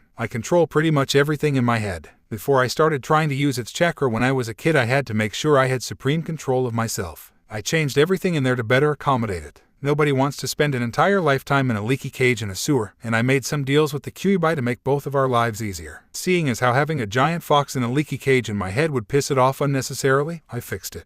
Jiraiya and Naruto continued to chat as they made their way into the wilderness of Tsuki no Kuni. XXX. We've been walking for 2 days, Aro-senin. Where are we going? Jiraiya led Naruto through a particularly wilder patch of brush that was beginning to irritate the blonde. He could swear Jiraiya was swinging those branches back into his face trying to be funny. Jiraiya smiled to himself at seeing that the kid was starting to get frustrated with just walking around. Calm down, Gaki. We're here. Just head on past this undergrowth here and we'll be there. As they kept moving, a distinct roaring noise became louder and louder. Jiraiya and Naruto pushed through some more vegetation and stopped as Naruto's jaw dropped. Whoa. Sweet. Jiraiya could see that Naruto was pleased with his choice of training environment, a river running through the island that was situated in their current position right by a waterfall. Naruto walked over to the edge of the water and looked up at the cascade while Jiraiya walked up next to him. Yep, you needed one for the next part of your training and staying in Konoha would have been boring. I thought about going to Takagakure, but I don't think they would have let you in just so you could mess with their waterfall. Naruto nodded, though he was barely listening until his mind registered the word training, so a waterfall is important to my training. Okay, I'll bite. What am I doing with this thing? It's very simple, my boy. Jiraiya had a sly grin on his features. You already know how to split a leaf with your wind chakra. Well, this is kind of like that. It's just that instead of splitting a leaf you have to split a waterfall. Jiraiya was eager to hear Naruto's outburst at what he had to do. But Naruto's face never changed from the slightly dull expression that one had when they were thinking about something. The outburst never came. On the outside at least. What the fuck? Split a goddamn waterfall. Who am I? The fucking Nidame Hokage. Shut the fuck up, kid. I'm trying to sleep. He said to cut the waterfall, not stop it, you retard. If you're going to split the waterfall, just split it and leave me alone. Naruto had mentally stirred the Kyuubi from its slumber, and it was none too pleased. Naruto turned his venom onto the Kyuubi. Oh really, mister, I can flatten mountains and raise tsunamis with swings of my tails. Why don't you bring your big chakra-conducive ass out here and make me? The Kyuubi growled lowly and started radiating chakra. I'm not a mister, you idiot. I'm a corporeal mass of chakra. And come in here and say that to my face, ninja, and see if you don't leave with more than a few chunks of your ass missing. Jiraiya snapped his fingers in front of the unresponsive Naruto's face. Oi, Gaki. I think I broke him. Naruto, however, was oblivious to the outside world as he was busy having a territorial pissing contest with a demon of near infinite power. Oh, I'll come in there. But that's the last thing that your furry ass wants. I'll shove my boot so far up your ass your tongue will have grip. The only reason my tongue would have grip is because I ate your legs and decided to keep your shoes afterwards to chew on. You're obviously forgetting who you're talking to. Gaki. Naruto was finally brought back to the world of the waking by Jiraiya shaking him and yelling at him. What a Rosenin. I was in the middle of something with my inner furball who was being an ass. Jiraiya's sweat dropped. Yeah, bitch, at the Kyuubi later, we have work to do. Just channel your chakra and try to cut it the way you did with the leaf. He pointed. You can use the bridge over there as a stable point to stand on. Naruto nodded. Who built the bridge on the waterfall? We're in the middle of nowhere. Jiraiya preened like a peacock. I built it myself. I found this spot and decided to bring you out here, kid. Someone else decided to chime in once more. Who the fuck else would have built it, you brain-dead hairless ape? Naruto growled on the outside. I'm sick of your bullshit, Kyuubi. Be productive or shut the hell up and go back to sleep. Jiraiya tapped Naruto. Geez, calm down, kid. Kyuubi chuckled and spoke mockingly. Listen to the hermit kid. Calm down, just calm down. Calm down, just calm down. Calm down, just calm down. Naruto's eye twitched. Mute. Naruto sighed in relief as the Kyuubi's voice went silent. I forgot I could do that. What the hell is up with him? He hasn't tried to provoke me like that in forever. Naruto turned to Jiraiya. Sorry about that, Ero-senin. You were saying. Jiraiya frowned momentarily. He's already showing signs of the added demonic chakra from the loosening of the seal. Maybe I should have waited until after we finished his elemental training to do it. Alright, Geki, get up there and get started on trying to split that waterfall. Naruto saluted Jiraiya and scampered to a spot in the middle of the waterfall on the bridge. Pulling his hood up to avoid getting totally soaked, he stuck his hands into the waterfall and began generating wind chakra. Naruto could feel the force of the waterfall snuff out the force of his minuscule amount of chakra. Okay. It looks like I need to come up with more raw force to split this thing. Goody. Naruto shook his hands dry as Jiraiya came up next to him on the bridge holding an umbrella. This is more or less a trip to get you started on the training. The entire process could take upwards of a few years to master. Naruto looked at Jiraiya before forming a cross seal, Kage Bunshin no Jutsu. Naruto filled the bridge with copies of himself that immediately went to work trying to cut the waterfall. I just wanted to try it for myself before I had my Kage Bunshin do it. I have something I need to do for myself right about now. Naruto jumped off of the bridge to the surface of the water and walked to shore before sitting down and getting into a meditative position. Jiraiya appeared at his side. What are you going to do, Gaki? Naruto looked up at Jiraiya. I'm going to go into my mindscape so that me and the fox can hash out our little situation. Jiraiya looked apprehensive. That might not be such a good idea if it's mad at you, kid. Naruto shook his head. Why not? I mean, we've been at each other's throats before, but it blows over. We fuck with each other. I stopped being malicious about it years ago. Naruto shut his eyes and put his hands back in the ram sign. Jiraiya grabbed his hands and broke his concentration again. Don't. Remember when I told you that I was going to loosen the Kyuubi seal to give you better access to its power? Well, I did it the other night while you were asleep when I said I was going to check your seal. Haven't you felt yourself getting more aggressive and angered easier? Naruto nodded. I figured that puberty was finally starting to make me nuts with all of the shots of testosterone. You're telling me it's because the Kyuubi's chakra is leaking out more steadily now. Jiraiya pulled Naruto's shirt up and revealed that the seal was showing even though Naruto wasn't doing anything. Your body is adjusting to the influx of demonic chakra, though now it's more important than ever for you to control your emotions. It's now far easier for you to lose control when you become angered.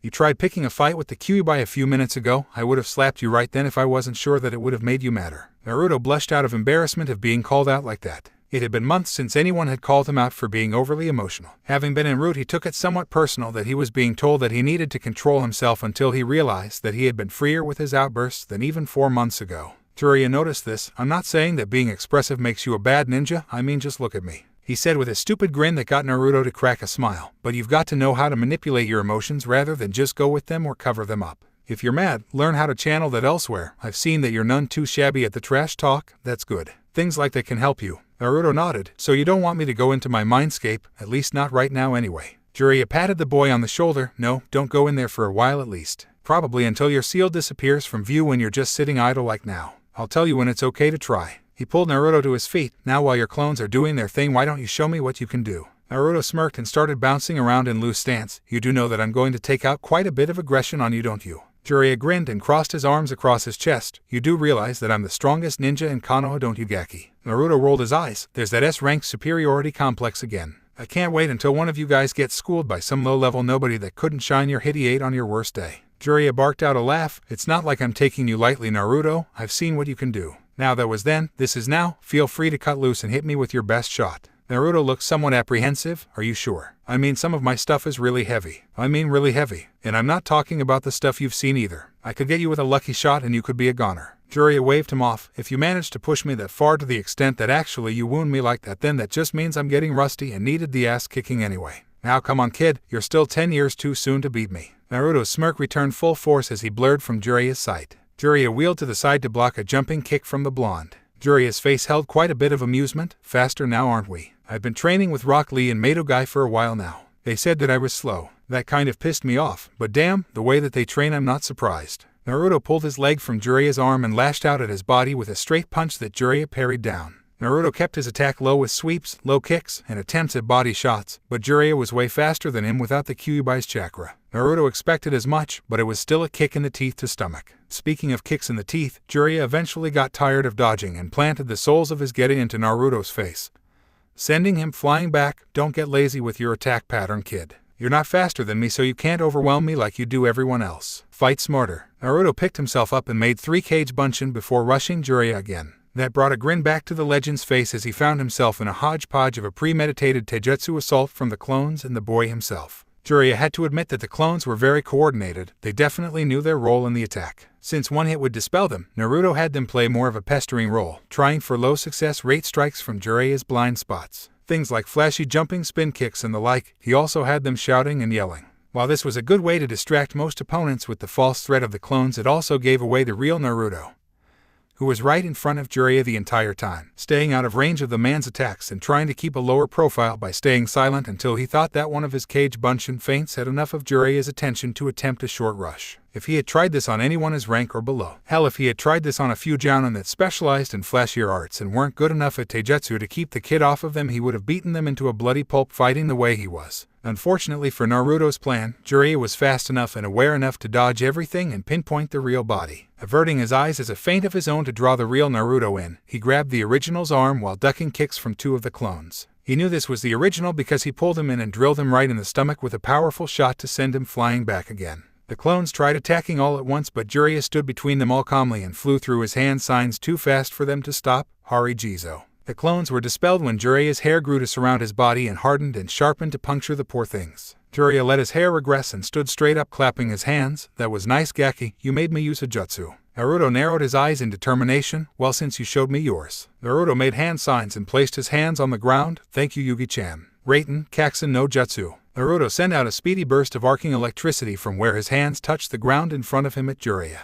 Jiraiya made a hum noise and jumped high into the air over the crackling electricity before making his own hand signs, Katen, and Dan. Jiraiya shot a bullet of flaming oil at Naruto, who was still on the ground. Naruto simply darted away from Jiraiya's aim and decided to try and catch him hanging in the air. Naruto grinned as he made hand signs and linked his fists together. Got you hanging, Aro Senin, Futen, Fujin Seiken. Naruto shot the attack in the direction of Jiraiya's fall to time it to make contact. Jiraiya saw this coming and shot another flaming bullet at the shimmering wind attack, causing a mid-air explosion that allowed him to land safely. Naruto snapped his fingers in disappointment while Jiraiya dug out his ear. Damn, Gaki, you cleared out the wax with that last explosion. Naruto shook his head in amusement and flipped Jiraiya off. Whatever. I'm getting closer. I'm going to knock the hell out of you by the time this is over at least once, I guarantee it. Jiraiya chuckled. This lasts as long as I let it last. Don't get a swelled head here. I'm strong enough to kill you 10 times over. Naruto growled and ran into attack again. Underestimating me will get you killed. He threw Shuriken at Jiraiya in an attempt to direct his movement a certain way, but Jiraiya just moved aside and let them pass. Naruto grinned and placed his palms together. Futen, Repushu. Naruto created an updraft stream of wind that Jiraiya hunkered down to let pass and wait for Naruto's charge, but it flew right past him and carried to the shuriken that Naruto threw, forcing them to sweep high into the air back over Jiraiya's head. A few more hand signs from Naruto signaled another jutsu, Raiten, Kaminari Shuriken. The shuriken over Jiraiya's head began raining down bolts of lightning that he was forced to dodge. Upon getting out of the storm of electricity, he hastily ducked a cutting jump kick from Naruto that would have made good on the kid's promise to nail him with a good shot at least once today. Jiraiya grabbed hold of Naruto's leg and flung him off hard. He flipped to his feet to see Jiraiya make the boar and tiger hand signs before slamming his hands to the ground. Daten, Yomi Numa. Naruto made a yipe noise and jumped high into the air, but didn't clear enough ground to escape the swamp. Gachagaki. I'm not good at this yet, but it should do for this. Naruto smirked. You think so? Futen, Keizwak Yakoru. Naruto seemingly jumped on nothing but air and shot himself the rest of the way over the swamp. Jiraiya's jaw dropped until he realized that Naruto was hovering directly over him and was falling fast. Naruto linked his fists together again and pushed them out. Futen, Fujin Seiken. Jiraiya hightailed it out from under Naruto before the ground where he was standing ended up with massive fist-shaped marks flattened into the earth. The force of pushing out the jutsu helped Naruto land softer. Jiraiya shouted at the boy, what the hell, Gaki? Where are you learning all of this crap? And who the hell taught you any lighting ninjutsu? Naruto dusted himself off. I knew this stuff when I was en route. I'm just now starting to get them back, and there are still more that I can't do yet. I never could. Danzo had me learn them in the hopes that I could get the control to use them one day. And about the lightning jutsu, let's just say a certain Nico and Kumo likes me well enough to teach me some stuff. By now there were sounds of a raucous crowd, confusing both fighters until they looked at the waterfall and saw the clones knocking off from working on splitting the waterfall to watch them fight. Apparently they were well entertained. Naruto sweat dropped while Jiraiya guffawed nearby. Really obedient clones you've got there. Naruto palmed his head and dragged it through his hair. Well, I do work them pretty hard, so I guess this is okay. He turned to the clones and put on a confident pose. Who wants to see me kick Hirosenen's ass? A loud cheer went up from his clones with the exception of one, boo. Hirosenen, stomp a mudhole into boss's lazy ass. Always having us do this shit while he gets to fight. Jiraiya grinned cheesily at the clone and gave it a thumbs up. The original Naruto was looking at the lone cage Bunshin blankly as were the rest. Naruto pointed at him. You shut up. Before the clone could respond, Naruto dispelled him. Jiraiya turned to Naruto. What's the matter? Can't take the fact that even you know that I'm going to kick your ass, Gaki. Naruto set himself back into a ready stance. Hey, I need unanimous support from myself. I can't be telling myself I'm going to lose. Naruto ran at Jiraiya and tried dropping a falling axe kick on him that was dodged. Jiraiya tried to retaliate with a backhand strike at him that Naruto caught in his hands. Jiraiya pulled him back towards him and kicked him in the stomach, forcing Naruto to let go. Jiraiya kneeled down near Naruto, who was coughing heavily on the ground, crouched in a near ball. As if I'm going to let you keep a grip on me and use your scary strong strength to throw me around like a 6'2" ragdoll. I'm still physically stronger than you. I noticed. Naruto leapt to his feet and shoved his right hand out at Jiraiya, which contained a familiar blue ball of spiraling chakra, Rasengan. Jiraiya narrowed his eyes and formed his own Rasengan to clash with Naruto's. I'll show you how it's done, Gaki. Rasengan. The two attacks clashed against one another, both chakra balls grinding against one another forcefully. Naruto held his ground as best he could, but was steadily being overpowered. In a last-ditch effort, he overloaded his own Rasengan with too much power. Jiraiya saw the evil smirk on Naruto's face and had his eyes widen as he felt the extra influx of chakra. In a flash of blue, the technique exploded, throwing both of them off. Naruto landed in the water while Jiraiya plowed into the trees hiding the waterfall. Pulling himself ashore, Naruto saw Jiraiya slumped against the trees and stood to run his way over to continue the fight before he could stand. As he drew close, he skidded to a stop as Jiraiya fell apart to mud. Naruto looked around but was too late as his surroundings changed. Instead of being outdoors near a waterfall, he was instead surrounded by pink, fleshy walls. Naruto tried to punch his way out, but ended up sinking his hand into the wall when Jiraiya's voice rang out, seemingly from outside. How do you like that, Gaki? Naruto's legs began sinking into the ground of whatever he was in. This is Kuchios, Gamagachi Shibari. There's no way out of this. It's the esophagus of the great fire-breathing mountain toad. There's nothing you can do. It's over. I could get the walls to digest you if you want to act like you're not beaten. Naruto sighed. Yeah, I quit. You win. In a puff of smoke, Naruto was totally freed as his clones voiced their disapproval. He turned to them and sighed. All right, guys, I lose. Now get back to work so that next time I won't. The clones let off a collective affirmative and returned to their task. Naruto walked over to the tree where Jiraiya's muddy replication melted as the man himself came from the trees. Jiraiya ruffled the boy's hair. Good fight, Gaki. You didn't do too badly. Naruto grumbled. I didn't lay a finger on you. Even my double-edged move didn't do anything. Jiraiya pointed at himself. S-ranked ninja standing here. I told you what was going to happen. You're good, but not that good. You have way more jutsus than I thought you would. A few of your moves were something incredible for a kid your age. I don't think I'll ever get over just what you can do. Naruto sighed and walked back to the waterfall. I guess I'll join my clones on working on the waterfall. Jiraiya laughed loudly. Oh, now you're all dejected. What happened to venting some aggression on me? I guess you've learned that when it comes to dealing with hotshot know-it-all punks with blonde spiky mops, there's no one better than the great Toad Sage Jiraiya. He finished while standing in his pose. Naruto got a tick mark on his head and formed his seal for Kage Bunshin, surrounding Jiraiya and copies of himself. Oh, yeah, like a bunch of brats are going to beat me up. Ooh, I'm so scared. Henge, Harem no Jutsu. In a puff of smoke, Jiraiya had countless nude blonde women hanging off of him. This was too much for his brain to handle as he launched back into the woods with blood flying from his nose. Naruto dispelled the clones and headed back to the waterfall. I should have thought of that during the actual fight. XXX.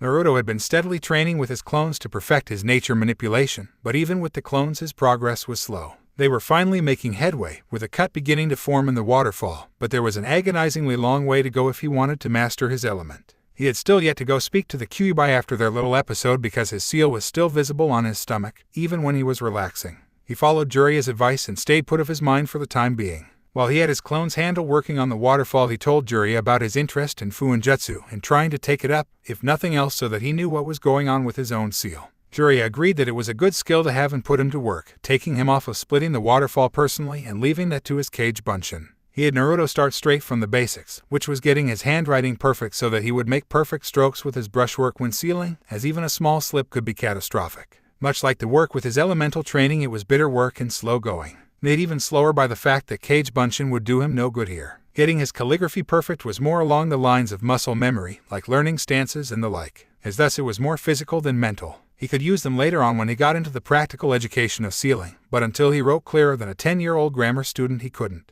Jiraiya had left him at their training spot to head towards a town to get more sealing supplies, as he was going to teach Naruto how to make his own ink to seal with. And the boy found himself alone one night by the waterfall. Naruto Uzumaki. Naruto turned towards the source of the voice to find a boy, roughly his age, standing in the branches of a tree. He had pale skin, short black hair, and black eyes. He wore a collared shirt that cut off at his midsection along with black pants, black shinobi sandals, and black fingerless gloves. On his back was a tipless tanto and a backpack that could be accessed quickly in case of necessity. Naruto was sitting by the water when the boy showed himself. He stayed up in the tree, his Jiraiya of the Sannin around. Naruto scoffed. If he was here then you wouldn't even be this close. What do you want? Who are you? And why am I not killing you right now? I am here for Danzo-sama. He has been wanting to get into contact with you for quite some time now. The boy bowed slightly. I have been given the name Sai for this assignment. Naruto looked at Sai with an appraising eye and decided to test out Sai's claim to be one of Danzo's men, so Danzo Jiji decides to send out a gay hood ornament to contact me. Tell him that he needs more girls en route. It's a sausage fest, I swear. Sai didn't blink at all, getting a nod from Naruto. Okay, you're Danzo's. So what's the message? I probably already know, but go ahead. Sai spoke. Danzo-sama says that you are no longer one of his tools. You were extremely useful during your time under him, but you're too risky to try and take back now. Besides that, he says that you wouldn't fur back in anyway. Naruto nodded. I figured that. He's right. I can't just disappear back to HQ now. I'm too out in the open, and he can't keep risking guys like you just to make contact with me for assignments either. It's too high of a gamble now for him to have me. He looked at Sai suspiciously. So what does this mean then?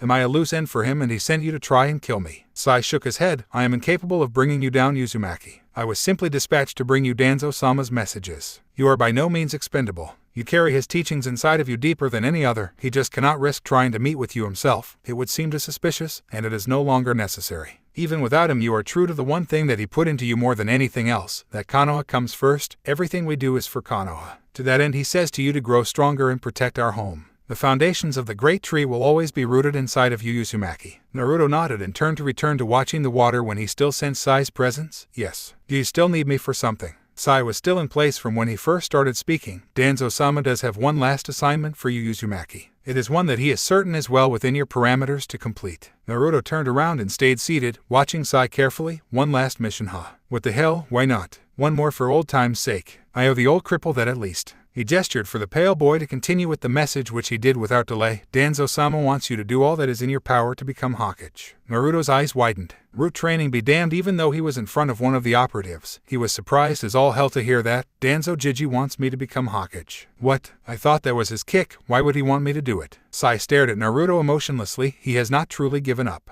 Danzo-sama is getting old, Uzumaki. He says that the death of Hiruzen Sarutobi, the last Hokage, showed him his own mortality. He is well aware of the fact that he will probably die before another opportunity to take the position ever shows itself again. You are the closest thing to an apprentice that he has. He has shown you his ways of working. He has shown you what he could about the system of the village. With you in power, he would feel secure in the fact that Konoha would have a cage that would truly be strong enough to handle the job, to do what is necessary. Naruto still couldn't believe it. Why me? Couldn't he have actually trained someone for something like this? Sai spoke again. Who else would suffice? Even though you have Danzo-sama's backing, no one knows it. He could never instill his views into someone and send them into the political world without suspicion arising. You already are mistrusted by a good portion of the population, and you are slowly turning that number around. You already have the backing of a few significant names in the village due to your actions and character alone. The entire country of Nami no Kuni sees you as a hero for one, and you are close to the current Hokage herself as well as the children of the Kasage, and the current Raikage favors you. You inadvertently put yourself in the position for this. Naruto looked at his hands. Me, the Hokage. It was a pipe dream of a foolish mindset, not something real. And he wants me to actually go for it. Sai turned to walk away. I have given you Danzo-sama's words to you, but he asked me to leave you with this in case you were having trouble. Turning around to face Naruto, he looked at him firmly. Where there is light, there is shadow.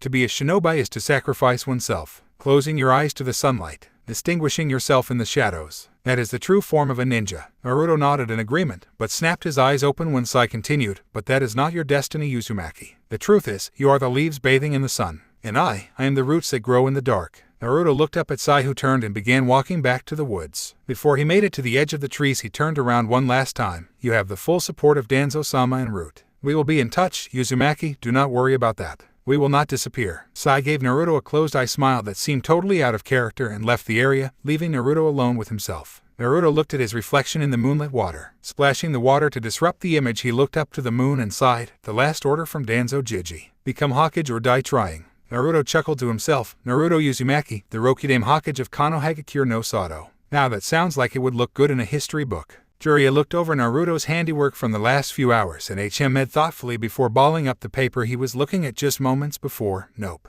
It's total crap, Geki. Do it again. Naruto grumbled at the Toad Summoner as he pulled out more paper and began copying down the practice strokes, kanji, and symbols that Jiraiya had given him to improve his calligraphy. The important physical things that Naruto needed to be a decent sealing artist were great speed with his strokes and flawless writing ability. It had been a month since Naruto had spoken to Sai, and he and Jiraiya were still out in the wilderness of Tsuki no Kuni by the waterfall. His clones were starting to make some headway with splitting the waterfall. It was amazing to Jiraiya how fast he was getting the exercise with the help of the clones. He figured that he would have it down by the time they needed to return to Konoha. During the day, he would have Naruto make his clones to work on the waterfall splitting while he had Naruto study the theories of Fuinjutsu. After lunch, he would make Naruto spar with him before setting him to work on his brush skills, which was Naruto's least favorite practice of the day, but it needed to be done. Fuinjutsu was seemingly tethered to every major event in Naruto's life thus far. When one thought about it, it literally made him who he was, for better or for worse, therefore for him to know nothing about it would have been a travesty. He had been planning on delving into it even before he made his promise to Anko. However, learning it was a pain in the ass. It was hard to reteach yourself how to write after doing it a certain way for as long as you could remember, but that was basically what he was being forced to do. Every little mark needed to be perfect for Fuinjutsu to be effective, or else terrible things could happen. Naruto was never so thankful for his quick healing, or else his hands and wrists would have been shot beyond use by now. Naruto was simply taking it slow this time, making sure that his movements on the parchment were perfect enough to avoid mistakes. Naruto noticed the light begin to fade, and as he looked over at Jiraiya, he could see that the man did too. Jiraiya headed off towards the waterfall, yelling over his shoulder, I'm going to go tell your clones to dispel. You can stop for the day, we're done here. Naruto nodded and sighed as he started picking up all of the discarded papers with the efforts of his daily labor on them and put them away. He finally had time to think over all of the things that had happened to him lately. He found out that his dad was the Yondaime Hokage. Strangely enough, when he started piecing things together, it wasn't that hard to see. He was blonde and blue-eyed. Hell, some people called him the Yondaime spitting image. He was also a Jinchuriki. Most Jinchuriki are children of high-ranking shinobi so that they have some sort of loyalty to their village. And he had Kakashi Haddock as his sensei. He still needed to find and grill Kakashi over a myriad of things once he returned to Konoha. Needless to say, he wasn't as shocked as he should have been after he got over the initial surprise from when he figured it out. This made the second thing that had recently happened even more absurd to him. He had been asked, no, ordered, to become Hokage or die trying. Danzo had sent one of his men, a boy Naruto's age dubbed Sai, for the mission to inform Naruto that Danzo had to break basically all informative ties with him, that he had to bury everything about himself in Root. Naruto wasn't sure how he felt about that. On one hand, he knew the score with him and Danzo. He knew that to Danzo he was a tool to be used to protect and serve Konoha, and that he was somewhat expendable. He had come to terms with that fact years ago. On the other hand, he had spent the earlier years of his life following Danzo's lead, going off of Danzo's example, doing the things that Danzo told him to do. To say that that man no longer had any sway over his life was something he had to get used to. He was to avoid any inclination that the two had any connection. Sure, Jiraiya and Tsunade were the only people alive that knew of his past relationship, but for all intents and purposes, since the invasion, Naruto had been his own person. Naruto had played that up to the hilt, all the while he had been waiting for some word, either from an assassin or someone to give him his orders. He knew he wouldn't have been left out the way it seemed he had been. One hell of a final mission, huh, Danzo Jiji? I wonder if you knew who I really was all along. That I was the son of Minato Namikaze. Naruto thought to himself as he continued to pack away his things. Was this why Danzo figured that Naruto had a better chance than him of ever being Hokage? Danzo wasn't really trusted in most circles despite having the Sandaime Hokage old teammates on his side. When the truth about Naruto's heritage inevitably came out, it would flip public opinion of him on its head and open up a whole new can of worms that he hadn't even considered yet. It did somewhat make sense though when Naruto thought about it. Naruto cringed and held his head as he fell to the ground, memories of what had transpired amongst his cage bunshin swelling his brain. Jiraiya walked back over and saw Naruto on the ground. Gaki, are you okay? Naruto picked himself up off of the ground slowly while gingerly holding his head. Yaihiro Sennin, I'm fine. My clones just dispelled all at once when you told them to stop. It gives me a nasty little backlash when too many of them do it at the same time. Jiraiya grinned at him. I don't know how many times I'll say it, Gaki. That's one impressive little training trick. Naruto shrugged his shoulders. Hey, you take what you get. The Uchiha had their Sharingan, the Hyuga have their Byakugan. I just so happen to have a giant fox roaming my mind, and I work with it. Jiraiya scratched his hair. So why don't you use Kage Bunshin to help with your handwriting the way you use it with your nature manipulation training? Naruto stood up straight and cracked his back. Well, since handwriting is muscle memory, that would be physical instead of mental, wouldn't it? Jiraiya palmed his forehead. You know, sometimes I forget that you're a kid and kids aren't that smart. Naruto was about to verbally lay into the white-haired man until he raised a hand for him to stop. Muscle memory is mental, Gaki. You can use Kage Bunshin to get your handwriting to be better. Naruto just stared blankly at Jiraiya, who eventually got bored and walked away, leaving Naruto standing in place. XXX.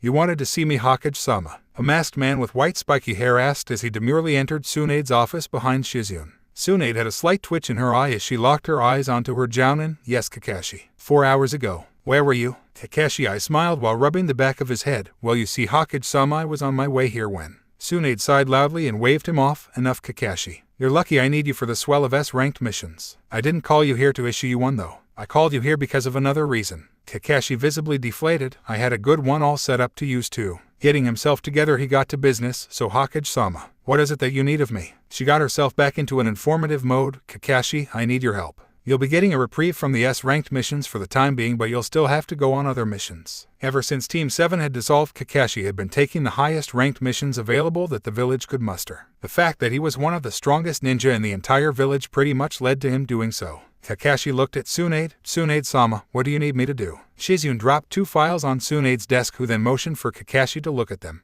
Upon opening them, he found the first page of each to be a picture of Naruto, one that was the picture that went on his ninja ID, the other a picture that Tsunade had him take after he returned from Kumo. Tsunade let Kakashi look them over for a moment. Notice any differences between the two? Kakashi nodded. Yes. The first one is obviously Naruto's personnel file. I read it last year when he was assigned to my team and I was the one that added on to it. Pointing to the other one, he continued, I have no clue what that one is for, but my guess would be you want me to begin filling out his updated file. A nod and a small smile were his answers. Yes, Kakashi. When Naruto returns, I want you to be his leader when he goes out on missions. You will be giving me progress reports on his progress and how he operates on missions. I was tempted to promote him straight to jounin after his promotion test all those months ago, but thought that some more seasoning in the field was required first beforehand. The second thing I want you to do is to help me configure a more permanent team for him. Kakashi's eyes widened. Is there any way I could get Sakura for that team? I still want them as my squad. Tsunade looked at him strangely. I was thinking more along the lines of a team that clicked with their combined skills. Sakura isn't ready for a team like what Naruto's would probably end up being. She still needs far more training, and Naruto isn't a genin any longer. You're his squad leader for this period of time until I find him ready for a promotion. I don't think it will take long for him to get it either. Kakashi nodded. All he needs is the field experience, and I would be hard-pressed to say anything to hold him back from jounin rank. So you basically want me to keep tabs on him and keep you informed on what he does and how good he's getting. Tsunade shrugged. Pretty much. Until further notice, you'll be keeping an eye on him. He should get stronger very quickly now that he knows that Akatsuki will be coming for him in 2 more years. Just make sure he gets that far to worry about them. XXX.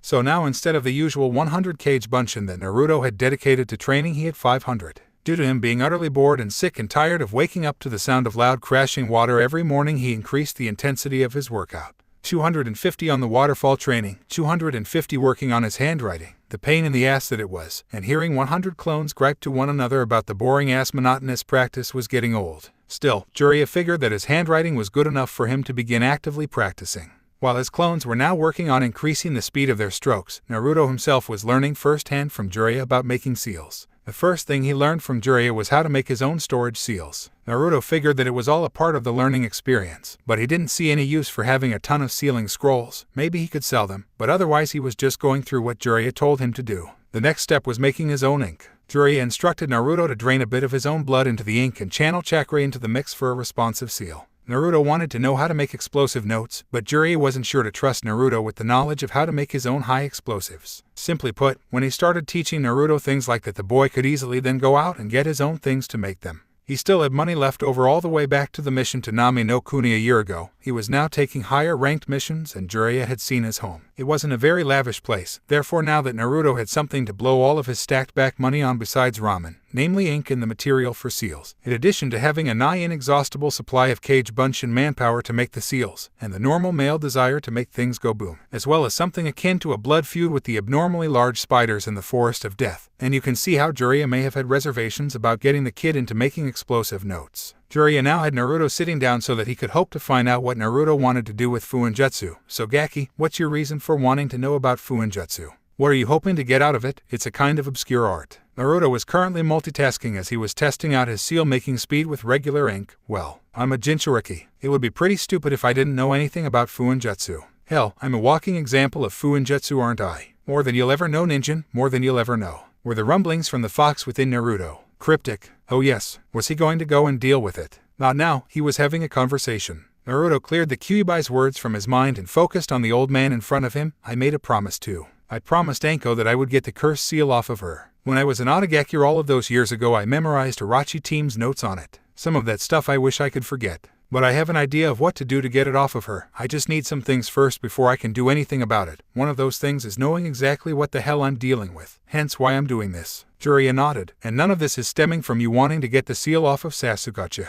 He was your teammate like Orochimaru was mine. I know when Orochimaru left Konoha I was like that. I wanted to save him. Naruto snorted and placed his materials aside. Hiro Sennin, the only way that I even care about removing Uchiha Team's seal is when I sever his head from his neck. There's no saving there. He had an entire village that was willing to save him. He had a girl that was willing to give herself to him at the cost of her own career and probably her life to save him. Fuck that. He went to a traitor for power that he could have easily gotten here. I'll save him, alright. I'll save him from becoming Orochimaru's next body by ending him the next time we meet. But I don't care about him. I care about Orochimaru getting the Sharingan and coming to eradicate our collective asses. Jiraiya let a smile come to his face. Thank goodness I don't have to beat that save him stuff out of you, Gaki. You're smarter than I was when it happened to me. Naruto shrugged. You can't save someone that doesn't want to be saved, Hiro Sennin. Every Hokage knows that. I wonder how pissed off he would get if I beat Itachi before he could get to him himself. That idiot. All he had to do was stay near me until Itachi came after me again and he could have had his shot. Naruto laughed to himself at that thought. He might come after me then. Jiraiya chuckled alongside him. Yeah, seeing as how Itachi is one of the two slated to come after you, I guess you'll get a better shot at him than Sasuke will. He then noticed that Naruto had said something quite interesting. Hokage. What are you saying, Gaki? Naruto smirked and rubbed his nose. Well, I was thinking, I spent 4 years of my life dreaming about being a Hokage. It would be a shame to throw it away now that I have a realistic chance of getting there, wouldn't it?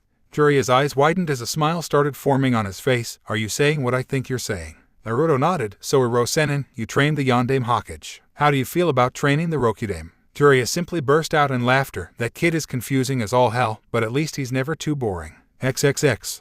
Naruto took the time of his slumber to finally reach out to the Kyuubi. It had been over 1 month since Naruto's seal had been tampered with by Jiraiya, and he had yet to try and communicate with the creature. Earlier in the day when the fox spoke, it had been the first peep that Naruto had heard from it in forever. He had heeded Jiraiya's warning. He had waited the Kyuubi's temperament out. Now it was time to see just what Jiraiya had screwed up with the seal. And the only real way to check it with his novice skill at Fuinjutsu was to go inside of his head and check it out firsthand. When he first entered, he was relieved to see that it still looked like Konoha. That was a good sign to him that not much had changed from his original setup. Wandering around, he was curious as to where the Kyuubi would be. Usually he could find it in his house, out in the field beside his house, near the ravine that Jiraiya threw him into, or right in the middle of an utterly eradicated town. All of these areas came up with nothing. No Kyuubi in sight. Naruto eventually went to the top of his Mindscape's Hokage monument in an effort to wait the Kyuubi out. In his thoughts, it had to come out to do something eventually right. After sitting on top of the monument looking out at the village that wasn't doing anything, no noise, no movement, nothing for seemingly hours, he finally growled to himself and let out a yell. Damn it, Kyuubi, where the hell are you?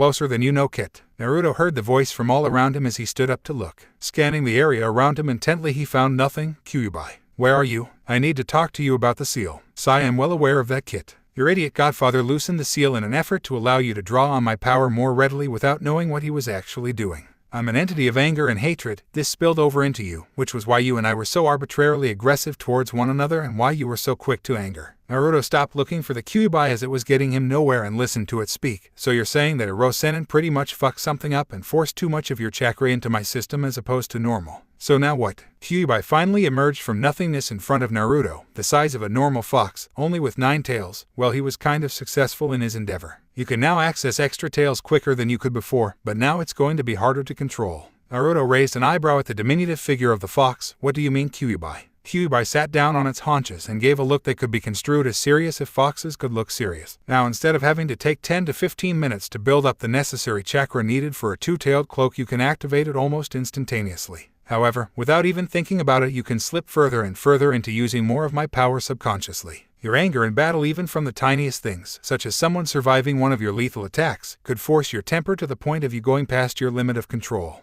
You will lose yourself to bloodlust if your battles drag on for too long." Naruto shrugged. "So I'll feel a greater need to kill my enemy in a fight? Big deal. If I was using your chakra to fight, then I was probably going to kill them anyway, so I don't think that matters too much to me." Kyuubi growled and snapped Naruto in the ankle, forcing the boy to yelp in surprise. "Pain? Kyuubi, what the fuck?" Continuing to growl, the Kyuubi licked the blood from the bite off of its muzzle. "As happy as I am that you don't mind killing your opponents, I would be remiss if I didn't explain to your thick-headed self exactly what I mean by bloodlust. You will try to kill everything. Oh, your focus will be on your enemy that you were fighting that drove you to the point of no control, but that's all you'll be concerned with. You will fight like a berserker. You will have a one-track mind. You will take every attack that your enemy launches at you and you will walk right through it." Naruto raised an eyebrow. "Yeah, I've got to tell you, none of what you just said really qualifies as a bad thing to me." Holding his hands up quickly in a placating fashion, when he saw the Kyuubi narrow its eyes at him, he stepped back a few inches. Kyuubi snorted and began pacing. "How to put this so that you will understand? Okay, say that you kill your opponent while you are in this state. You won't just stop there. You will immediately find the nearest living thing, run to it, and kill it, friend, foe, or completely indifferent. You won't stop until someone stops you. Do you get the point now? You will be a mindless killer." Naruto gritted his teeth and punched the ground. "Goddammit.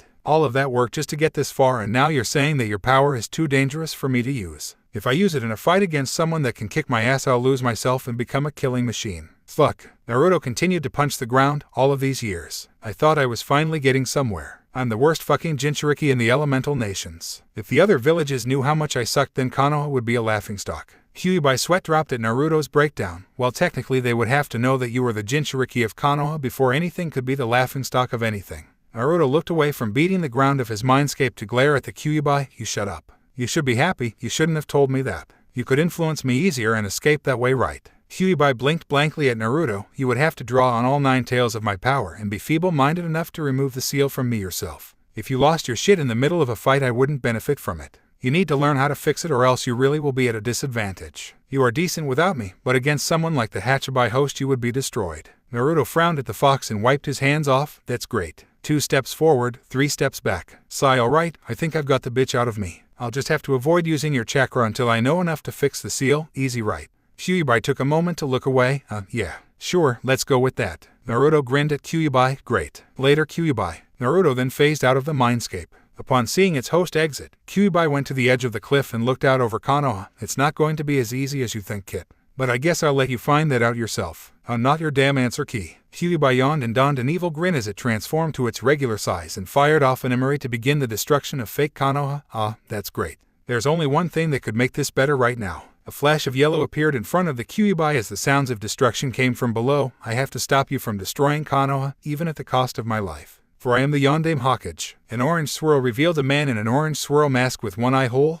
My pet. You've jump-started my plans for me. Carry out my will and destroy Konoha." Kyuubi's grin grew even wider. "Kami, I love my Jinchuriki." Kyuubi's tails were swishing wildly. "Not the real thing, but I'll be damned if I care. Line him up, it's party night. XXX. Jiraiya stood behind Naruto on the bridge in front of the waterfall. "No clones this time? Just Naruto by himself? Are you sure you've got this, Gaki? It's only been a month and a half." Naruto cracked his neck to the side. "Oh yeah. Just multiply that by the hundreds of clones I've been making every day. Naruto rubbed his hands together before placing them in the water. Okay, let's split this bitch. Naruto channeled wind chakra to his hands as he focused on the task at hand. Come on. Sharper, thinner, let's go. Naruto yelled loudly as he lifted his hands up through the force of the water, channeling enough power to slice through the waterfall. As both Naruto and Jiraiya were showered by water from Naruto's display, the boy turned to Jiraiya with a shit-eating grin on his face. Hell yeah, I can cut a waterfall. What do you think about that, Iro-senin? Jiraiya put his hand on Naruto's head. I think it's time to go home. Naruto's face fell off of the bridge in response. XXX.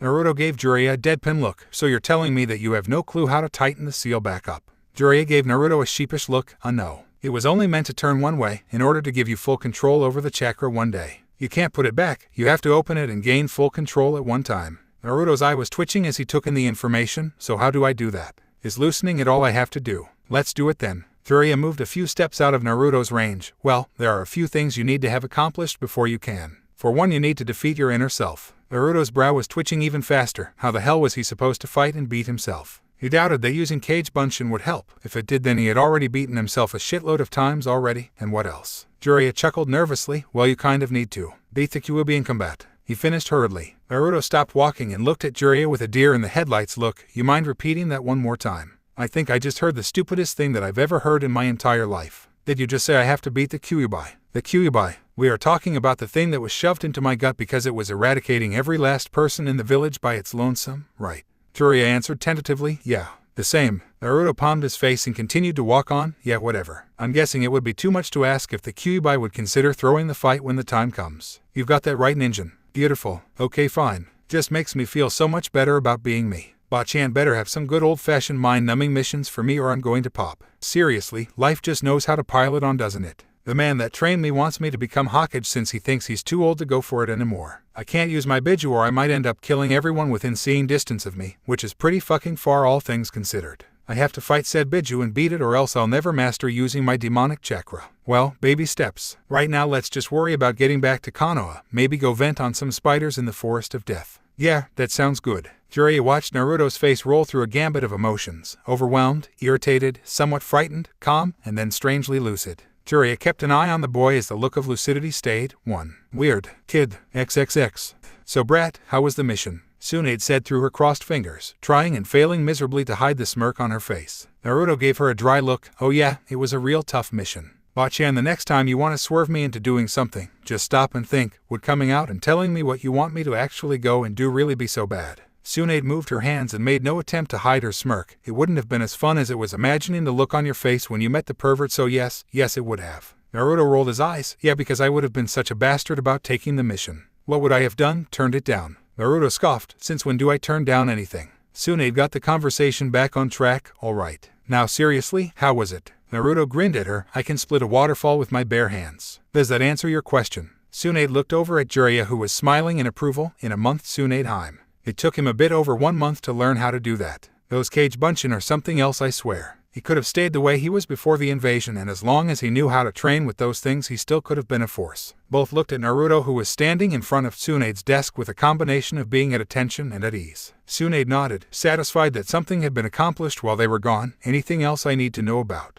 Naruto raised a hand. Actually yes. My seal. After Iro-senin tried to let more of Kyuubi's chakra leak out, he made it so that me using its chakra was more dangerous. I need to learn how to control it almost all over again, or else I might just up and kill my entire team while I'm using it. I could go too far by accident. I'm just now getting a few people to think I'm not a demon. It would certainly suck if a lapse of control on my part threw all of that work away. Jiraiya looked at Tsunade questioningly as he let Naruto's words sink into her. So do you think I need to take him away again until he has it down? Naruto visibly frowned but kept his mouth shut. He really didn't want to traverse to the ass end of nowhere again only a few hours after getting back to the village, but if it was an order from Tsunade there wasn't any amount of griping that he could do about it. The most he could do was just take it and hope that it wasn't for too long. Tsunade looked as though she was seriously considering letting him go to deal with it. No. We need Naruto back for now. We're getting more missions now that the time for the Genin exam is coming up in a week, and we need him to help with the influx. He can work on his control in the Forest of Death the way he has been. He just has to let me know what he's doing before he goes to do so. Naruto let a small smile grace his face. Thanks, Ba-chan. Tsunade gave him a smile in return. You're welcome, brat. But still, I'm trusting you. I'm counting on you not going overboard with the Kyuubi's power, especially after you yourself had to tell me just how dangerous it was for you to use it right now. Jiraiya patted Naruto on the shoulder. Maybe I should teach you how to prepare chakra-suppressing seals so that you can have your team prepared in case you lose it on a mission. Thinking about losing his cool on a mission made Naruto bristle. Keeping his cool during moments like that was one of the things he prided himself on. But he knew that from the Kyubai's description of exactly what he would become if he did go out of control, it was the best idea. If you say so, Iro-senin. I'm heading out now. If you guys need me, I'm sure you know how to find me. Naruto walked over to the open window and jumped out, not getting any dispute from Tsunade on his chosen method of exit. Tsunade looked away from the window with a sigh. So how is he? Jiraiya scratched the side of his face. He just started breaking through with me when he told me he knew about his father. I really thought the kid was going to start opening up, and then this happens. He'll probably try shutting himself off again if I had to guess, out of fear of hurting someone he shouldn't. Should I schedule something with Inoichi? Maybe whatever is affecting the seal is mental. Tsunade didn't want Naruto to become reclusive. He was a good kid. It was kind of unnerving how efficient he was, but he was a good kid nonetheless. Jiraiya couldn't give her an answer. I'm not sure. He's not holding back any anger or anything. To make the kid mad, you have to really grate on him. It's just when he does get mad, the chances of him drawing too much of the Kyubai's chakra is magnified. That's my fault though. I underestimated the complexity of Minato's seal. There was more to it than I could have figured before I messed with it. I need to head to Mount Myaboku for a while. Tsunade laced her fingers and set her chin down. Go and do what you need to in order to figure this out. Just keep in contact. Send a toad with letters or something. Jiraiya got a grin on his face, but of course. You going to send me some revealing pictures back home? It might get lonely out there by myself. XXX.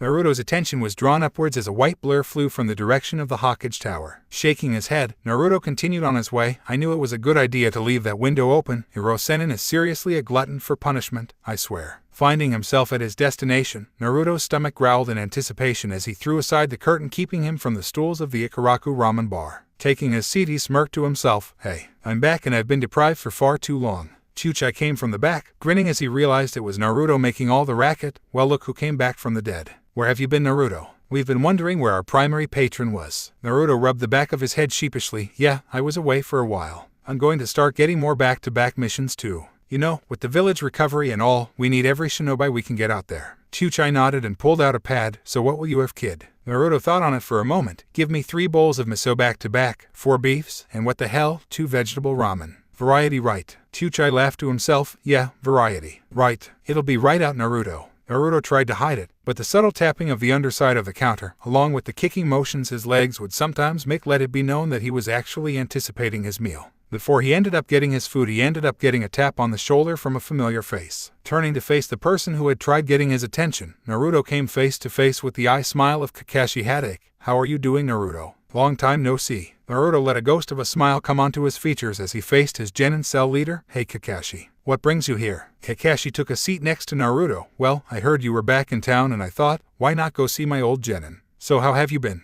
Naruto shrugged. I can't complain really. I'm definitely kept busy, that's for sure. I can only imagine what Bachan has you doing sharing and no Kakashi. She overloading you with ANS-ranked missions or what? Kakashi laughed lightly as Chuchai brought Naruto his first bowl. The boy dug in after a small utterance of itadakamasu. Kakashi ordered a small bowl of chicken ramen. Yeah, pretty much, though she has given me something else to do these days. Naruto paused from his utter decimation of the hapless bowl of ramen to turn a curious eye to the masked jounin. Really? What's she got you doing now? I bet it's something irksome. Kakashi's eye smile never faded. You shouldn't talk about yourself like that, Naruto. You may be a handful at times, but calling yourself irksome is just self-deprecating. Naruto looked up at Kakashi with the last remnants of his bowl of noodles hanging from his mouth. Huh. He mumbled out through the bits of food. Kakashi pointed at the hot, fresh bowl that Chuchai had set in front of Naruto to return his attention to his food for the most part. Tsunade-sama has informed me that in your forthcoming missions I will be your commanding jounin. Naruto started choking on his food out of surprise. After much effort with him beating himself in the stomach and Kakashi patting his back, he finally got the food down the right pipe. You're going to be leading me in whatever team I get on my missions. Yep, Kakashi chirped happily. Standing up, the man placed his money on the counter. Well, this has been nice talking to you for a bit, Naruto.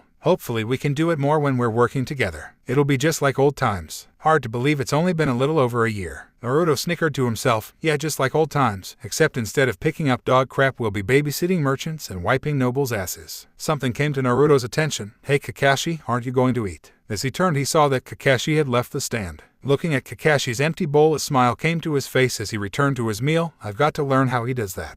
XXX. Go home, go to sleep, find someone to bother all day tomorrow. Yep, that's a good plan, Naruto thought to himself as he again made his way through the streets of Konoha. As he drew closer to his apartment, he began to realize how good of a view he had from his apartment. He chuckled to himself as he remembered what his goal had been when he had his seals and the task given to him by Danzo. I never had a chance, did I? Of course I was going to want to be Hokage. If 4 big gigantic faces were staring you in the face every morning when you left the house, wouldn't you get somewhat curious about it? No need to worry about that now. I've got more pressing issues to worry about these days. I'm 10 years off before I need to think about Hokage. Breaking himself from his thoughts, he noticed the looks he was getting from the people around him. As usual, the older people were glaring and wishing death on him with their eyes, but he didn't care. They didn't have the power or the balls to try anything against him these days. More importantly, he saw that people closer to his own age weren't malicious in their looks at all. The combined rumors of what he had done during the invasion, with the defeat of Gaara, and the routing of a few squads of Oto ninja, coupled with his feats since then, had trickled down to those of his own age group, as evident by the comments he could hear from a few of them. That's the kid that made the crater a few miles from the border. I'd sure hate to have to fight that guy. I heard he lives in the forest of death. No joke, he keeps the spiders that live there like his pets or something.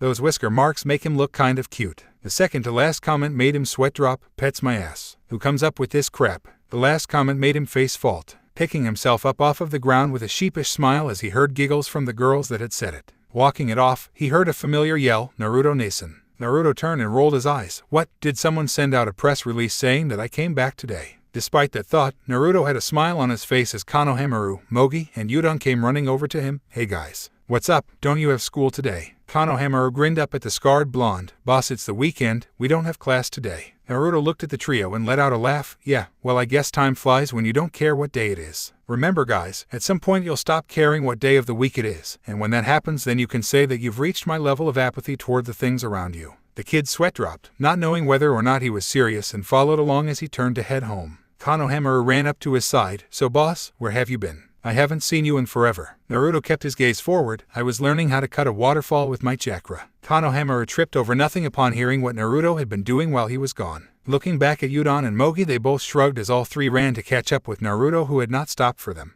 Konohamaru elbowed Naruto lightly in the thigh and chuckled. That was a good one, boss. What were you really doing while you were gone? Naruto looked at the kids with a smile. Believe what you want to. Now is there something you guys want? All three darted in front of him and spoke at once. Play ninja with us. Naruto sweat dropped. Fine, but it's you all against me. Understood. Yes, boss, was the simultaneous cry from the youngsters. Naruto Shunshine just out of their sight. Start counting. As they obeyed his command, Naruto made a cage bunshin. Play ninja with them. Don't lose, but don't be too hard on them. Give them some hope that they could have won. The clone nodded with a smirk and went off in the direction they had just came from while the original. Naruto shook his head in amusement as he heard the sounds of the kids beginning their chase. Let's see. It's still daylight out. It's too early to sleep without being called a lazy ass. Naruto made his way towards the main gate to go and mess with Kotsu and Izumo, who would probably appreciate the distraction from the monotony of their usual job. Landing on top of the booth that both were seated in, he started stomping on the roof to get their attention. What the hell? Kotsu walked outside and looked on top of the booth to find Naruto smiling and waving at him. Oh hey kid, how are you doing? Naruto hopped down to let Izumo see him. I'm doing just fine. How's gate duty? Kotsu shook his head with a smirk, as boring and monotonous as ever. Want to take my spot? Naruto waved him off. I'll pass on that. I just got back into town anyway. I couldn't stop to talk because Tsunade wanted to report first thing after me, and Ero-Senin got back. Izumo looked around nervously. Naruto, are you crazy? Tsunade-sama will kill you if she catches wind of you talking about her like that. Naruto grinned smugly at Izumo. She tried to already and she couldn't get it done, so now she just lives with it. I call him like I see him. Tsunade is 50 years old, therefore she's a grandma. Jiraiya is a pervert and does nothing to hide it, hence the name, Ero-Senin. You guys are lucky I haven't named you anything yet. Naruto walked inside the booth and took a seat. Izumo gave Naruto an amused look before turning towards the path outside the gate. Alright, time to go to work. A Kurenai-led teammate made their way towards the gate, Kurenai Yuyuhi, reporting back from a C-ranked escort mission. As she looked behind the booth and saw the uncommon sight of blonde spiky hair, she raised an eyebrow. Naruto. Naruto waved to her and the rest of her team. Hi guys. Kiba grinned and bumped knuckles with him. Hey, what are you doing in there? I thought you were out of the village. Naruto shrugged as he passed the sign and ledger to Kiba for him and his team to sign. I was, as you can see, I'm back. And I'm in here because I'm bored, and it's too early for me to go to sleep.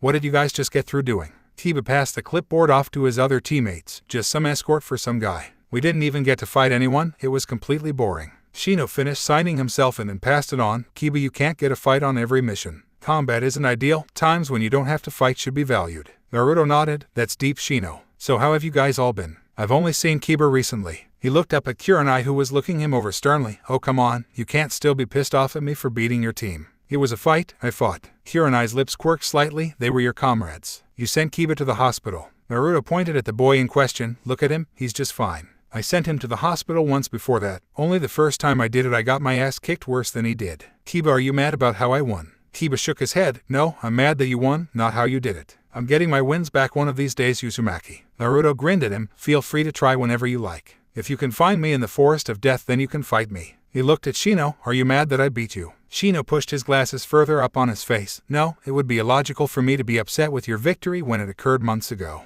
However, much like Kiba, I will be getting even with you one of these days. Naruto smirked. Same thing applies to you that I told Kiba. He turned to the one that had yet to speak. Hinata. How are you doing? Come on, how are things? Kiba grabbed the girl and pulled her forward. Hinata-chan's really strong. She came up with a new jutsu that kicks ass. It's awesome. Naruto smiled. I need to see that jutsu. Whenever you guys want to find me and I'm not at home, just leave a message or something. Unless you actually feel like skulking through the forest of death to find me. The entire team paled at hearing that as Hinata of all people spoke up. Ano, Naruto-kun, do you actually live in the forest of death like the rumors say? Naruto's sweat dropped. Whoever started that stupid rumor is going to get their ass kicked. No, I don't. I just go in there all the time to train. It's a better workout than any other training field, that's for sure. Hiro and I decided it was time to break up the rabble while there was still daylight. All right, come on guys, we have to report on our mission. You can find Naruto and talk to him later. It would be nice if you could spar with the team one of these days, Naruto. Naruto grinned at her. So you're not going to try and Jinjutsu me into a coma? Hiro and I let a small smirk come on her face. I thought about it, and nope, I'm not. Naruto nodded. Good, because it wouldn't have worked anyway. I keep my mental mind extra secure, nothing gets in. The team started to walk towards the Hokage Tower, but Kiba got one more shot in before they got too far. Oh, so that's why you were dead last in the academy. Naruto jumped out of the booth and flipped him off. Dead last, that Kiba. I'll be happy to show you how dead last I am again if twice wasn't enough to get the point across. After a moment of silence, Naruto nodded, satisfied that his threat came across loud and clear before he turned to leave. However, he was stopped in his tracks before he could even take a step. Fuck you, Naruto. Naruto whipped around to only see them as dots in the distance. He left grumbling to himself as Kotsu and Azuma were seated in the booth snickering.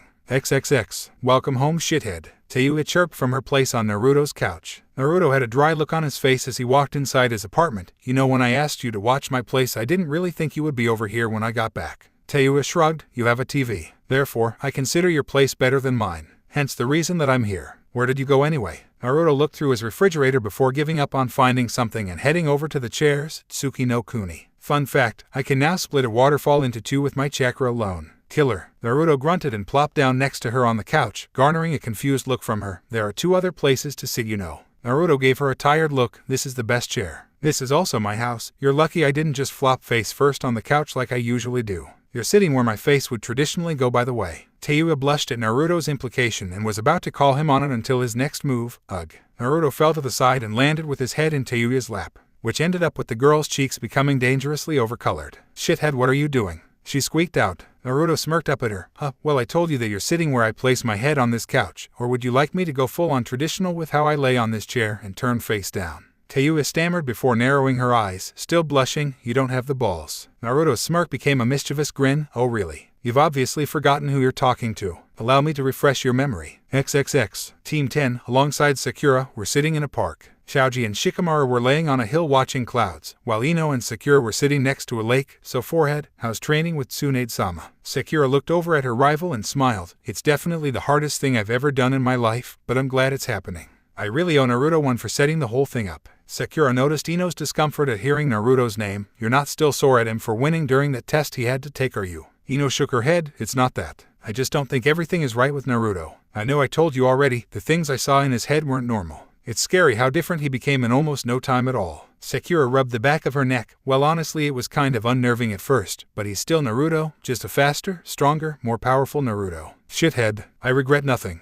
Get back here so I can rip you apart. You know you liked it, Tayuya-chan. Why else did you let me stay like that for 15 seconds? I was counting. Die, you bastard. Sakura and Ino blinked as the clear-cut voice of the person the conversation was about rang out across a distance, followed closely by another irate female voice. Sakura palmed her face. You see, same old knucklehead. XXX. Somewhere in Konoha where a large white-haired man picked himself out of a body-sized hole, a tear fell from his eye. Way to go, Gaki. I knew I'd get you on my side eventually. Well, Naruto, is this familiar or what? Kakashi said as he gave the young blonde an eye smile. Naruto rolled his eyes. Yeah, Kakashi, real familiar, except we aren't going to Nami no Kuni this time, we're going to Mizu no Kuni. I still have no idea how the hell we're even pulling this one off. Isn't there a civil war going on right now? Kakashi nodded. Well, it's mostly over. The anti-bloodline forces were all but wiped out, now it's mostly just cleanup duty for the victorious side. We should be just fine. The new Mizukage sent out a message of goodwill to the other villages so nothing should go wrong. Naruto sighed. Kakashi, what's my track record with you when it comes to easy detail missions? Kakashi raised a finger in dispute. We've only had one true easy detail. Naruto snapped his fingers. There you go. 1 for 1, that's 100% on the bullshit ratio. That's why I brought a shitload of explosive notes. He then fished through his gear and pulled out a fat stack of explosive notes, flipping through them like paper money. Oh yeah. Fuinjutsu is the greatest thing ever. Kakashi sweat dropped. And what, pray tell, are you going to do with? Kakashi lifted his Hidiate to use his Sharingan for a quick count, minus 34 explosive notes. Naruto grinned at him as he put them where he got them from. Any damn thing I want, I have 34 explosive notes. Troublesome. Why am I here again? Shikamaru stated as he caught up with Kakashi and Naruto. You took me away from my team and sent me on a mission that has a high probability of the you-know-what hitting the fan. What did I do to you guys for this? Naruto glared lightly at the lazy Chunin. You made me do an entire day's worth of menial labor without the use of Kage Bunshin. I didn't forget that, but Kakashi was the one that requested you, so deal, or would you rather be on gate duty like Kotsu and Izumo? Shikamaru yawned. Actually, that sounds right up my alley. Doing nothing all day sure beats traipsing off to Kami knows where with you. Tayuya walked up and looked at Shikamaru with a scoff. How the hell did your lazy ass get promoted to Chunin? Naruto and Shikamaru looked at each other before Naruto pointed at Shikamaru lamely.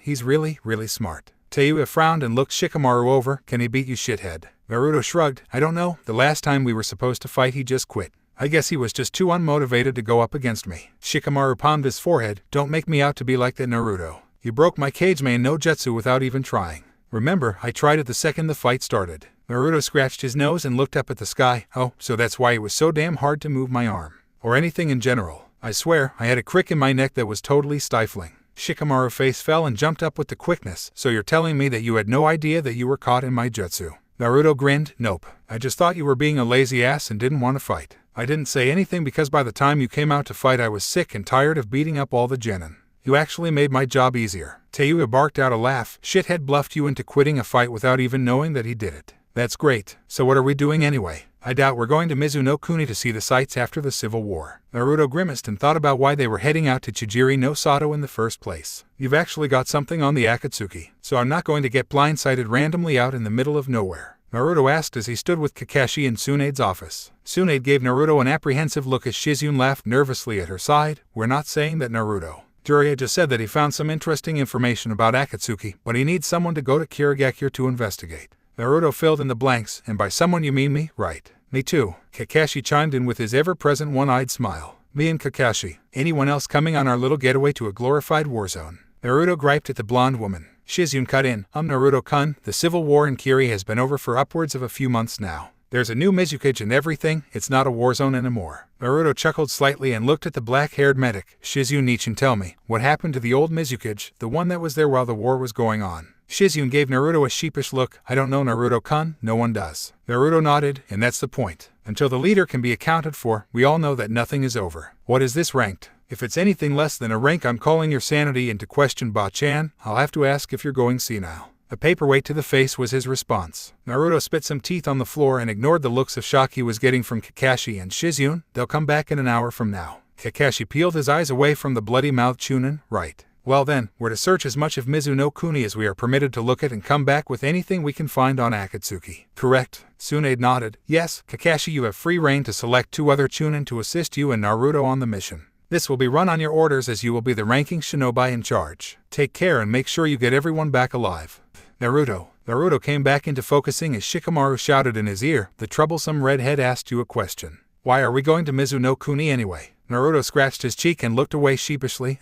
Cloud watching. Yeah, red cloud watching. Kakashi looked at his young charges. We're going on a reconnaissance run to see what the landscape of Mizuno Kuni looks like. Also to see if we can set up some kind of rapport with the new Mizukage, seeing as how the old one was deposed. Naruto looked over at Tayuya. So Tayuya-chan, ever been in Mizuno Kuni before? You were Orochimaru's bodyguard, right? You've probably been all over the place. Tayuya chuckled. You would think so, wouldn't you, shithead? But that fucker never let us go anywhere. He just kept us cooped up in that stupid little underground rat's nest of his. He only let us out to go on missions that kept us in Ta no Kuni, so no, I'm not as worldly traveled as you think I fucking should be. Naruto held up his hands in defense. Damn, it was just a question. No need to bite my head off. He turned to Shikamaru. I think you might be onto something with the whole women are troublesome thing. I would say that out loud, but as often as you say it, it might make people wrongly think that you're gay. Shikamaru gave Naruto an irritated glare, but let it pass as he figured it was too much hassle to stay mad about something like that. Tayuya had another question, however. So why exactly do we need to go for reconnaissance in Mizuno Kuni? Kakashi answered her, well, it's been about 10 years since any reliable information came out of that place. What with all of the on-again off-again fighting that was always taking place, so we're heading in to get good scope of what Kiri has as far as military, or anything really. XXX. By nightfall of the previous day they had made it to the shores of Hai no Kuni and had boarded a ship heading out towards the island nation of Mizuno Kuni. In order to barter passage aboard for the entire squad, Naruto had to enlist the services of his Kage Bunshin as deckhands. This led to Naruto being cursed out every single time he came on deck by his clones-turned-sailors. As the rest of the team were below deck, Shikamaru was doing absolutely nothing. While Tayuya was practicing with her flute, Naruto was up above, ignoring his belligerent clones bumping into him and giving half-assed apologies. Hey Naruto, what are you doing out here? Kakashi came up above and found the real blonde amid the batch of fakes that were hard at work. Naruto dispelled one of his more rowdy clones with a punch after it elbowed him in the ribs. Not much, just thinking. Hey Kakashi, when you make Kage Bunshin, do they ever try to mess with you, or is it just me? Kakashi chuckled as he looked over the side of the ship alongside his one-time student. It's just you, Naruto. Only you could have disgruntled copies of yourself. Naruto let out a small laugh. I'm not sure if that compliment was backhanded or not. Hey, you were on my dad's team back in the day, right? Kakashi looked around for eavesdroppers. It's okay. Ever since I made clones to work through the night, the regular sailors took this as their cue to slack. They're all down below getting sloshed right now. We're alone up here. Yep, all 45 of us. Right, boys? He yelled over his shoulder. Fuck you, boss, was the response from one of his clones. Naruto gestured to the clones moving about the ship. See how much respect I command. So you knew my dad, right? Kakashi nodded. Yes, I did. He was a great man. Yulo. Naruto rolled his eyes. Yeah, I look just like him. I know. I know tons of stuff about him from Iro Sennin. What I want to know about is my mom. Did you know her? Because I can't get anything on her. Come on Kakashi, you've got to give me something here. Kakashi stroked his chin and made exaggerated thinking sounds. Well, I guess it couldn't hurt. He then turned to Naruto with a nice smile. Call me Kakashi-sensei and I'll think about it. Naruto gave Kakashi a dry look. Kakashi. He growled out. Kakashi wagged his finger chidingly. Kakashi-sensei. Naruto leaned on the railing. Well, if you teach me something, I'll call you Kakashi-sensei. Otherwise, you're not getting that one out of me. Kakashi shrugged. All right, fair enough. Do you know how to make your own jutsu? Naruto shook his head in the negative. He knew that the ninja that were able to did so, but he had never been taught how exactly to go about doing that for himself. In truth, his one original move was more of a kick-ass henge that no one else could do as complete as he could. So knowing how to come up with a way to actually utilize all of the crazy little things that he had swimming through his head at all times of the day and night was damnably useful. Naruto looked up at Kakashi and smiled. Deal. Kakashi-sensei. Kakashi smiled and ruffled Naruto's hair. Okay, now you're pushing it. Kakashi removed his hand from Naruto's head. Okay, so you know the two forms of chakra manipulation, right? Shape transformation and nature transformation. Well, from what I've heard, you've already mastered both. What with you learning the Rasengan, the pinnacle of shape transformation in ninjutsu, and with you mastering your elemental affinity over wind. That means that there's only one thing left for you to be able to do. Naruto waited for the rest of his speech, and that is. Kakashi stalled for dramatic effect, and apparently it was working too because all of Naruto's topside Kage Bunshin were waiting nearby with their attention set on listening. Nothing, you should be able to make your own jutsu now. Are you sure that you're just not imaginative enough for it? 44 face faults were his response. The Kage Bunshin all hit the deck so hard they dispelled. The original hopped up and glared at Kakashi with a twitching eye. Kakashi, I'm going to. Kakashi waved him off. Naruto. Calm down, I was kidding, but I was mostly serious though. You already have all you need to start making your own jutsu. Just experiment with things that you think could work. You can pretty much do anything you want with the level of skill that you possess in the necessary areas. Maybe you can even succeed where I failed. Naruto raised a scarred eyebrow. What do you mean, Kaka-sensei? Kakashi extended his right hand as a spinning blue ball of chakra that was quite familiar to Naruto took form. Naruto stood gaping at the Rasengan in Kakashi's hand. You know how to do the Rasengan. Kakashi had a pleased look on his masked face. Yep. Minato-sensei taught it to me in the hopes that I could take it to the final stage of the jutsu's development. Is there something wrong, Naruto? Naruto simply stared at Kakashi with a tick mark on his head. Yeah, Kakashi, I think there might be. Now when you went off for a month before the Chunin exam finals with Sasuke to teach him your Shaki, Stabby Chidori, why did you not leave me the instructions to the Rasengan? That would have been so much more helpful than getting thrown off a cliff by a pervert. Especially seeing as how it was my old man's jutsu anyway and you knew I was his son. What the fuck? Naruto's eyes flashed red for a moment. Kakashi rubbed the back of his head sheepishly. Would it help if I said that it slipped my mind? What with all of the Orochimaru putting the cursed seal on Sasuke and telling me that he was seeking to take him away and whatnot. Naruto sighed and shrugged, dismissing his ire for the moment. Never mind, it's cool. So wait, you're saying that you were going to add something to the Rasengan? What? Your elemental chakra? Kakashi nodded. Exactly, it's how I ended up making the Chidori in the first place. It was an accident when I was trying to combine Rasengan with my lightning element. I failed, but ended up getting my own jutsu out of it. If I were you, I would start by trying to combine your own element to the Rasengan. Maybe you can make it work where I failed.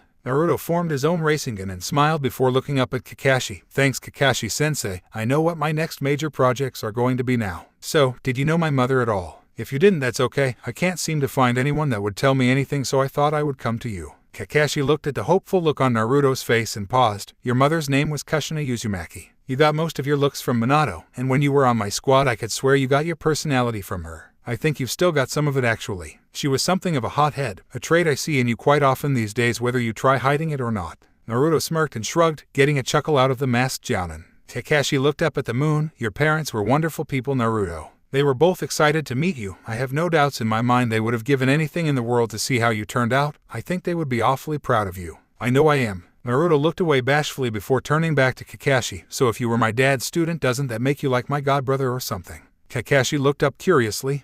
Well, when you put it that way. Naruto's eyes widened. Oh no. I've got a pervert as a godfather and as a godbrother, and both of them are my senseis. I never had a chance, did I? Naruto's eyes shrank back to normal size and he let out a dismissive noise. Whatever. No use fighting the flow. I might as well enjoy the fruits of my affliction. Though I could do without taking Orokaiofu's ass beatings. You guys are crazy to flaunt it in public the way you do. Hey, by the way, Kaka-sensei, do you like being insane? Kakashi gave Naruto a thumbs up. I enjoy every waking second of it. It definitely makes things a hell of a lot more interesting, I'll tell you that. XXX. Sweet fucking land. Tayuya ran off of the ship as it docked in Mizuno Kuni so fast she left a scorch mark where she had been standing on deck. Being seasick for the duration of the trip wasn't fun for Tayuya, which meant it wasn't fun for anyone on her squad as she invented new ways to curse someone out even when hanging off the side of the ship for most of the journey. Shikamaru yawned and rubbed his eyes as he stepped off of the ship and got an eyeful of the port town they had docked at. I was rather enjoying just doing nothing on that ship the whole time. Maybe I should be a sailor when I retire. He shook that notion from his head and watched Kakashi and Naruto get off of the boat. You're welcome on our ship anytime, boy. Come back soon, kid. Did you ever think of being a sailor? On this ship?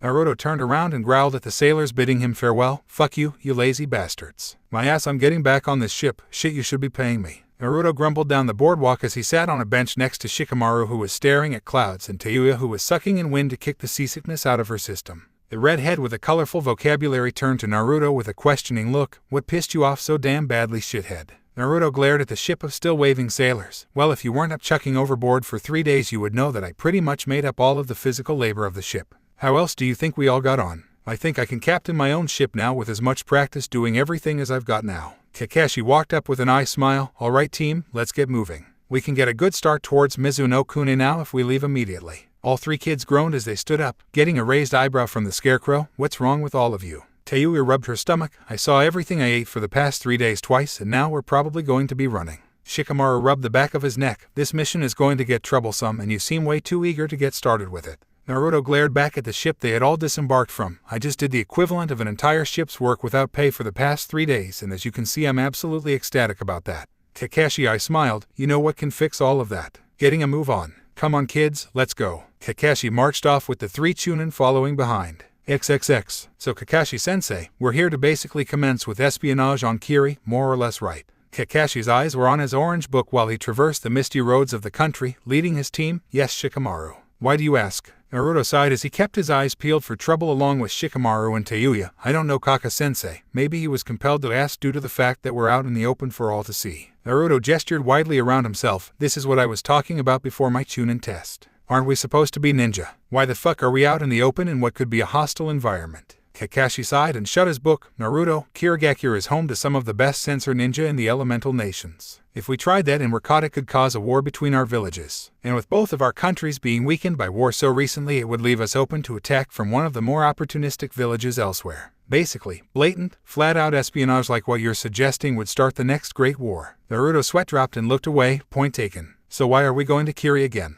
Kakashi smiled at Naruto. Well, the new Mizukage is instituting something of an open-door policy to the village until everything is back on the up and up. Mostly so that immigrants and others that Kiri will need to help rebuild and regain some stability can enter the area easily. It's a pretty double-edged sword. Tayuya chuckled. Orochi team didn't have that kind of thing going for Odo, that's for damn sure. Not particularly the most pleasant place ever fucking devised. Naruto smirked. Oh, I know. Naruto met Tayuya's eyes as the two of them shared a silent laugh with one another. Shikamaru rolled his shoulder with one arm. So what exactly are we looking for? I think Naruto is kind of right. If we get caught looking around where we shouldn't, we can get busted, and I don't think Chunin level ninja get diplomatic immunity. You might Kakashi-sensei because you're a jounin, but the rest of us are screwed if this goes south. Kakashi nodded. True, which is why we are really trolling for secrets or anything. Just a basic layout of the land. Like I said, any reliable information on Kiri at all, even if it's just an estimation of how big the village is, would be useful. Shikamaru sighed in realization. So you're basically saying that we're supposed to be tourists. Kakashi chided Shikamaru's dismissal of his role. The word you want to use is diplomats, Shikamaru. Shikamaru rolled his eyes. Fine, we're here to be diplomats then. Naruto laughed at Shikamaru's expression. Yeah, you guys are meant to be tourists. I'm here for the real deal. Hirosenin said that Kirigakure was the birthplace of Akatsuki. How else would I be able to find out anything about them? I'll be damned if just sit pretty and wait for them to come to me. Alright everyone, ship up, we'll be at Kiri within the hour. Kakashi snapped his book shut. All of you, these people are going to be on edge. Shikamaru, keep an eye on everything. You're the smartest of the three of you, and being able to piece together anything that seems off will be paramount. Tayuya, do not antagonize these people. They just spent the last several years fighting a war with their own people. A fresh foreign Chunin would just piss them off. Naruto, make yourself scarce. Naruto saluted Kakashi and shunshined out of the lineup. Tayuya and Shikamaru both had their jaws dropped as Kakashi walked along like nothing had happened at all. Tayuya pointed at the spot where Naruto had stood just a moment ago, leave signifying his past presence. Wait, what the fuck just happened here? Shikamaru mumbled and followed after Kakashi, troublesome. XXX. Alright Kakashi, where the fuck did shithead go? Tayuya hadn't calmed down since she walked into the village. Shikamaru had made sure to keep a body between himself and her at all times. Namely Kakashi's body, for self-preservation purposes. Why did you split him off? It doesn't make any sense. Shikamaru was standing by the door. She's right. Why did he come all this way to Kiri just to bug out right before we got here? And why didn't you tell us? Kakashi was laying on the bed, little orange book in hand. Sigh, my cute little Chunin certainly don't like to leave things as they are, do they? Kakashi flipped a page and acted aloof as usual. Naruto has an alternate objective from us that in truth really has absolutely nothing to do with Kiri at all. As long as I state that we have another coming in a few days, we should be seeing him very soon. And if we don't, well, I'm sure he'll reach us somehow. Tayuya felt like grinding her teeth together, but where did he go? He just up and left the moment you gave him the cue to go. Shikamaru now had something else to think about. The way he up and left without a trace was way too smooth for a Chunin, let alone a rookie Chunin in his second year as a ninja. And secondary objectives. What kind of things are you into, Naruto? Kakashi sighed as he saw the look of pondering on Shikamaru's face and decided to run damage control. Fine. Naruto is on his way to Nami no Kuni as we speak. Kakashi clenched his teeth under his mask waiting for the outburst. What? Tayuya felt like strangling Kakashi now. Why the fuck would you let him go off by himself to a whole nother country? Why the fuck is he even there in the first place? Kakashi lowered his book and met Tayuya's gaze with one eye, locked on her seriously. That is Naruto's business. If you need to know or if he wants you to know, he'll tell you when we meet up again. Until then, drop it and get ready to record what you see tomorrow. But, Kakashi's eye narrowed, he'll be back before you know it. If anything happens to him, I'll know. XXX. And then they made me their king. Naruto finished to a group of sailors huddled around him. The grizzled sea-hen sat silently as the boy finished up his story. It seems that all of the other animals in the forest of death really don't like those bastard spiders I told you about either. Those stupid things are actually the reason why everything in there is so damn vicious and oversized. They needed to be just to survive. They were absolutely delighted when they found out I'd been killing them for sport for months. Naruto was starting to get unnerved by the stares from the bigger men. Okay, well, I've got to go. Places to see and people to do, you know. Naruto sighed under his breath as he left the ship. Kami, sailors are weird. They all stared after him before one turned to the rest of them. That was the kid that saved this place, wasn't it? Another sailor pointed. Okay, after hearing that shit I have to say. The thought of the kid saving the country from one fat bald midget with a superiority complex doesn't seem too far-fetched anymore. Naruto quickly made his way to the outskirts of the port town while his ever-present companion sounded off. You're really reaching for a way to control me, aren't you, kid? Do you think going to this place is going to give you any advantages when the time comes? Naruto frowned. It doesn't matter whether it does or not. I have to try. Unless you feel like being generous and fighting me blind and with your back paws bound, then I'm not going to win. If you weren't full strength anyway, I don't think I would want the victory. Naruto bared his teeth, and besides, either way I get to find out something about myself, so who cares? I still can't believe I convinced Kakashi to let me go. Kyuubi scoffed in his head. Oh please, kid. That man is a sentimental sucker when it comes to anything regarding your parents. All you had to do was what you did and seem curious about your origins. Naruto smirked but put a serious look back on his face. Do you think Kakashi can dig anything up about Akatsuki before I get there? Kyuubi rumbled lowly from inside his head. Kid, I don't think either of you could dig anything up. If your pervert of a godfather couldn't come up with any kind of info, what makes you think you and the Cyclops can? Face it, you're stuck waiting until you get attacked. That will be your only chance. Naruto shook his head. I can't believe that. I won't. I'm not going to sit and wait around for the best shinobi from every corner of the world to come knocking at the front gate asking for me. We know what they want, we know what it takes for them to get it, and we know how many of them there are. All we don't know is how to find these fuckers. They've done a very good job of keeping that a secret. It's never that simple, Kit. I'm telling you, going out of your way to find them all will mean nothing if you're too weak to take them down. Take the time that you have and improve. I will not be captured by anyone ever again. I'll devour you when you challenge me for control, and until that day you and I will be with our backs against the wall, so to speak. So I'll say this, after we're done here you need to get your shit together, ninja. Fight for me, fight for yourself, fight for your mission, get strength for these reasons, and for all of the people that have put their necks on the line to keep you alive and gotten you this far. Naruto sighed and spoke out loud, seeing as he was alone and running across the countryside. Let's just find this place before nightfall. We only have a small window of time to get what I need and get back to Kiri to link back up with the team. XXX. Kakashi walked out of the main building where the Mizuki's office was situated with a dumbfounded look evident in his one visible eye. That was the Mizuki. Oh sweet Kami, she's perfect. And I could swear she was hitting on me. Kakashi put his features back to normal and started to think, though that kid with the sword kept glaring at me like I stole something. Weird. There's probably a story there or something. Shikamaru and Tayuya met up with Kakashi outside where he left them for his meeting. So Kakashi-sensei, why were you looking all gobsmacked just now coming out of the building? Tayuya followed up, yeah, are we getting kicked out of Kiri or what? Shikamaru shook his head at the negative mindset of the girl. Kakashi smiled and waved it off. Oh, nothing at all, just some elite, high-ranking ninja stuff. Nothing you all need to concern yourselves with. Kakashi took the lead, orange pervert book out in front of his face for the world to see, and planned to lead the team around the village when Tayuya saw something hanging from his back pocket. Moving with the quickness, Tayuya snatched a piece of paper from the pocket of Kakashi. What the hell is this? Shikamaru peered over her shoulder to see just what had caught his former enemy's interest. Shikamaru's eyes widened as he read over what Tayuya had taken. No way, is that? Tayuya looked up at Kakashi with wide eyes. This is the Mizuki's personal information, address, full name, and... Are those her measurements? Shikamaru had a small nosebleed after reading that part. How the fuck did you get this shit? Kakashi turned around to his young charges and returned the paper to his pocket with what they had to believe was a stupid grin under his mask. Huh, she must have slipped it in my pocket when I left. I knew that wasn't some kind of traditional Kirigakure farewell. He scratched the back of his head sheepishly before shrugging. I'm Kakashi Headache, and that's all you need to know about that. Turning back around, he motioned for the two to follow him. Come on, this is a rare opportunity for kids like you. We have a foreign village to see. Shikamaru shook his head. Why is everyone on Team 7 so confusing? First Sasuke goes clinically insane and goes to Orochimaru. Then Naruto runs through our entire graduating class like a hot knife through butter, and now Kakashi is getting hookups in. That whole team is a big pain in the ass. XXX. Naruto kept a frantic pace as he tried to arrive at his destination before midnight. Man, I feel like a real heel for not going to see Inari, Tsunami, and Tazuna, but this is for business, not pleasure. I'll try and catch up with them soon. I wonder what they'll say when they see me. Naruto was broken from his musing when a flock of bats swarmed in his face. No matter how he tried to shoo them away, they stayed in his personal space until he had to stop entirely. Fuck off. Naruto grabbed one of the bats only to be surprised when it melted into ink. Finally taking notice of the situation, Naruto saw that the bats were black and white. What the fuck? Naruto thought to himself as he began pummeling the bats and reducing them to ink.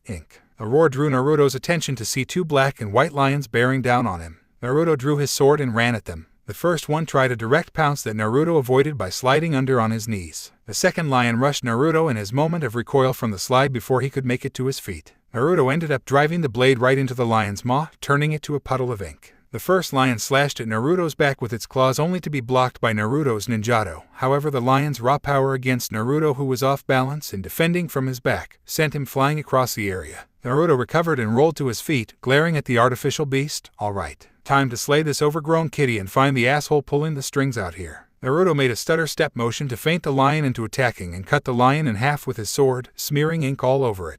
Now alone in the area, he turned his senses abroad to search for any sign of exactly who was after him. A rustle of the breeze caught Naruto's attention as he rushed off in a seemingly random direction. He eventually came upon the form of Sai sitting in a tree with his scroll sitting in his lap and a brush in his hand. Naruto narrowed his eyes at the rude agent and cleared his throat. Sai, I wish I could say it was nice to see you, but it would be a bald-faced lie, especially after just getting attacked. Those animals were yours, I assume. Sai smiled a smile that Naruto obviously knew was fake. Jumping down from his branch, he landed in front of Naruto and rolled his scroll back up. Yes, Naruto. I had to make sure you weren't getting rusty, and I've honestly wanted to fight you for quite a while now. Naruto looked Sai over. Hey, you're my age. Why don't I remember ever seeing you around? Sai's face returned to its dull, normal, emotionally devoid look. You never worked on a team. Danzo-sama always had you work solo, and besides, no one en route knew each other that weren't regular partners. I had my own. Other than that, I did not appear until I was 9, right before your ill-fated mission to Otagakure. Naruto nodded. It sounded about right. Okay, now why are you here? Did you just want to drop in and see your old buddy Naruto? Naruto finished with a grin. Sai simply stared at him, blinking. Naruto dropped the grin from his face. Okay, whatever. Seriously, Sai, what do you want? Sai's fake smile surfaced once again. You should know the answer to that, Naruto. After all, I'm the main reason you're even here in the first place.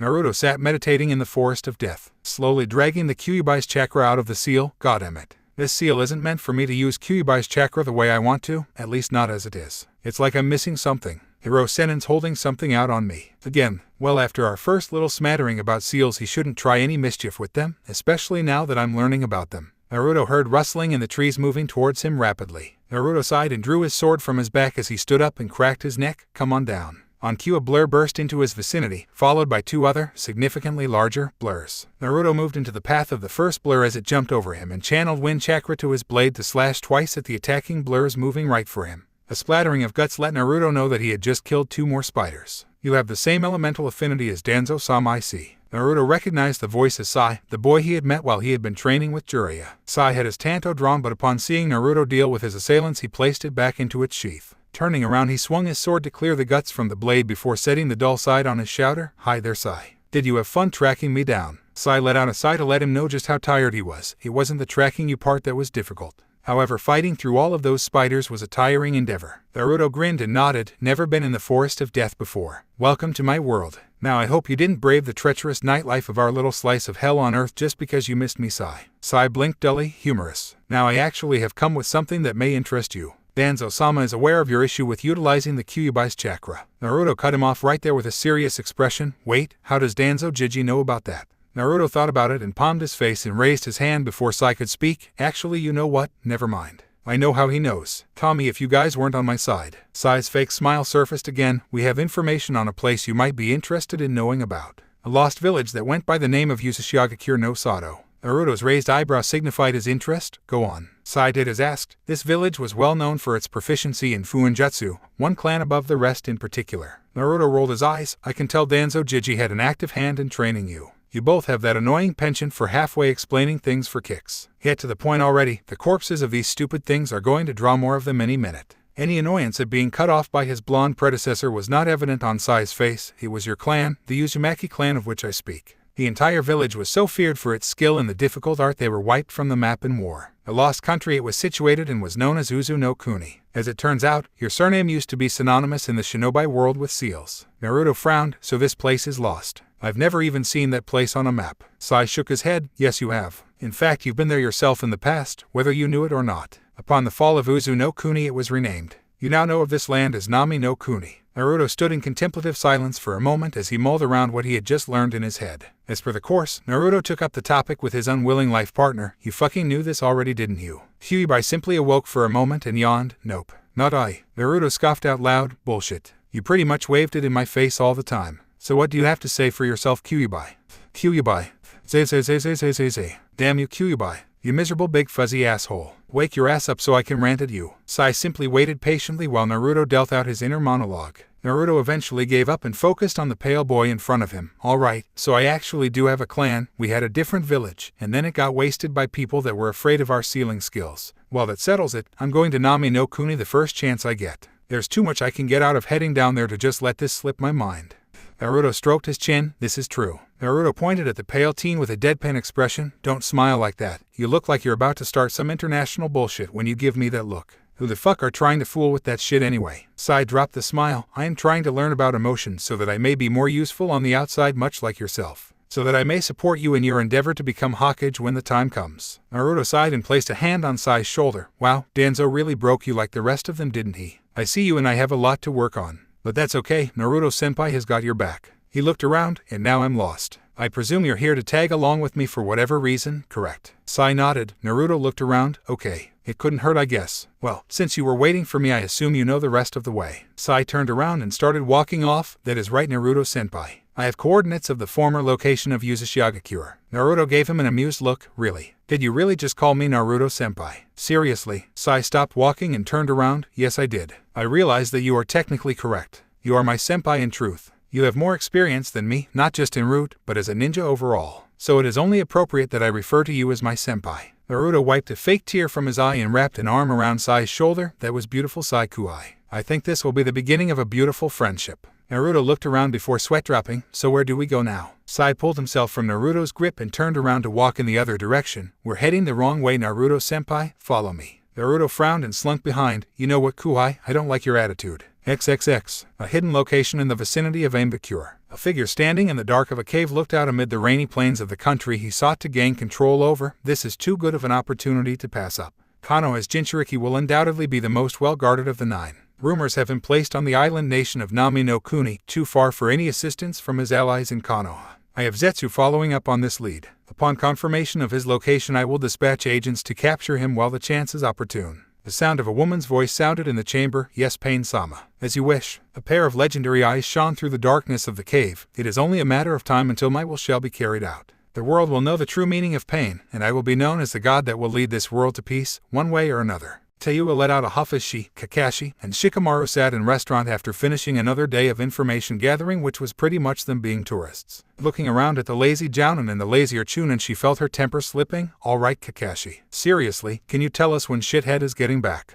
At least if he were here, this would be mildly entertaining somehow. Kakashi let out a sigh. She had been asking him about this for the last 3 days. Tayuya, for the 10,000th time, he'll come back when he comes back. I'll know when he's on his way and I'll let you all know. Tayuya grumbled and crossed her arms. Shithead. He'd better have a damn solid excuse for ditching us here like this. Shikamaru yawned. Whatever, you troublesome woman. All I know is that this is my kind of mission. No fighting, no running around, just relaxing and doing nothing. Maybe I should try and go on more missions with Naruto and Kakashi-sensei more often. Kakashi smiled at Shikamaru. See, Tayuya. Shikamaru has the right idea here. Tayuya let out an undignified groan and dropped her head on the table with a thud. XXX. 2 fast-moving blurs shot through the brush, one following the other. They were moving swiftly through the wilderness of Nami no Kuni in a specific general direction. Naruto kept close on Sai's heels as they ran further into the country. Hey Sai-kuai, I kind of figured that a village named for whirlpools would be by the ocean or something. Sai kept a dull look on his face as he led the blonde Chunin along. It would seem like the most logical place, Naruto-senpai. That's why it isn't anywhere on the coast.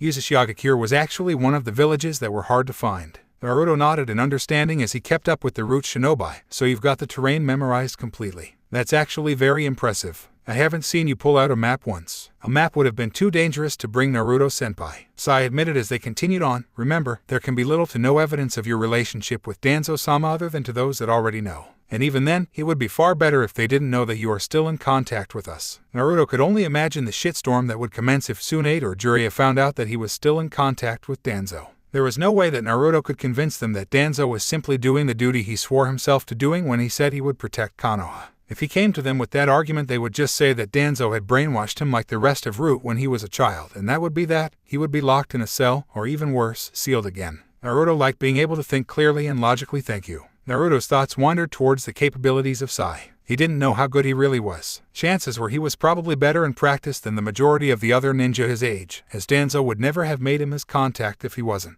He still had no idea what Sai could do. He figured that Sai was able to draw animals and bring them to life, as evident by the attack he launched when Naruto was unaware of his presence. But what else could he do? Now wasn't the time for that. He was searching for something. Sai was helping. He had more important issues to think on. What would be waiting in Uzashigakure? Would anything even still be standing? Does Sai really even know where he's going? Keeping his thoughts to himself, he followed his paler root companion. We are close, Naruto-senpai. Naruto frowned. How do you know, Sai-kuai? They jumped through one last patch of overgrowth before coming to a massive valley. Sai gave Naruto a fake smile. I just do. Naruto's sweat dropped. I can see that. Within the valley there lied Uzashigakure. Not far from where Naruto and Sai stood there was a waterfall leading to a massive river that split cleanly through the village. On the other side of the valley there was another waterfall doing the same. In the center of the village there was a whirlpool where the two directly conflicting waterways met. Around the whirlpool were 4 massive cylindrical buildings at least 100 feet off of the ground, while what used to be houses and other assorted buildings dotted the landscape around them. Naruto sighed. Well, shall we? Sai nodded and the two jumped into the valley to begin their search. XXX. As they walked along the remains of the ruined village, Naruto routinely created Kage Bunshin while Sai drew an ink rat to go with them to investigate places of interest. Sai and Naruto kept moving towards the center of the village to the massive cylindrical buildings in the middle of the village. Naruto whistled as they continued on. This place is huge. When did this village fall? It's just as big as Konoha. Sai kept his eyes peeled as well for anything to pay attention to. It fell during the Second Great Shinobi War. This village had many enemies. The war opened with Tsunade, Ambu, and Uegakure temporarily combining forces to sack the village all at once. This brought Konoha into the war to defend its ally, however it was too late. Your clan had been scattered to the winds and the village was destroyed. Naruto frowned. That's a very morbid breakdown of what happened, Sai Kuai. We need to work on you sugar-coating stuff like that. If it wasn't me, and I wasn't used to you root guys talking like that, that might have creeped me out. Sai didn't spare Naruto a glance. Naruto-senpai, those were the facts. Uzashigakure was destroyed by a combined effort of 2 of the 5 great shinobi nations, and 1 minor one. However, that village is led by Salamander Hanzo, perhaps the strongest man alive today. Bullshit. Naruto almost jumped at the Kyuubi's timely interjection into the conversation. What do you mean Kyuubi? I know Hanzo. He beat Irokyofu, Tsunade Bachin, and Orochi team at the same time back in the day. That seems pretty damn strong to me. Why would he not be? A Kyuubi huffed, because the strongest man alive definitely isn't Salamander Hanzo. Hanzo is a gnat compared to the man that is truly the most powerful. You've got to go further back into your history for that. It laid down on its haunches and yawned. You're not even close to who the strongest is, Ninjin. Naruto rolled his eyes. Whatever, Fuzzy, he's old as hell. He was old when he fought the Sannin, and he's still considered the best. Why won't you just tell me who it really is already so we can end this conversation? Kyuubi growled lowly from inside Naruto's mind. Because I intend to kill the strongest man alive myself. I truly hope you challenge me before you run across him so that after I kill and devour you I can take out my anger on him.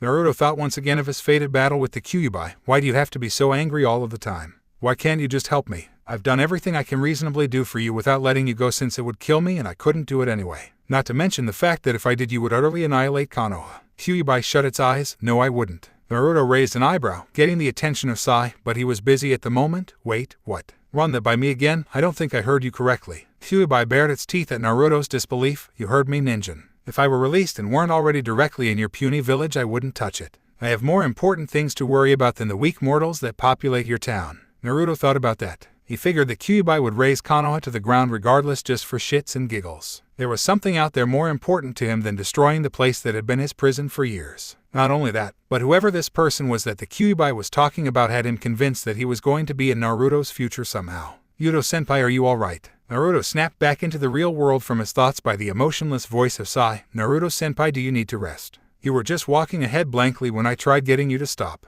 I thought I would have to do something physical to get you to stop. Naruto grinned sheepishly. Sorry, Kuai. It was a conversation between me and the fox, nothing but Jinchuriki stuff, you know. Sai nodded. Come on, we've arrived at the main buildings. Sai entered through doors that were blown off of the opening, leaving Naruto outside. Seeing a brat like that makes me glad that I got sealed inside of you. I can just imagine that kid's head being a wall of white. The Kyuubi cringed, then I really would be pissed. Naruto mentally agreed with his tenant and followed Sai inside to keep up the search. XXX. The inside was worse than the outside. Despite looking relatively sturdy and intact, it was a wreck on the inside. Naruto's whistle echoed throughout as he looked around the main, massive room. Man, Father Time sure took a sledgehammer to this place, didn't he? It can't be helped, Naruto-senpai. Sai appeared behind Naruto. This general area was clearly where the defenders made their last stand. With these buildings still intact, it must have been an amazing battle. Naruto raised an eyebrow at his sudden appearance. Were you just waiting behind the front door to try and scare the shit out of me when I came in or something? Sai looked at him blankly. Never mind. And if this is where the last stand was made, then where are the bodies? Blood? Weapons? Anything?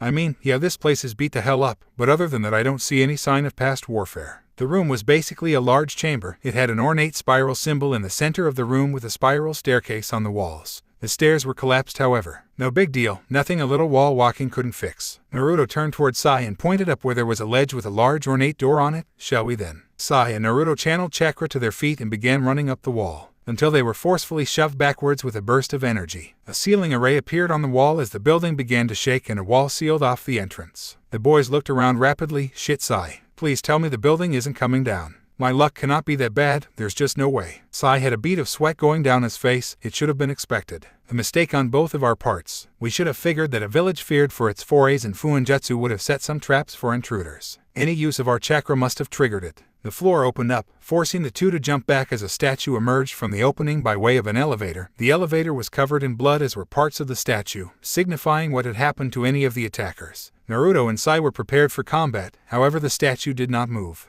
It was an elaborate statue 40 feet high of a bearded man with long hair and an Yagakure Hideate as well as old armor reminiscent of the days of the Shodan Hokage. It simply stood in a still pose. Naruto looked at Sai and shrugged. So, what? Are we just supposed to sit here and admire the pretty statue until we die of old age in here? Maybe that's how they killed the invaders, locked them in here with their big stone guy here and bored them to death. Sai shook his head. Do not let your guard down, Naruto-senpai. We are still in grave danger here. Naruto scoffed. I know, Sai-kuai. It's just that when I say stupid things like that, it's like I piss off some deity with direct control over the random shit that happens to me. I just said it so that something cool would happen and then we could move along. Sai's sweat dropped. So you're intentionally provoking a negative situation because you're impatient. Naruto glared at him. I do have a previous engagement that I need to attend to. If I'm gone for too long and my team gets back to Konoha without me, I could be declared a missing nin. We need to get the fuck out of here. How we're going to do that is another question entirely. The wall apparently repels chakra. Sai nodded. Using chakra again in here might trigger another trap, perhaps one with fatal ramifications this time.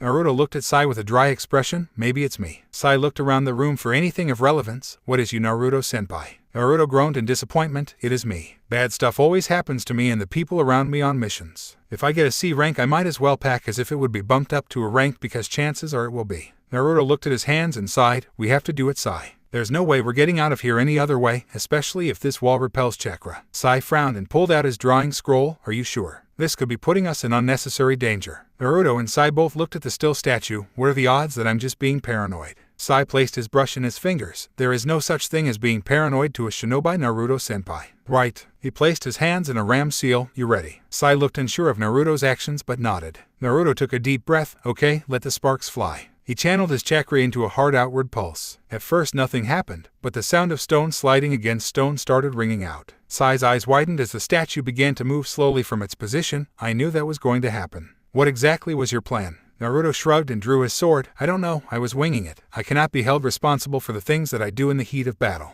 Did you have any better ideas? Sai sighed. We weren't even fighting when you came up with that asinine idea. Naruto rolled his eyes. Oh, I'm sorry, you probably had a much better idea, huh? Yeah, your idea probably would have made my idea look stupid, right? Shut up and fight or get squashed, Kuai. The two were forced to dodge as the statue lowered a massive foot on their previous position. The guardian statue turned its head towards them with an audible sliding noise as the stone slabs comprising its body parts rubbed against themselves. Sai and Naruto looked at each other before Naruto nodded and rushed in with his sword, charging it with wind chakra to cleave the golem's head off. Sai stayed back and began drawing on his scroll, Chauju Giga. Lions of ink emerged from Sai's scroll and began stalking the statue down. The statue simply looked at them and destroyed them with a swing of its hand. Naruto's sweat dropped at the display. Sai, ink won't hurt the damn thing. You've got to have another jutsu you can do right. Sai shrugged and pointed at the statue that had targeted Naruto. It was now gearing up to swing on him. Naruto cursed and dodged as the massive fist hit the ground and shook the building. Naruto jumped at the statue's head with wind chakra circulating around his sword. However, when he made contact with the statue's neck, a seal array appeared on the area that he made contact with and repelled him violently. Naruto bounced across the ground and stood up with his head swimming. Damn it. The statue has the same seal on it that the walls do. It will just absorb any of the jutsu that we launch at it. Please tell me you have something that can break stone. Sai shook his head and Naruto once again cursed and dodged another fisticuff from the statue. Damn it, Sai. Some backup would be nice at the very least. Sai shrugged again and pointed again as Naruto heard stone sliding once more. Naruto turned. Fuck. The statue actually had a fully functional stone sword on its back that it had just unsheathed. Naruto reached into his pack and pulled out a roll of explosive notes that he chucked over to Sai. The pale ninja snatched them up out of midair and took one that he wrapped in a kunai and threw at the statue. It simply bounced off with the explosion being set off in its face. What is this damn thing made of? Naruto wondered as he dodged the first strike of the behemoth's sword and ran at it again. He formed a swirling blue ball of chakra in his hand and launched at it, Rasengan. Once again he bounced off of the stone figure as a seal array appeared on its body. Naruto fell next to Sai and picked himself up again. What are we going to do, Sai? We can't escape, we can't use ninjutsu, and if it can take an explosive tag to the face and walk right through it, I'm not strong enough to crack that stone without doing something that will hurt you, that is if it even works. All that would probably happen is I'll get my demonic chakra absorbed. Sai shut his eyes and thought as the statue lumbered back over to them. Sai's eyes snapped open as he turned to Naruto. Naruto-senpai, how good are you at fuinjutsu? Naruto's eyes flickered back and forth from the statue to Sai. I don't know. Only a Rosenin is able to properly gauge my skill and I haven't seen him in a while. Why? Sai started drawing again on his scroll. What if you were able to get a good look at that array? Could you think of something to break it? Naruto tapped his chin and thought, I don't know, it's worth a shot though. What do you have in mind? Said didn't answer and finished his drawing, Chaoju Giga. A mass of bats came out of his scroll and began flying around the statue's head, not making contact however. The statue stopped and tried swatting at the bats, far too slowly to actually take them out. Naruto took advantage of the distraction and made a dozen cage bunshin, sending them all on a one-way trip to the towering stone figure. The second the first cage bunshin made contact with the statue, it dispelled as the seal array formed. Naruto whipped out a scroll and a brush as the array vanished. The array appears for 4 seconds at a time. Run into him at 4-second intervals. The clones all nodded and did as was commanded while the statue was stuck being distracted by Sai's ink bats. As the array appeared on the golem's body, Naruto quickly copied it down just as his last cage bunshin dispelled. Sai, can you give me some time to work this out?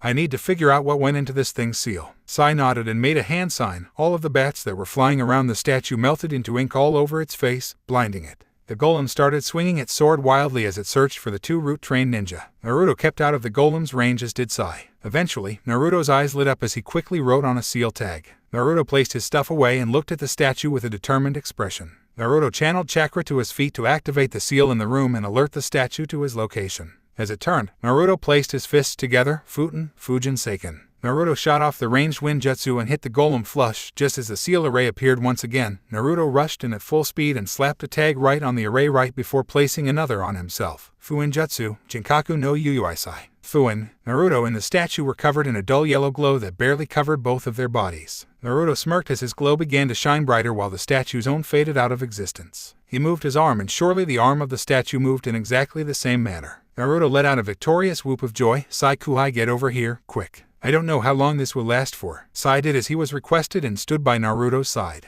Naruto began to walk towards the statue as it began walking towards him. Sai felt apprehensive about approaching the murderous stone effigy, but since Naruto was doing it he followed. Naruto made a bending and scooping motion, directing the statue to pick them up, going up. Naruto cocked his hand back, as did the statue before he launched it forward, sending him and Sai flying up towards the top of the tower to the area where the ornate door was located. Naruto and Sai ended up smacking the door hard and breaking the decrepit metal door down. Naruto and Sai picked themselves up as Naruto made a one-handed ram seal, Kai. Once again he glowed yellow before it faded. Sai dusted himself off. What was that, Naruto-senpai? Naruto cracked his back. It's a new seal of mine. I read that real Fuinjutsu masters come up with their own stuff, so I made my own. I was going to test it in front of Shikamaru to piss him off, but here was just as good a time as any to use it right. It forces the wills of the recipients into a struggle. The winner ends up with temporary control over the other's body. Sai nodded. Are you sure you should have released it? Naruto waved off his concern. What the fuck is it going to do all the way down there? The sounds of stone hitting the ground reattracted their attention to the statue below as they saw it pick itself off of the ground and try climbing the wall. It only made it slightly off of the ground before dropping back down onto its back. It then repeated the process. Naruto's sweat dropped at the sight. Let's get the hell out of here. He pointed at a bridge linking one tower to the next. The two dashed from their first location to their next destination as the sounds of the statue attempting to pursue them sounded out.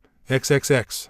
Tayuya sat on the edge of a cliff on one of Kiri's surrounding mountains, looking out at the village while simply playing her flute in boredom. She looked over at Shikamaru, who was sprawled out on the ground staring up expressionlessly. Kakashi had told them to scope out surrounding areas and vantage points of the village that they could get away with seeing. Tayuya could feel the Ambu watching them but paid them no real mind. They weren't really doing anything wrong. While they had been off doing that, Kakashi had some Kakashi stuff, as he dubbed it, to attend to elsewhere. Tayuya finished up a song and looked up with Shikamaru. How fucking long are we going to be here? I want to go home already, this is boring. Shikamaru remained silent, staring at the clouds, apparently ignoring Tayuya. The redhead got a tick mark on her head. Are you listening to me, you lazy bastard? I'm trying to speak to you here. Shikamaru sighed. I know that. But I don't have the answer to your question or anything that I could say to make you feel better. It would be too troublesome to try and rack my brain to come up with something. Tayuya placed her cheeks in her hands. Shithead would have tried. Shikamaru groaned in apathy. It's always shithead this or shithead that. You haven't stopped asking or talking about Naruto since he left us outside of Kiri. Even when Kakashi said he wouldn't tell you anymore. If you're that worried about the guy, then chain him up when he gets back, or even better, marry the guy. He laughed to himself. Yeah, then you would have a legally binding reason to be so troublesome about him. Shikamaru then had a heel firmly planted in his stomach. Tayuya looked down at Shikamaru with her foot on his belly. Do not say that about me and shithead.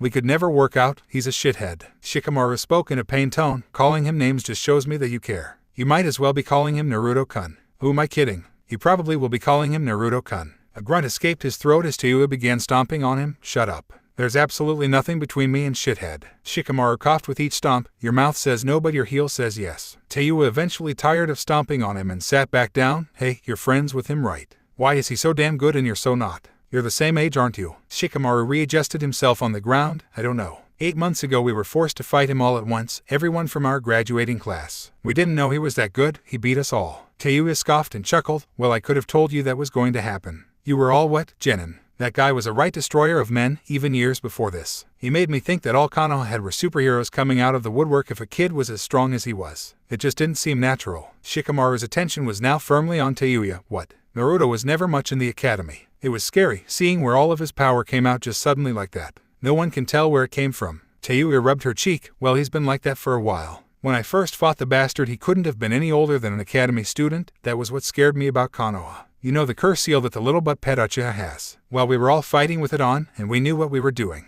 We were still going to lose until our 5th man showed up and took the advantage. Shikamaru was confused. How many years ago was this? Tayuya thought for a moment. I would say about 6 years or slightly less. Shikamaru sat up abruptly. Wait, you're saying that Naruto fought you and the rest of your Oto kidnapping team when he was 8 years old? That's impossible. He first enrolled in the academy at the age of 8. Tayuya shrugged. I'm only telling you what happened. He had a weird plain white mask, but it got all carved up during the fight. The blonde hair and whisker marks were a dead giveaway when I saw him again though. I thought I saw my life flash before my eyes when I did. I was more worried about fighting him than you and your little fat friend at the time. Shikamaru simply looked away and thought, seriously Naruto, why do things have to be so troublesome when you're involved? Who are you? XXX.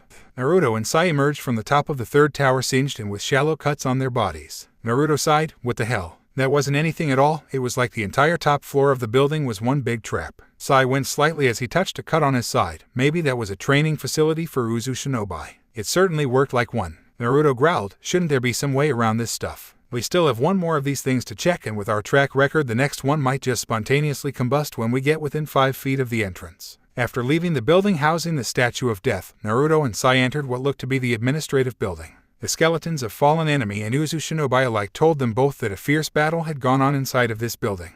Of course, the corridors to the main office were booby-trapped, once again with a seal array that locked them inside of a long hallway and began to cook the boys alive. Naruto was luckily able to locate the seal array on one of the walls and mentally shut out the heat roasting him alive until he could break down the seal and deactivate the trap. Naruto took notes on that seal before they left, hoping that it could be applicable elsewhere. It was a pretty nasty trap. Upon reaching the main office they found that it had been ransacked. There was nothing, the vault was empty, even the desk had been stripped bare. They boys then left and entered the next tower, which was basically a chakra-less run through a building filled top to bottom with a ridiculous amount of traps ranging from ceiling arrays that shot fire, collapsing floors leading to spike pits, ranged kunai and shuriken triggers, and the pool filled with water that had a live current running through it. Naruto looked up at the sky and yelled, all I've learned in this place is that I know nothing about booby traps. How did these people get beaten again? Sai took a moment to bandage his wound. Should we rest before entering the final tower, Naruto-senpai? Who knows what will be in there? Naruto nodded and sat down on the walkway looking out at the raging whirlpool they were standing over. That is one imposing landmark. Naruto saw Sai wrapping bandages around his exposed midsection. Are you okay? You aren't hurt too bad, are you? You should tell me if you are, because you don't have a 6-story fuzzy red physician in you like I do. Go fuck yourself, ninjin. Physician that. Sai grunted in affirmation. They are just flesh wounds, senpai. I will be fine after a short rest. Naruto accepted his answer before deciding to chew the fat a bit with the boy. So Sai-kuai, did Danzo Jiji finally let any girls join Root, or is it still just full of dudes? Because I told him about that. Sai paid close attention to his wounds as he spoke. Root has females, Naruto-senpai. Rive-sen is a girl, as is Maki-sen. They came up around the same time you did and are within a few years of your age. How did you not notice them? Naruto's eyes widened. What? Maki and Rive are girls. Damn it, I was never able to tell. Maki always kept her hair so short and wore baggy stuff. Rive didn't sound like a girl, nor did she have the figure at the time. And not to mention that both of them always wore those damn masks like they would lose them if they weren't attached to their faces. Sai gave Naruto a fake smile. That just means that you were more concerned with your work, Naruto-senpai. Naruto snorted in an amused fashion. I wonder if they were good looking. Oh, who am I kidding? Of course they were. They were kunoichi. It's like a prerequisite as a ninja that all kunoichi must be at the very least cute. They're still alive, right? Sai nodded. Ever since you were captured, Danzo-sama has scaled back on our mission intake. Losing you when he did gave him a significant hit. A lot of the operations he had planned centered themselves around you. He had to revamp everything, right down to the training, to pick up the slack. Naruto frowned and looked over at the tower. I think I should sweep for traps before we go inside, since we had so much fun during the last 2 towers. Naruto made 6 Kage Bunshin. Go in 2 at a time and scout out the building for me. The clones saluted him and ran off towards the tower in groups of 2. Naruto turned back to Sai. Are you ready to go? It's almost nightfall. Are we planning on staying outdoors or in one of these stupid towers? Before Sai could answer, a massive explosion rocked the tower. There were Cage Bunshin eradicated in the blast and some scent flying off of the walkway. Naruto looked at the tower in shock. I was just joking when I said it would just spontaneously combust. Well then, Q by Jinchuriki, you weren't caught in the first blast. It looks like you get to see a little more of my art, Naruto and Sai looked up at the setting sun to see a man flying above them on a massive bird. He had blonde hair up in a half ponytail, one bang covering one eye. His eyes were somewhat slitted and blue in color, and he had a scratched-out Iwagakure Hideate on his head. The most noticeable thing about him, however, was the black cloak with red clouds on it. He had only seen that on 2 people before, and they... Oh, Naruto kept his eyes on the flying man. Sai, what are the chances that we can get out of here? Sai pulled out his scroll. Not very good as long as he's in the air. Do you know this person, Naruto-senpai?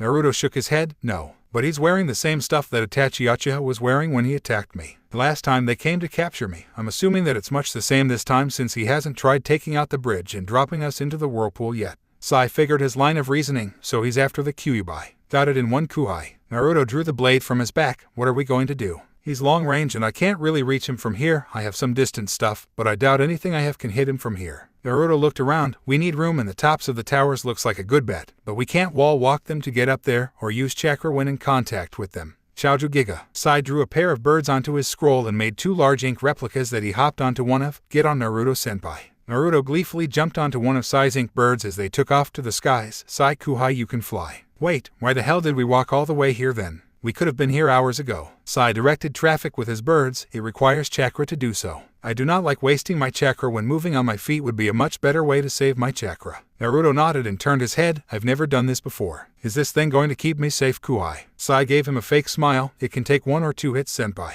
Naruto sighed. Great. Fine, how are we getting away? Just as he said that, a voice rang out. So you're going to run, I hope your art is as effective as mine. I know it isn't nearly as much of an explosion, The man sent out multiple small clay birds at the boys. Sai was able to maneuver out of the way and cut them down from afar. Naruto, however, had no experience moving a bird and as such ended up surrounded by the little clay creations. The man smirked and made a single hand seal, Katsu. Naruto's eyes widened as Sai flew near him. Naruto took the chance and jumped from his own bird over to Sai's just as an explosion from the clay birds destroyed his ink bird. Naruto looked back at the man as he and Sai did their best to attempt to lose him. Who the hell are you? Does it really matter? I'm still going to catch you whether we're on a first-name basis or not, The man grinned amusedly. Naruto pulled out a bunch of explosive notes and began preparing his kunai with them, while I try to make a habit of learning the names of the people that want to suck out my biju and leave me a soulless husk on the side of the road. The man's grin widened. I am Deidara, the master of art of a single moment. Your friend's art cannot compare to my own, however with the assistance of my own art, his can be something to behold, because true art is an explosion. Deidara made more clay birds to send at the boys. Sai maneuvered the ink bird to avoid the clay bird. What can we do, senpai? I'm not as good at fighting in midair, and fighting like this will wear on me eventually. Naruto frowned while racking his brain. We're not long-range fighters. If he was out to kill us, he might have been able to right now instead of just trying to shoot us down. Once again, it's that S-rank superiority complex, so let's take advantage of that. Naruto picked up one of his prepared kunai, before lobbing it at Deidara, who simply dodged it. The kunai exploded in the distance. I knew he was going to do that. Naruto had his sword in hand. Sai, get me close. Close range is our best bet right now, and he's chasing us, so that will make it easy. Sai looked apprehensive. Are you sure, senpai? Naruto nodded and Sai drew his tanto in response. Very well, in we go. Sai ordered the bird around, sending it directly at Deidara. He had been reaching into his pouch of clay when he saw the boys turn their right around and head straight towards him with their blades gleaming in the light of the moon. Deidara's eye widened. Damn brats. Naruto and Sai closed in. Both boys slashed at Deidara as they passed, but his bird was more maneuverable than theirs with only one person on it. Nice try, noticing and acknowledging that I'm a long-range fighter, But if you can't hit me, then it's useless. Naruto thought frantically. At this rate they were never going to win, they weren't even going to escape. Any good ideas to get us out of this would be lovely right now, Sai Kuai. Sai squinted and looked behind them at the man they just missed. Can you fly for a moment, senpai? Naruto nodded determinedly. As long as I don't have to fly it towards him, I can. Sai nodded and handed the front over to Naruto before taking out his scroll. Sai created a bunch of bats using his jutsu and had them carry Naruto's prepared explosive kunai over to Deidara in an effort to attack. Deidara matched the explosives with some of his own, negating Sai's attack. Sai retook the front of the bird while Naruto returned to his position of man on point. He pulled out a handful of shuriken. Come on, give me something here. Raiten, Kaminari shuriken. Naruto threw his handful of shuriken over Deidara's head. Before Deidara could mock him for his shoddy aim, he was forced to dodge as he found himself caught in a mini lightning storm as electricity dropped from the thrown shuriken, trying to take him out. Deidara's experience flying with his clay sculptures kept him out of harm's way as he outlasted the jutsu. Ha. Nice try, Naruto saw Sai beginning to sweat. Keeping up the flying of the bird coupled with the day's events were getting to him. Naruto saw Deidara catching up and cursed, Sai, turn this thing around. We're not going out like this. Sai was now panting in exhaustion but did as requested. Naruto reached into his pack and carefully pulled out an abnormal black tag before tapping into Kyubai's chakra to trigger it. The kanji for explode glowed red upon being pumped with the demonic power source. Sai channeled his chakra into the bird to give it enough of a boost to get near Deidara. Deidara threw clay insects at them, but Naruto knocked off their trajectory with a handful of shuriken, sparing them another explosion. The bird almost dropped from the sky as Sai's consciousness wavered momentarily. Naruto almost dropped the tag. Sai, can you keep this thing up for a little bit longer? Just a little more time is all I need. Keep us close, Kunai. Sai looked haggard and exhausted. I will do my best, Naruto-senpai. Naruto nodded and held the tag behind him as it began to sizzle down. Sai got the two birds near one another again. Naruto jumped from their bird to make an attempt at Deidara. The explosive specialist threw more clay spiders at Naruto, who ran through hand signs, Futen, Senpu Kakusui. A fierce wind burst around Naruto's body, knocking the clay spiders away as he landed on Deidara's bird. Deidara turned and lashed out with a backhand strike that Naruto ducked. Naruto shot a kick at his head after getting under the punch, but was blocked and thrown off of the bird. Deidara cursed as he watched Naruto's body freefall down towards the whirlpool. Fuck. I was supposed to catch him, not kill him. Sasori no Dana is going to bitch me out when I get back.